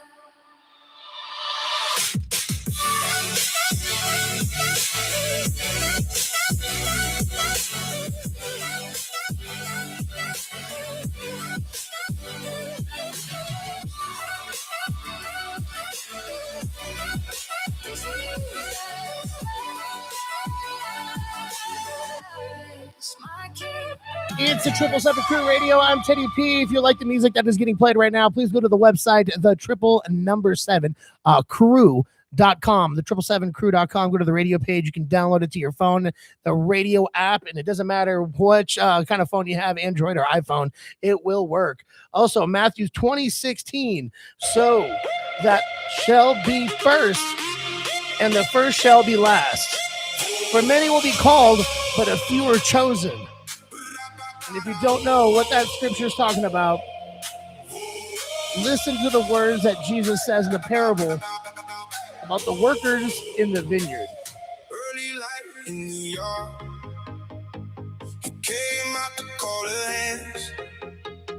One day a wage in his palm for the work in the land. Sunrise to the noon sky, still he's calling my name. Even late in the cool air, there's a place in the frame. Last will be first, first will be last. You called us all and you kept your word. Last will be first, first will be last. One day's grace is enough for the world.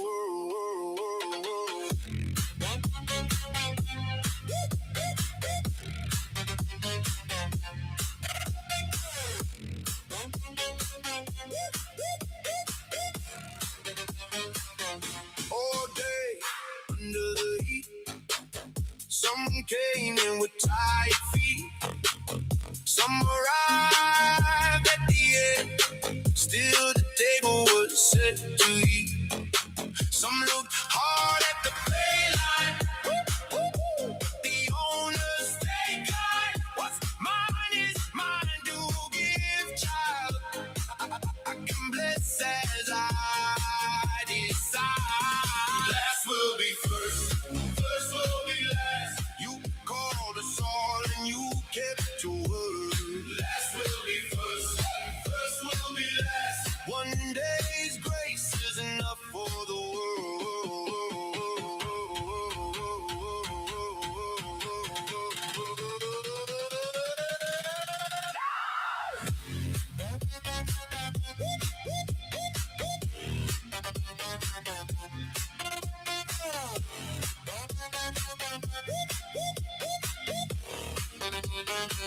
Are you jealous for good? Are you angry at grace? He gives what he gives to the first and the late. If he is good to the broken, if he is good to the small, then lift up your voice. He's fair after all. Last will be first, first will be last. You called us all and you kept your word. Last will be first, first will be last. One day's grace is enough for the world.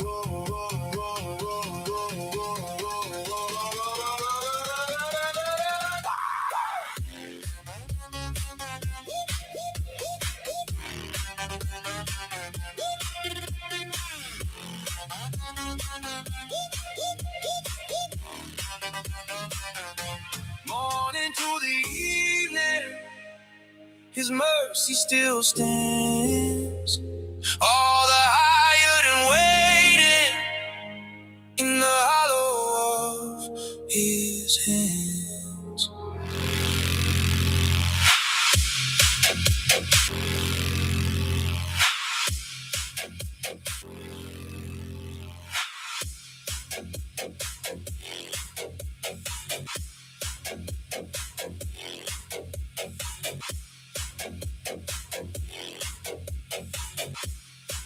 I am a soldier.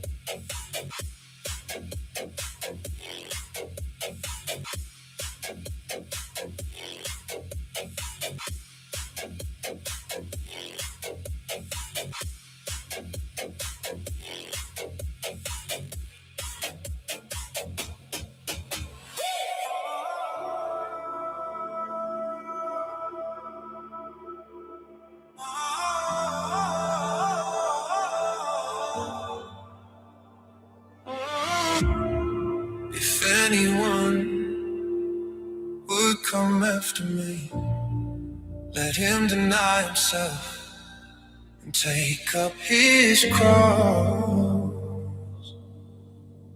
and follow me. Footsteps echo on stone, a road that's mine but not my own.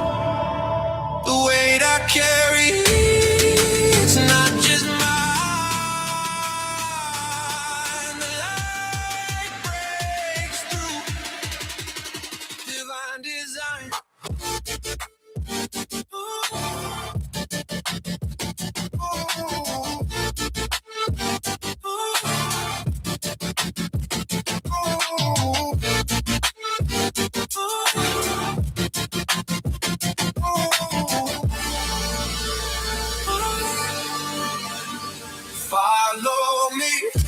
Follow me through the fire, through the sea.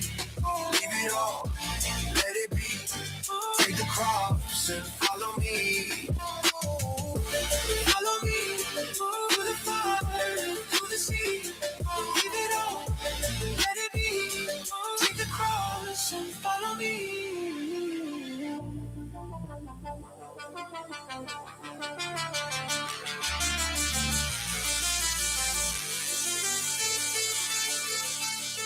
Shadows fall, but I stand tall. The voice inside, it breaks the wall. The world can call, I let it fade. This path I walk, the choice is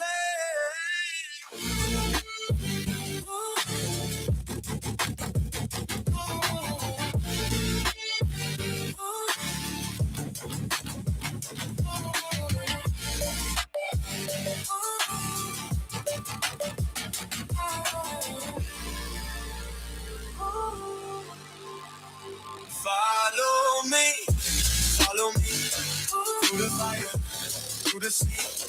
Leave it all, let it be. Take the cross and follow me.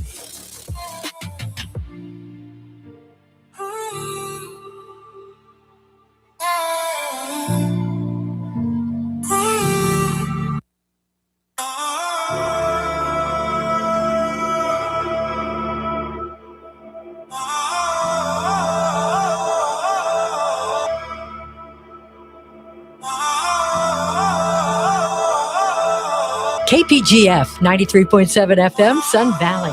KNNR 1400 AM, Sparks. K277DL 103.3, Washoe Valley.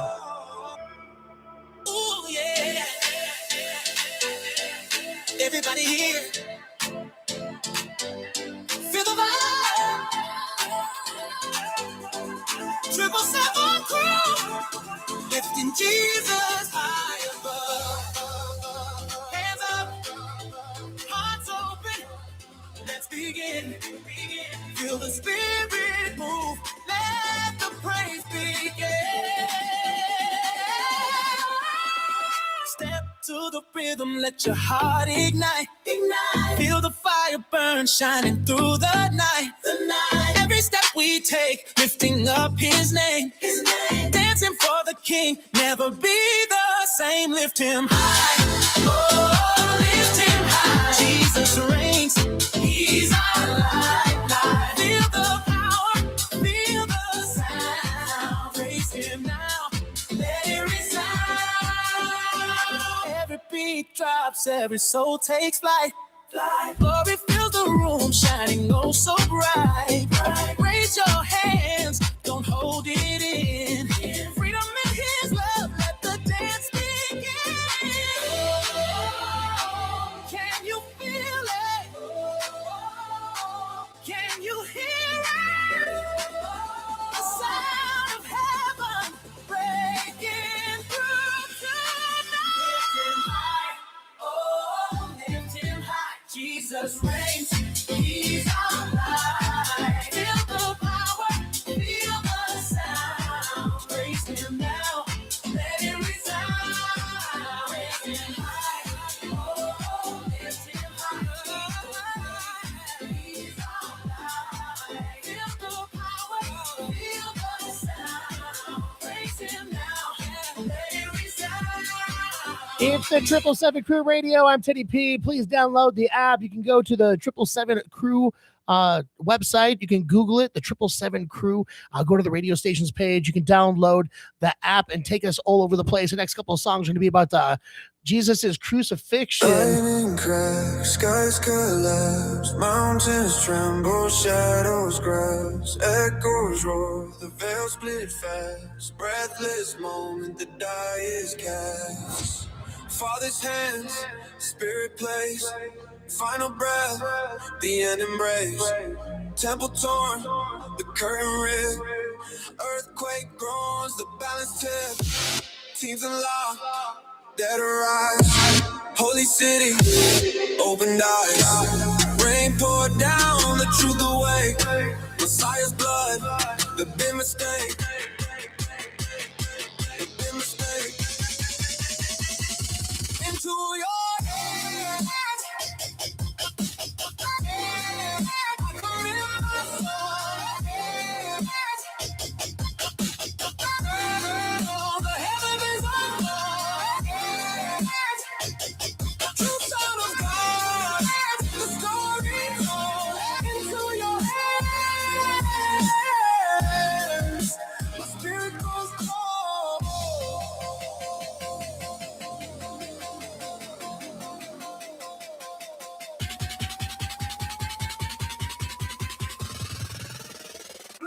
Control your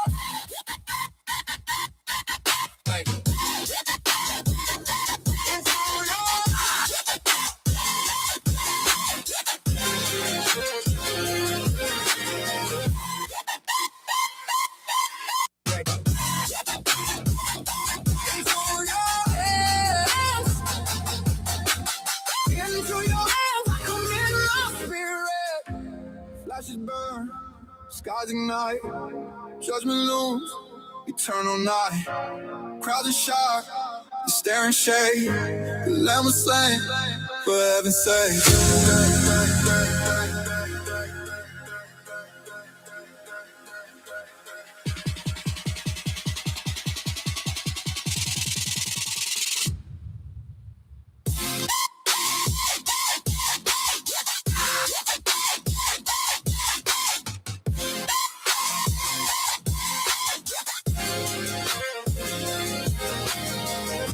Song is called Into Your Hands on the 777 Crew Radio.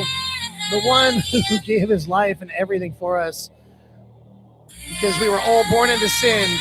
And he was the only one on the earth that never sinned, but died for us. Chains on my wrist, echoes in the dark hall. Dust settle slow, sin stacked like a brick wall. One man's plea, another man's pride. Together swing heavy, no place to hide. Voices in the wind, hailing heat like a furnace. Save yourself, king that was burned like a curse. Eyes cast up, bloodstained crown. One looks up, the other looks down. Don't you fear God? Under this the same sense, all stacked broad. Just for us, but not for the throne. This man bleeds truth, he stands alone. Remember me, King James.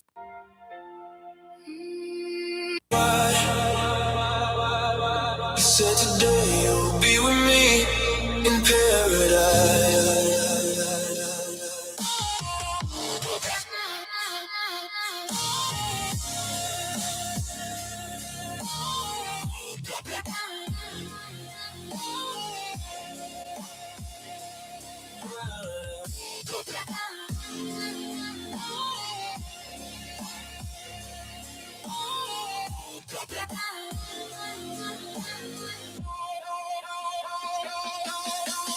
Paradise baseline crack sins vaporize. Paradise chains fall, echoes crystallize. Truth cut sharp, no compromise. Paradise chains fall, echoes crystallize. You'll be with me in paradise. Rust on the nails, thunder in the distance. Crowd chants loud, no room for resistance. Yeah, one thief mocks, spitting venomous lines. The other whispers truth, crossing enemy signs. He said we earned this, the weight of our crime. But he's clean, spotless, beyond space and time. Breath gets shallow, the world starts to fade. Yet faith carves a path where the debt's been paid.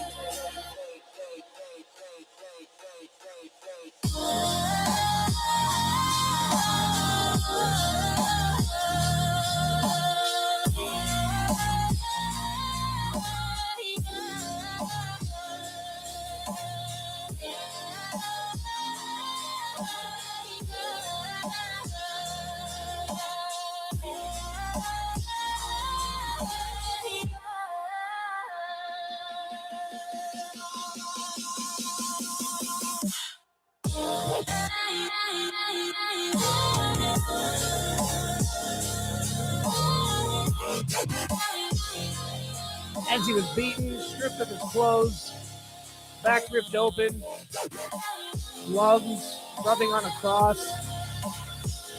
He did all that so we didn't have to die in sin. It's a 777 Crew Radio, but guess what? 3 days later, the only man who's ever died and came back was Jesus Christ. Are you seeking the living among the dead things? He is not here. He is risen. Remember what he told you while he was still in Galilee. The Son of Man delivered into hands of sinners, crucified and risen. He is not here.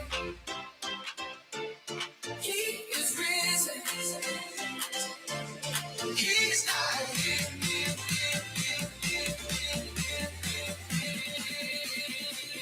He is risen.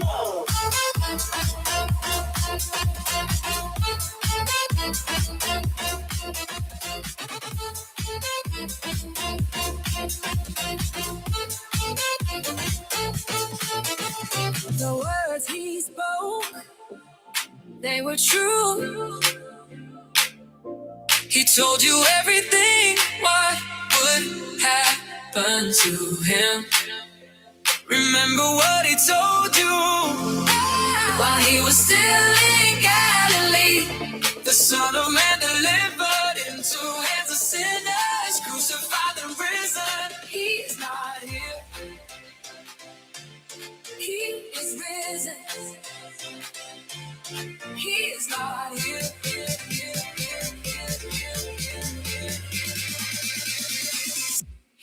is risen.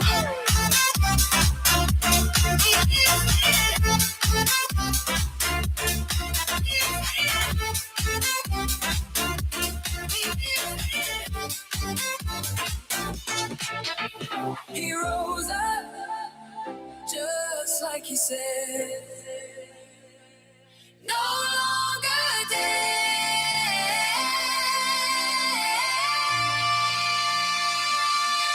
He rose up. Remember what he told you while he was still in Galilee.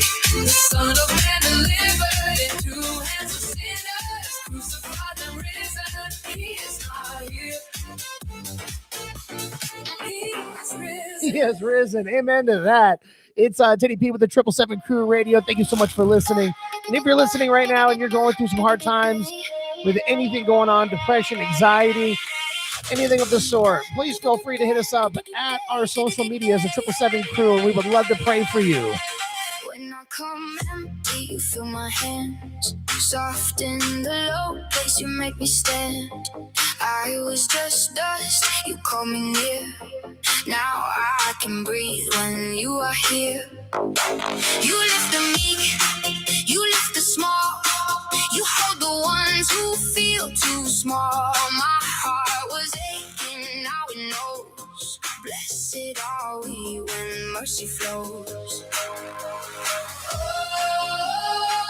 In the broken you are near. Every tick and turn to clean, no pride, no mask, no perfect face. Only your love, only your grace. Blessed are the poor in heart. You make a brand new start. Blessed are the meek right here. Your kingdom draws us near. Blessed are the ones who win. You turn the dark to sleep. Blessed are the pure at heart. You light us up. You light us up.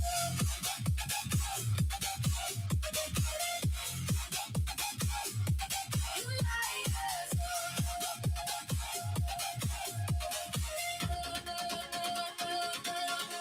When the world presses, I do not fold.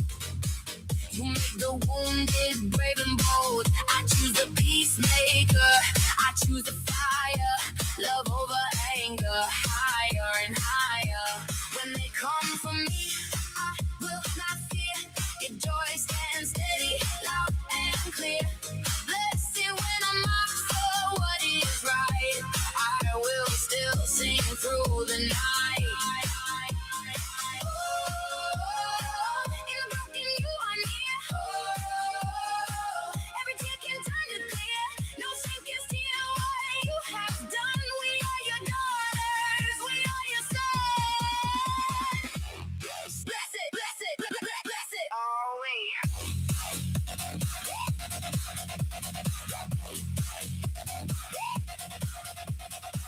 You see the meek, you heal the weak, you call us close, you make us clean. So I will hold to what you say. Love in my hands, I back away. When I am hungry for your way, I will stay, I will stay. You bless the bruise, you bless the side. You make the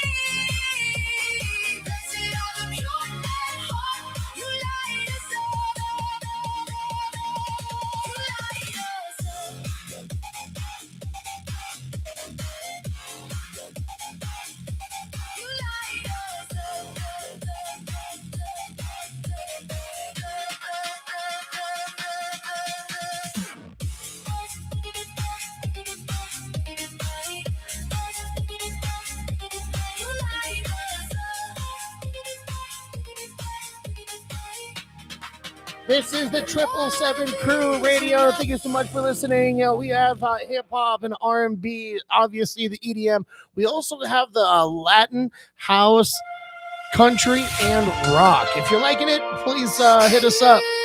Here's Ephesians 6:10 to 18, putting on the full armor of God. Check it out. Finally be strong in the Lord, in his mighty power. I take my stand against the schemes, against the night that prowls. Put on the full armor, put on the full armor. When the day comes hard, I will still stand. Be strong in the Lord, be strong, be strong.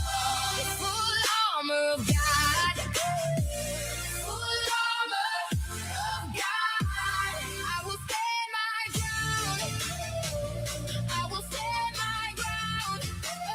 Oh, be strong in the Lord, be strong, be strong.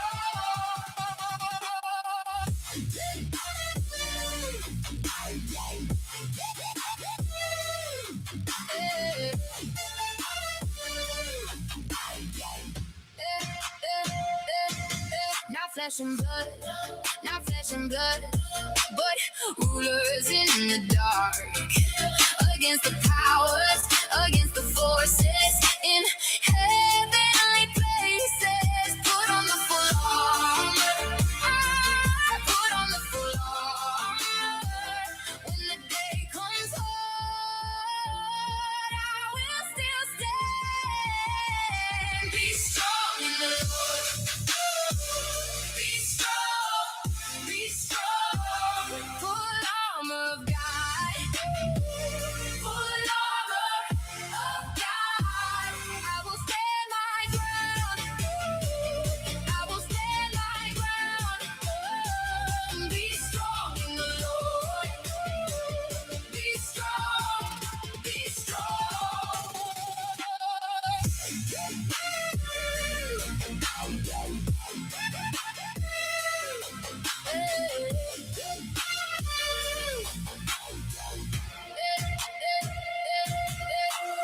Belts of truth on my waist, breastplate shining bright.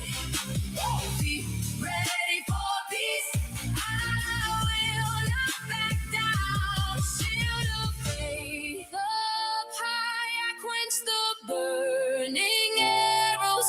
Helmet of salvation, sword of the Spirit. Be strong in the Lord, be strong, be strong. Full armor of God, full armor of God. I will stand my ground, I will stand my ground. Pray in the Spirit now for all the Lord's people. Armor of God, it's in Ephesians. You should go read that scripture. It's super great. And they say the reason why they don't have armor on their back is because you never turn your back on the Lord. Also, moving on to the parable with Matthew 13:3 and 9. The sower stepped out to scatter his seed. Some fell on the path, trampled by feet. Birds swooped down and stole the grain, but the story doesn't end in vain. Will the seeds fall now? Will they rise? Will they bow?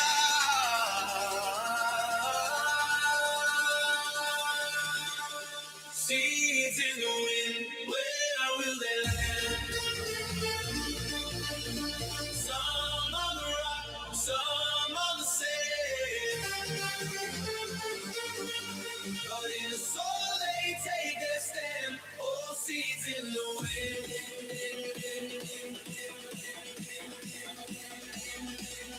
All seeds in the wind.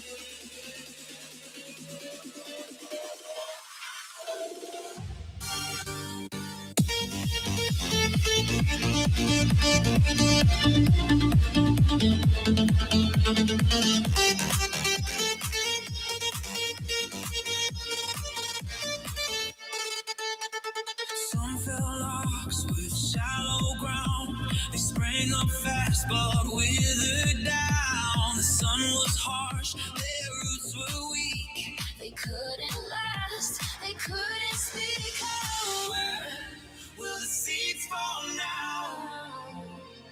Will they rise, will they burn?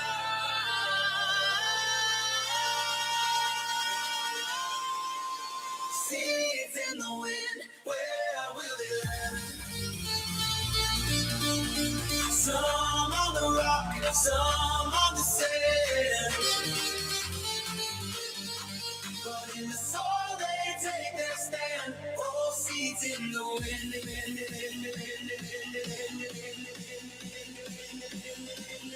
Oh, seeds in the wind.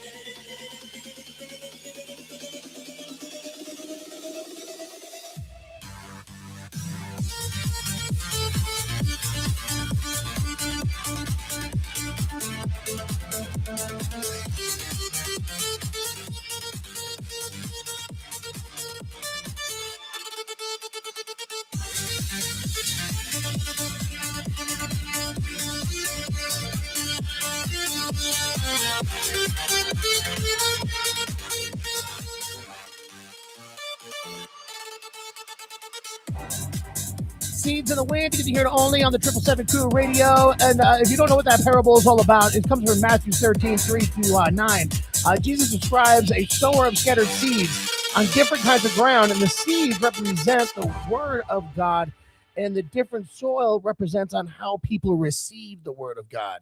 So the next track we got is Water to Wine. It's the first miracle that Jesus ever did on The earth. wedding burst, the laughter flew.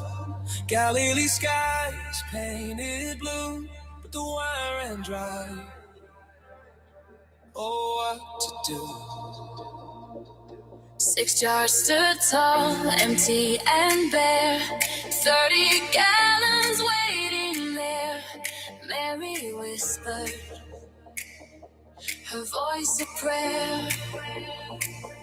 She turned to him, her face so clear. Do what he says, have no fear. Water to wine, a miracle divine. The best they'd ever taste in perfect time. From empty to plenty, hearts alive.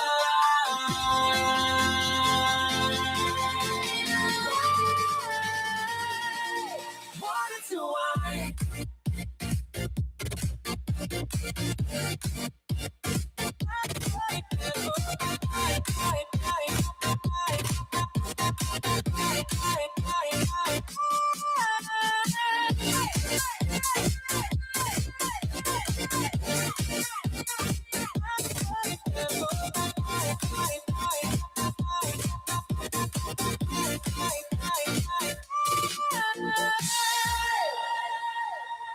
The servants moved, their hands unsure, filled each jar, pure water poured, then stepped away.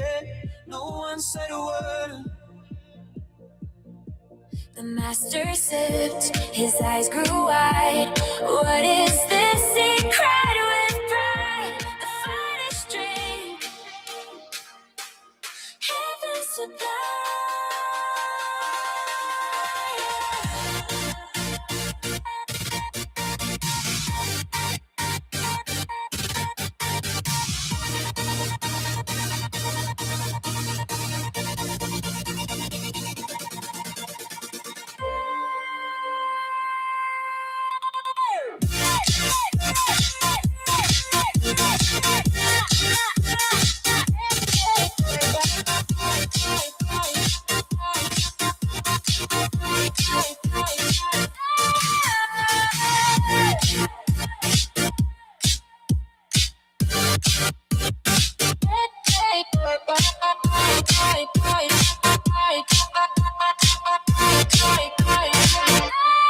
This is the 777 Crew Radio. If you are free tonight and want to learn more about the Lord, we're going to be at Calvary Chapel, Reno Sparks, for the men's group starting at 6:30.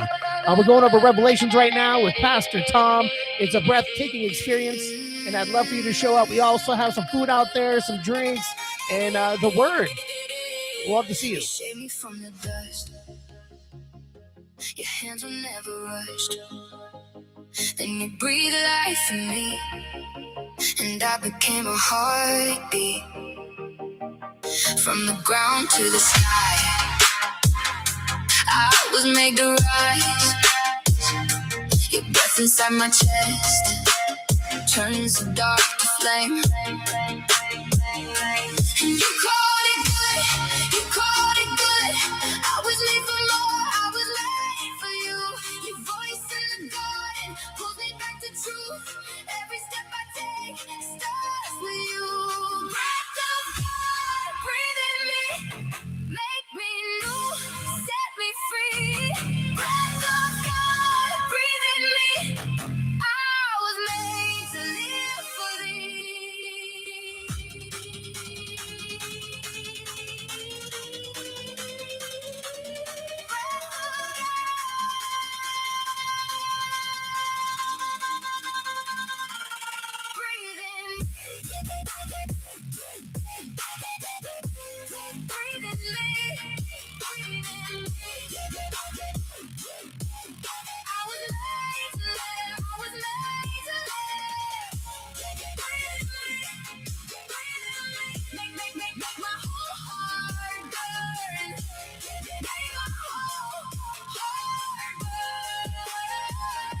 You planted every tree, fruit for all to see.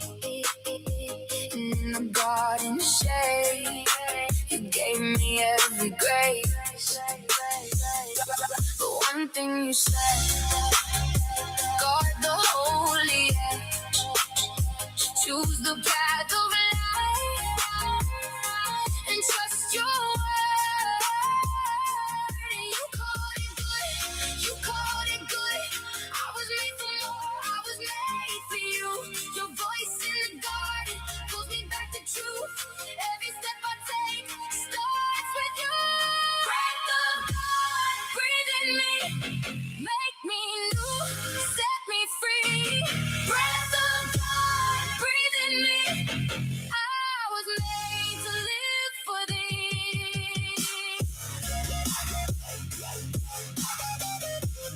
Breathe in me.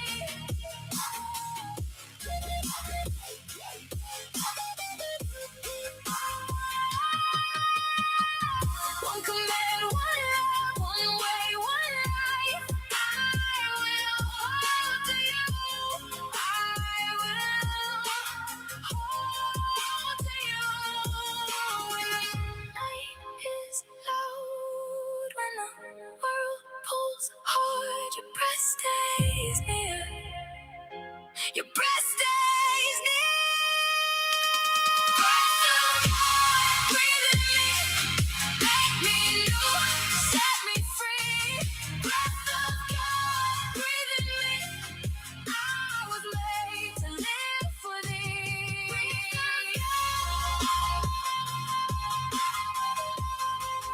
in me. Breath of God, breathe in me. I was made to live for thee. Breath and Clay on the 777 Crew Radio. I'm Teddy P. Thank you so much for listening. And if you do need some prayer, you do need some help, you're in depression, you got anxiety, you got some things going on in life that you just seem that you can't get through, please reach out to us on our social medias, the 777 Crew on all platforms or on our website. Please get in contact with us and our partners, Second Chances. The world is cold and fading fast, where broken hearts can't seem to last. I lift my eyes up to the sky, waiting for the King on high. Every day feels like the night, but I still hold on to your light. Through all the chaos, all the pain, I call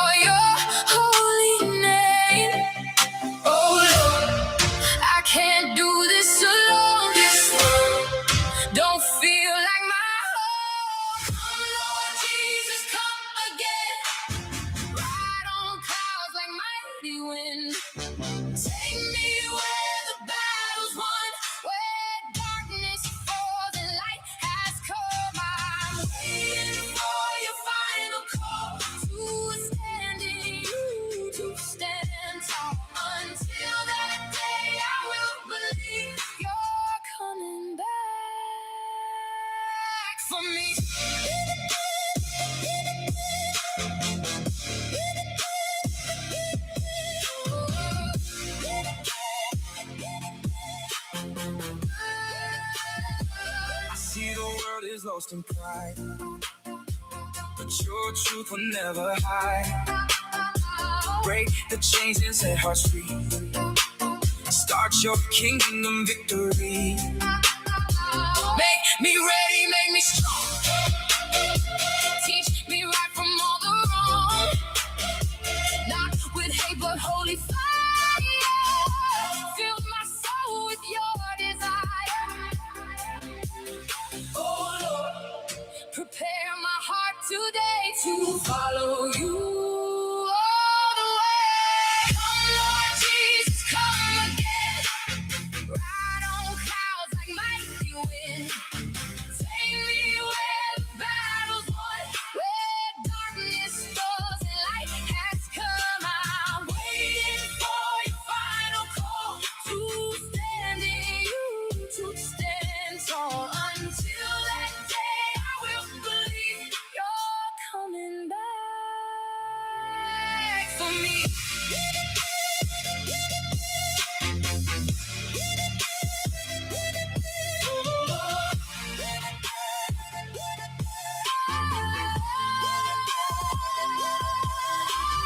No more sorrow, no more night.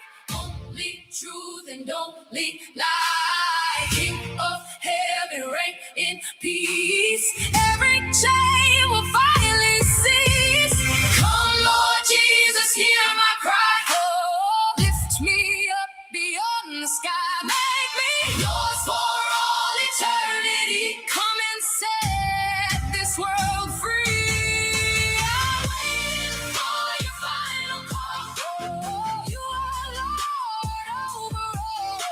Until that day, I will believe you're coming back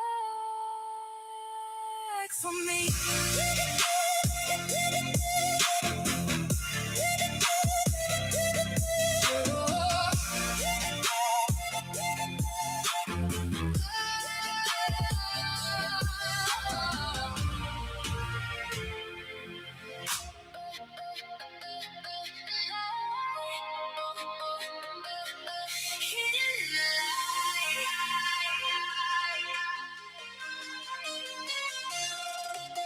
When you pray, close the door.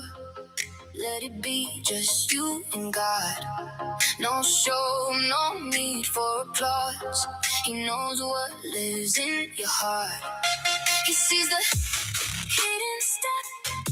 He hears the quiet cry. So I lift my hands in secret and I sing it up to the sky. Don't chase the crowd, don't wear a mask. The Father sees, He's got your back. Ask for bread, ask for peace. What I need, He brings to me. Hidden in the light, He knows me by name. Hidden in the light, He turns my shame to fame. Seek first the kingdom, everything will fall in line. Hidden in the light, I'm alive, I'm alive, alive. Heaven on my side, alive. Hidden in the light. When you give, let it breathe. Let your left hand not know. Let the mercy move in silence, like the river down below. When the fast comes on, wash your face, stand tall, not to be seen by men, but to find the one above it all. Don't chase the crowd, don't wear a mask. The Father sees, He's got your back. Store your treasure where it stays, in a heart that shines through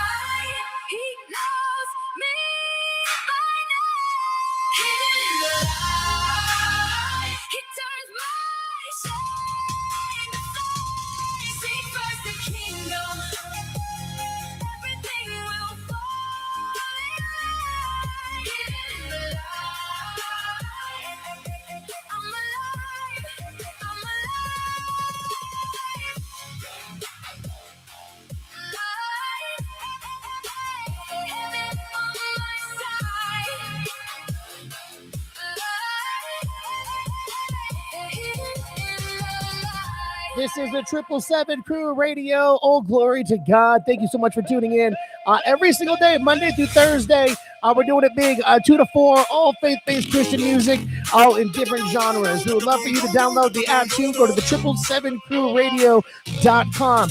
Google us, and you can tune in anytime you want. Who were walking by when he passed them? Where are you staying? He turned to smile. They followed close, kept on their road. Come and see, so they went. One day can change a whole life's line. A new name lands in heaven leans. Come and see, come and see. You know my name now, you call me free. Come and see, come and see. You found me looking, you found me here.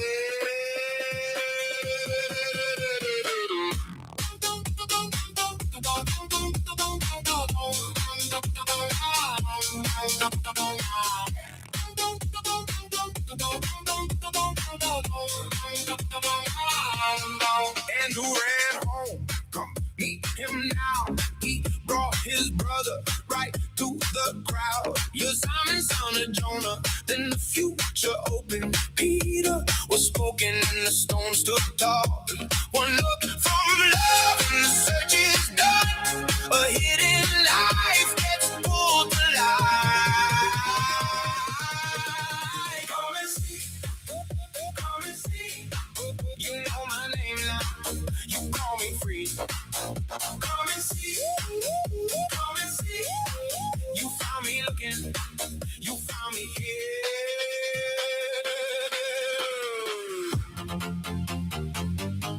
Down, down, down, down. Down, down, down, down, down.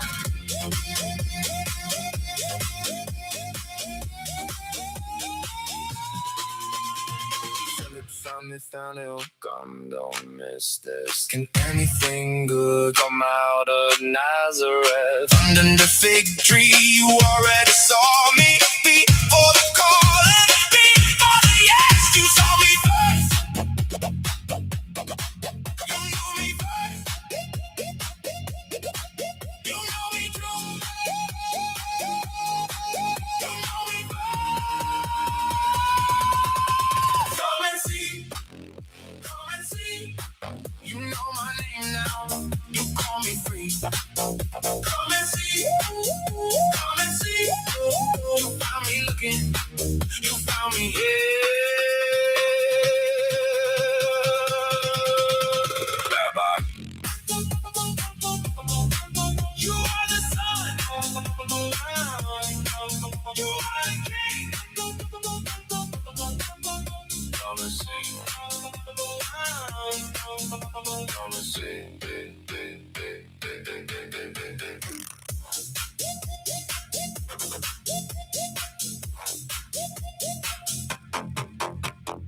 Echoes in the deep, heartbeat sings, may swell, colors blink, lights pulse, world insane. Rise, the rhythm divine, shadows fall, stars align, the bass whispers, your time. Voices hum, the night awakens, melody call from dreams forsaken, electric tides, the soul's overtaken, a kingdom of sound, high vibration, baseline sermon, no salvation, eternal new creation, elation, elation, elation, elation, elation, elation. Voice.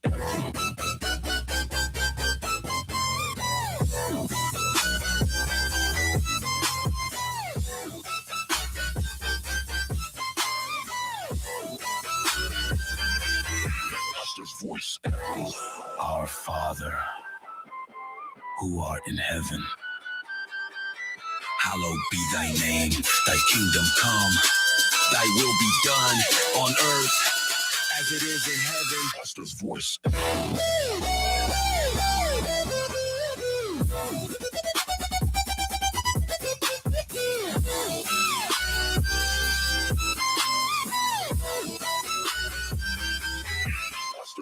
Sub hits, drum scatter, earth trembles, trap snares crack, chaos assembles.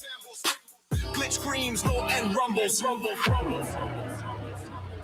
This is the 777 Crew Radio. I'm Teddy P. Thank you so much for tuning in. Excuse me. Woo. Oh, it's just getting me choked up. We're going to be here all the Monday through Thursday from 2 to 4. Confess, you come near. When we turn back, you wash us clean. Every scar, every stain gone in your mercy. Hands open wide, you make us new. I believe in my heart, you raised him up. I believe in my heart, love won it all. Jesus is Lord, Jesus is Lord.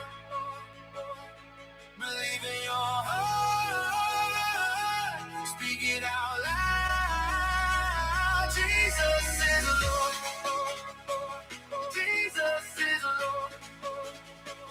You save us now, you save us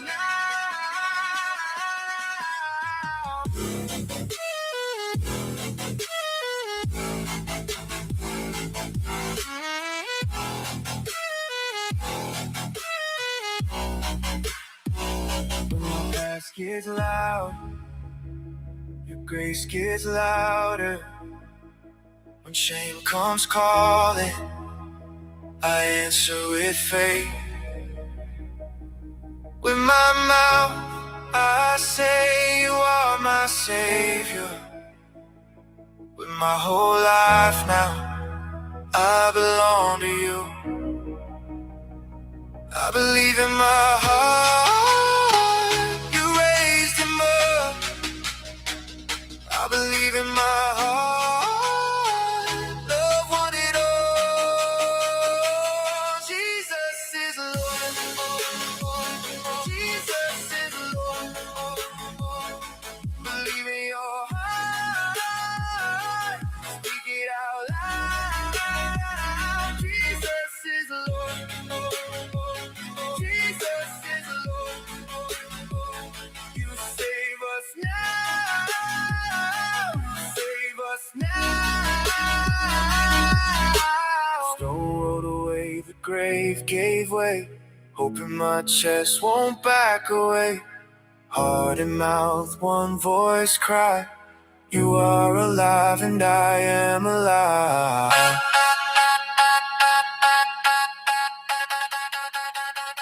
Jesus is Lord.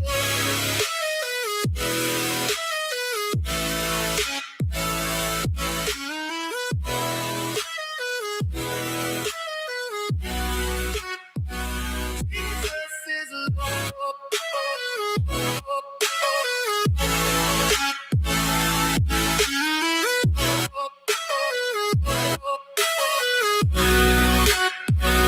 Jesus is Lord.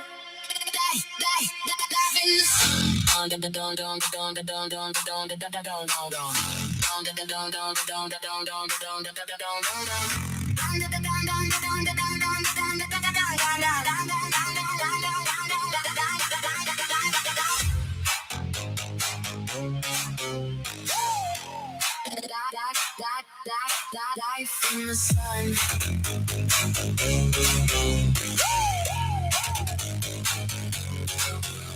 The son moves with the father, what he sees he does. Can't do it alone, love and perfect trust. The broken get the whisper, rise up from the bed. Life in the living word, hope where they were dead. Here and now, the hour's coming. Here and now, and it's already here. One voice, one will, one rescue, one king dear. Life in the sun, life in the sun. Hit and live, hit and live. Lift it up, we come under. Life in the sun.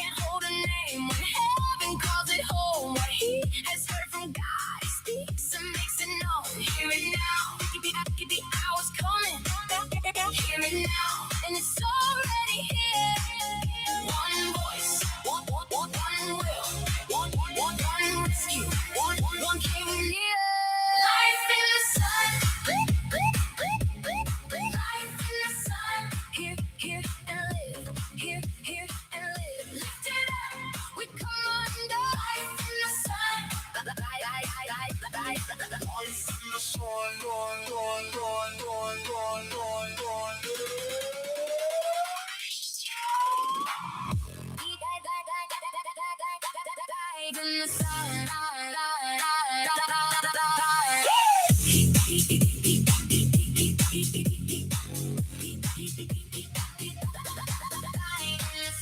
He has life in himself. He gives it away. Willing hearts awaken at the sound of his name. No one can override what the Father has shown. All these turn toward him. All praise to the Son. Dun, dun, dun, dun, dun, dun, dun. Life.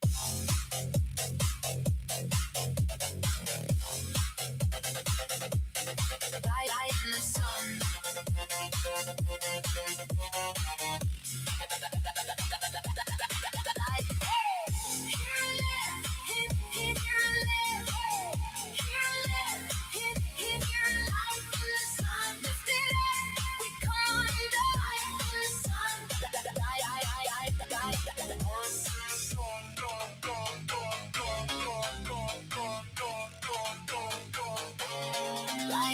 sun. This is the 777 Crew Radio. I'm Teddy B. We're almost out of here, but we'll be back tomorrow. I got a special guest DJ coming in. His name is Christ-like AMB. He's got a crazy story we're going to talk about, and just talking about more of the Lord as well. We've got a few more minutes. If you want to catch up with us, please feel free. Please feel free to come out to Calvary Chapel tonight. We'll be there from 6:30. The earth was formless and empty. Darkness covered the deep and the Spirit moved on the waters.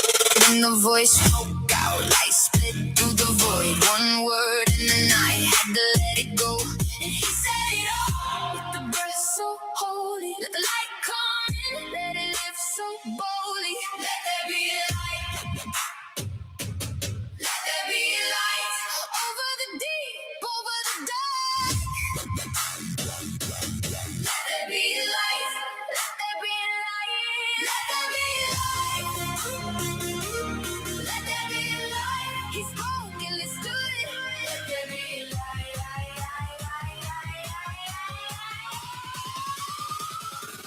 Let there be light.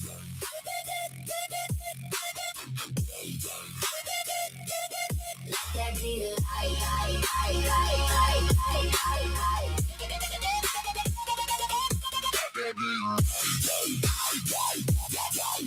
be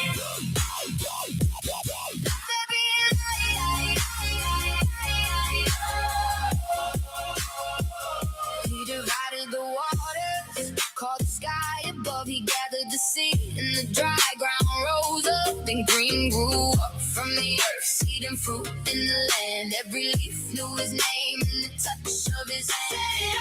With the breath so holy, let the light come in, let it live so boldly. Let there be light. Let there be light over the deep, over the dark. Let there be light. Let there be light. Let there be light. Let there be light. He spoke and it stood. Let there be light.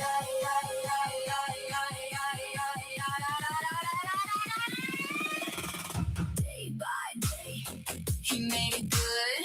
Day by day, he made it good. Sky and sea, the trees would sing. Day by day, he made it good.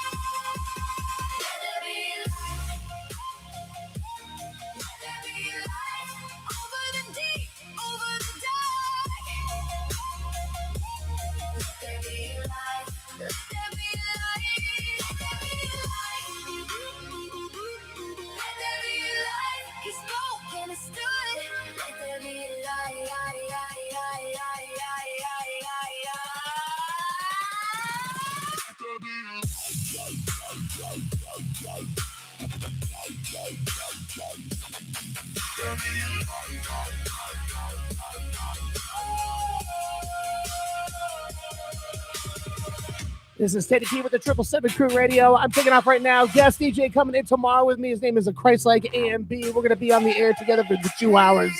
Thank you for hanging out. I'll be back. Mignana, Jay Biggs with Get Blunt is up next.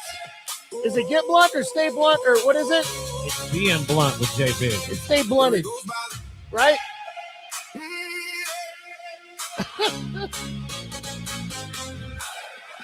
Oh, being blunt. All right, with Jay Biggs. It's all coming up next.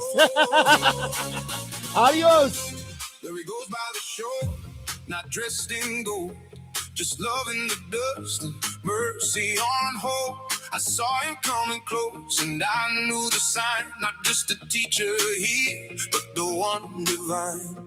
Look at him now, the Holy One steps into the world, and the healing's begun.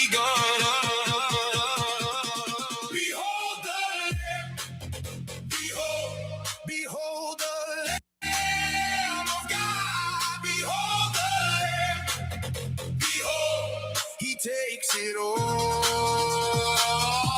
Behold the Lamb, behold the Lamb of God, behold the Lamb, behold, he takes it all.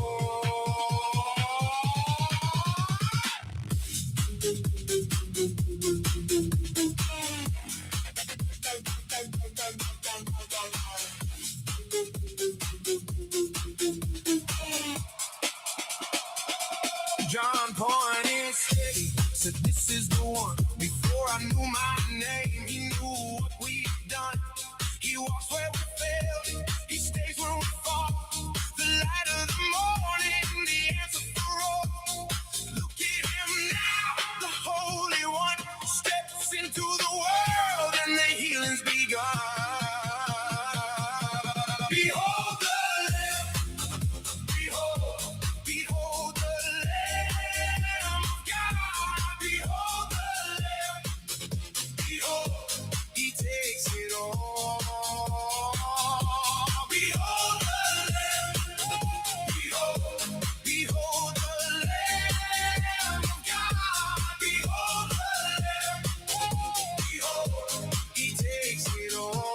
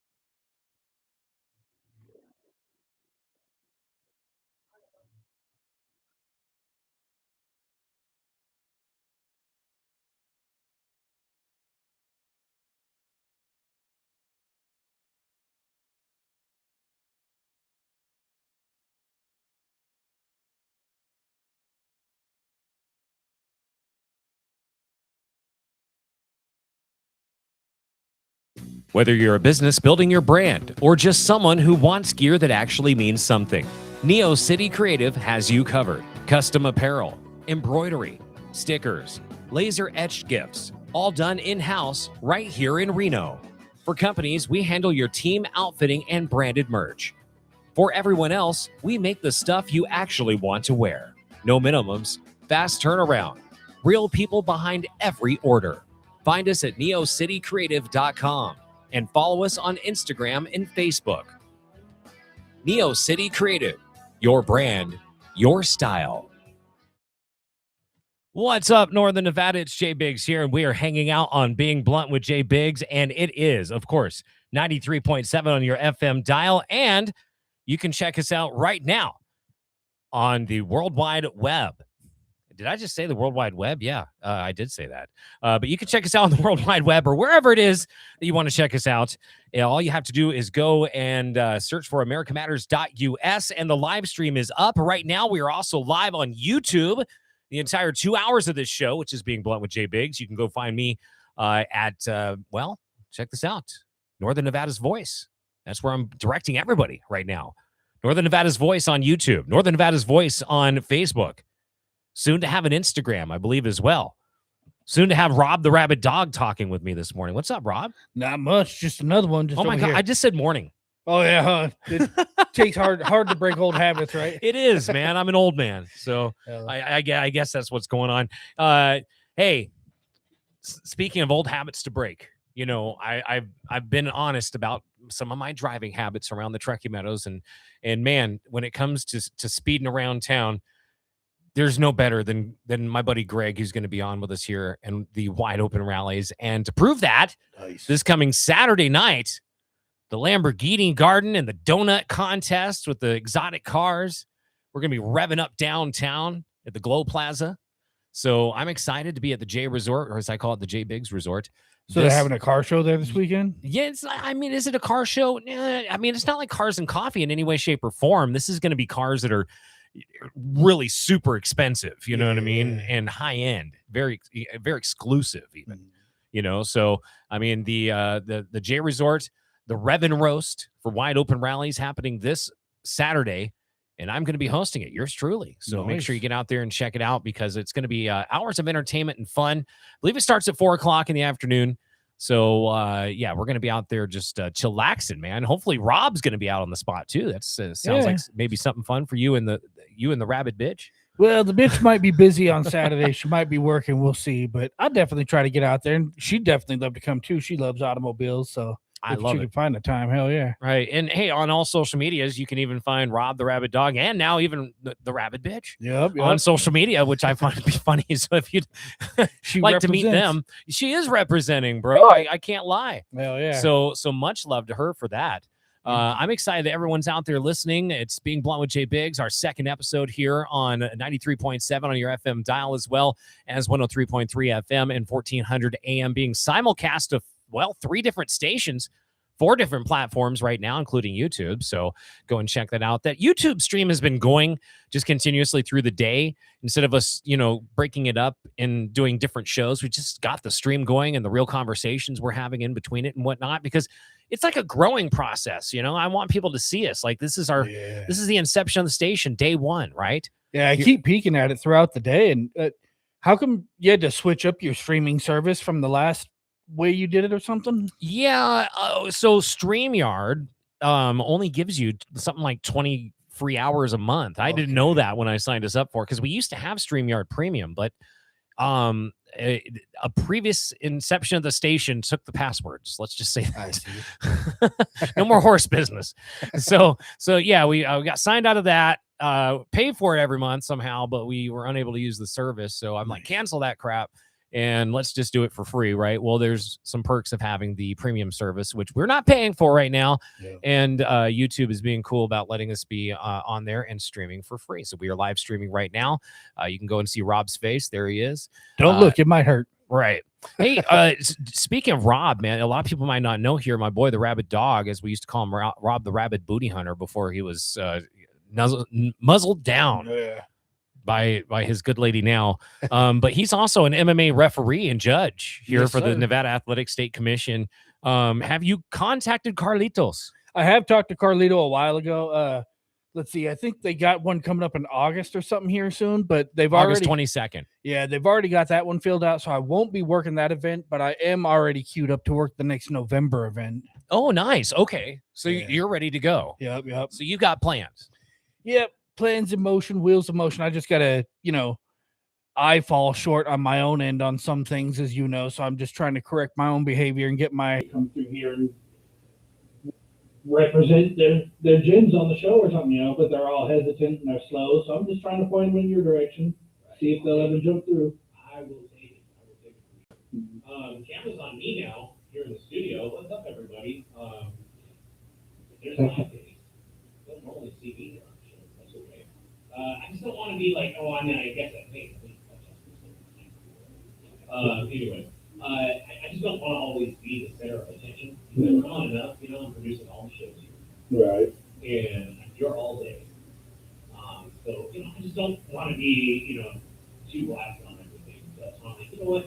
When people come on my show, even though they know me because I'm the host of the show all the time, it's more about my guests and what they do. Right. And, because as Trish Bonari says, the most interesting part of me is you. So, right? Everybody has something interesting about it. Everybody has a good story. Yeah, it might be hard to find that for me, to find that target, because I'm so not into so many things. Like a lot of times when you guys are talking about stuff, I don't even know none of politics, wrestling. That's why I'm quiet a lot of the time. But I got those couple of niche little things. You get on the right topic, and it'll be hard to shut me up. MMA, stuff like Yeah. Well, you might check it out right here. Of course, I'm wearing the Fresh Air clothing hat. Was just over at Twin Peaks for a meal with Ricky, our CFO, and Scarlett. And man, we just had an awesome Military Matters show here this afternoon from 1 to 2 o'clock. If you've not checked that out, man, everything military with Norton, Nevada, everything local. That's what we're doing here on the shows from 6 a.m. until 9 p.m. It's nothing but live and local shows that are hyper-focusing on Nevada only. And, we're just trying to do something different because I challenge you. Please let me know when I'm lying. Tell me when I'm lying and CM Punk says, right? So if there's another station that's doing this, I guess I messed up. But I don't believe there's anybody giving a local platform to this many people, this many live shows straight in a row. Yeah. Especially the live music we've got coming up on Saturday night, guaranteed. I just like the local talent, like you put Luck on last night, Luck Pita, that was pretty cool. Man, I love Luck Pita, bro. That dude is so cool. Make sure you go and follow him, XBI, on all socials, and of course, XBI was like the Roman numerals for 16, right? His clothing brand. Awesome clothing. Really good quality stuff. See here. And Be the Truth last night. I didn't catch any of her show. Oh, the Talk Rock, man. I've never actually met Talk. Finally got to meet him. I've heard a lot about him, but that's a really cool show. Nice. Yeah. Oh. But back to what I was saying about the whole Fresh Air clothing thing. Make sure you go over to Twin Peaks on Friday nights and check out the Fresh Air Friday. They do that every Friday night over there. So what is this exactly? No, it's like a DJ. Oh, okay. So, yeah, he's got Fresh Air clothing and he gets out and stuff. All right. Before you go over to that, 6 to 9, we got live music, not live music, live comedy here on Friday nights. And that is with John Banks going down right here live in the studio. So if you are a comedian, yes. I got some more material I need to test. Right, bro, right. As long as it's, FCC clean, right? Well, some of it skirts the line. I can edit the language. Right. Well, okay, so, yeah. As long as it's FCC clean,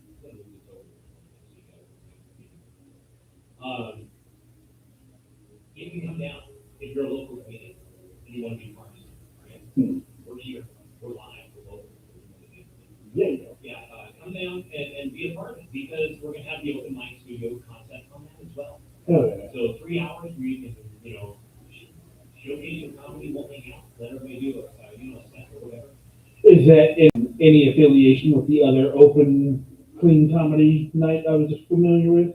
No. Okay. That's the former Inception station. All right, yeah. Well, that's all. I just had to check. It's okay. That's all right. It's just different new things happening. Word. Right? And so we got Nemos, John Banks, really cool, funny guy. Yeah, he's pretty fair. I call him the Timu Kevin Hart. He's a Timu Kevin Hart. Yeah. The first night I went and did a set, they had me open up, and he actually was on some topics that delved right into my last name. It's a German word and how he speaks German. And so it wasn't even part of my stand-up material, but Grozy, it stands for it's Groz is actually how it's pronounced, and it's translated as great or large. And my joke is, the ironic thing is there's nothing great or large about me except my belly.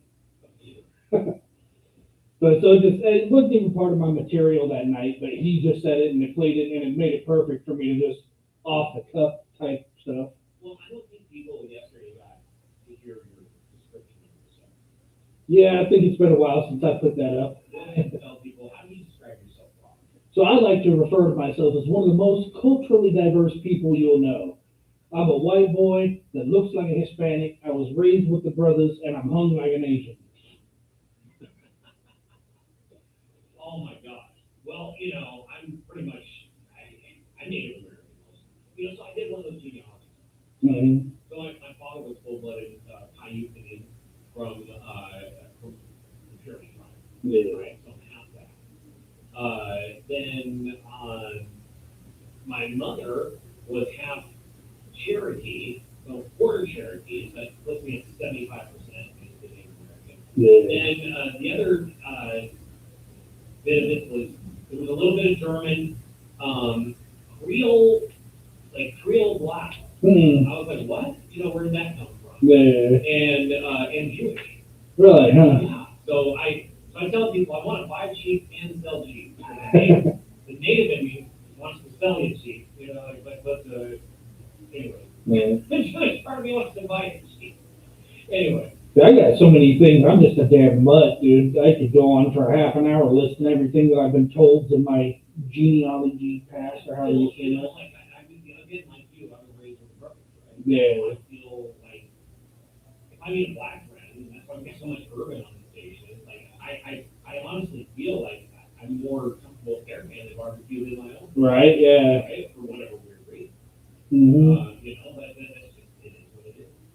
So anyway, man, I'm glad you're with me today, man. We got Greg from Wide Open Rallies who's going to be on with us here in just a few moments as well. I'm in the studio running the board, doing the damn thing right here. And if you would like to interact with us, go and find me on all social medias at Biggs Blunt, BIGGS BLUNT, and that right there is where you can interact with me and find out who the guests are going to be today, or you know what we got going on, or as I mentioned, that open studio concept. So if you'd like to come in, doors open.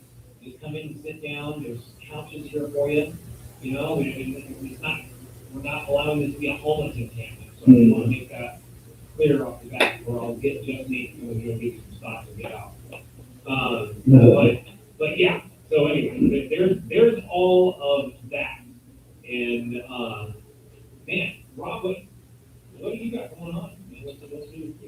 Well, you know, I'm looking into. I've been doing some door dashing with the lady when she's doing her own thing. I do that with her, so I'm thinking about doing some of that by myself just to make a little extra money. I got another potential thing lined up that I'm looking at. So I just got a couple little irons on the fire that I'm trying to see which one will be the best, and most beneficial for me. Basically, just get my get on the freeway and start moving in the right direction. I've been kind of slack in the last few months. Admittedly, I've screwed off a little bit, and I need to get back to business. Well, I mean, it is what it is. Sometimes, you know, we have down times. It's life, right? I saw a really good diagram of how things are supposed to be. It looked like a straight line climb, right? Right, yeah. Like this is life, and that's the flag at the end, right? It's just one straight line. But no, it's like dives, crevices, exactly. zigzags. You know, it's like when someone says that you know the Earth is flat or something. Like, no, it's not actually flat. No. There's mountains and valleys and stalagmites and all that. Right. Exactly. So, anyway, well, with that being said, man, I think I'm gonna go ahead and play our first song as go ahead and start. Greg's gonna be in for whatever rally in just a minute, so keep him on here. 81, 2 days, 2.7,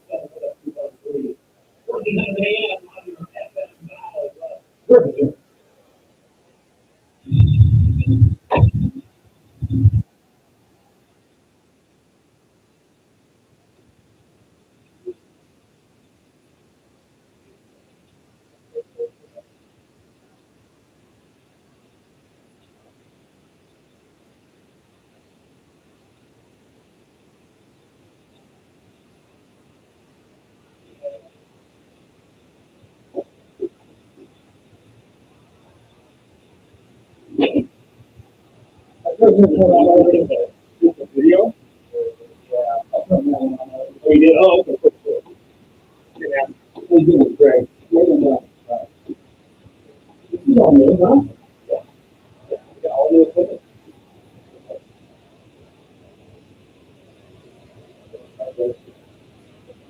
And I mean that literally and verbally. What's that? I mean that literally and verbally. No fucking in here, no thing.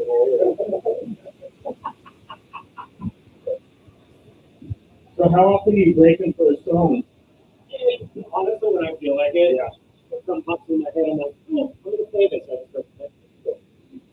Yeah, so just random. So we talked about the show coming up tonight. Oh, we're gonna plug everything, dude. Yeah, okay. Everything. Yeah. It's fun. What's the bullshit? Yeah. We're gonna start doing yeah. Yeah, we got shit right up front because the hot rod guys were out in front of us and they were asking to open up.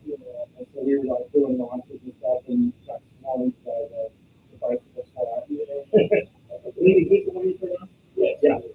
Okay. What's about a 15 minutes? Yeah. He seems pretty good. I think moving to this just pick up.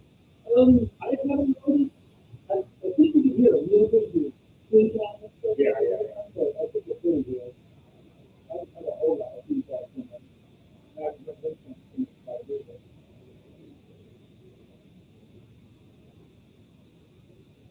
Yeah, let's go. Well, I think it's going to be just on this. Yeah.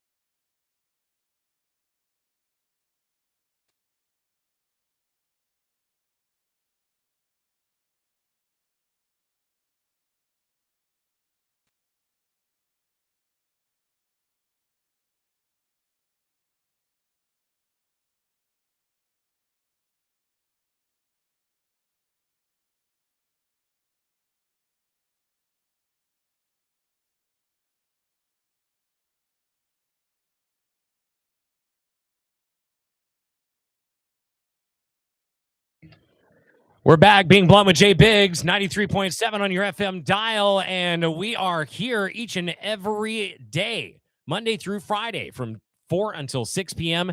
And man, we're hanging out here. It's time for that big roll call. That's right, 420 roll call. Don't forget, we're going to do this each and every day. What is the 420 roll call? Well, that is essentially where I am asking everybody to either call, text in, or whatever it is.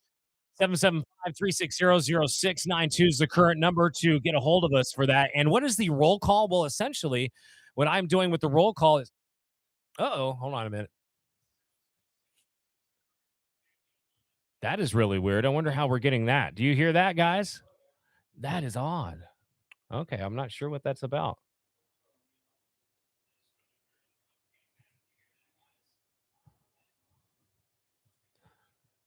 Huh.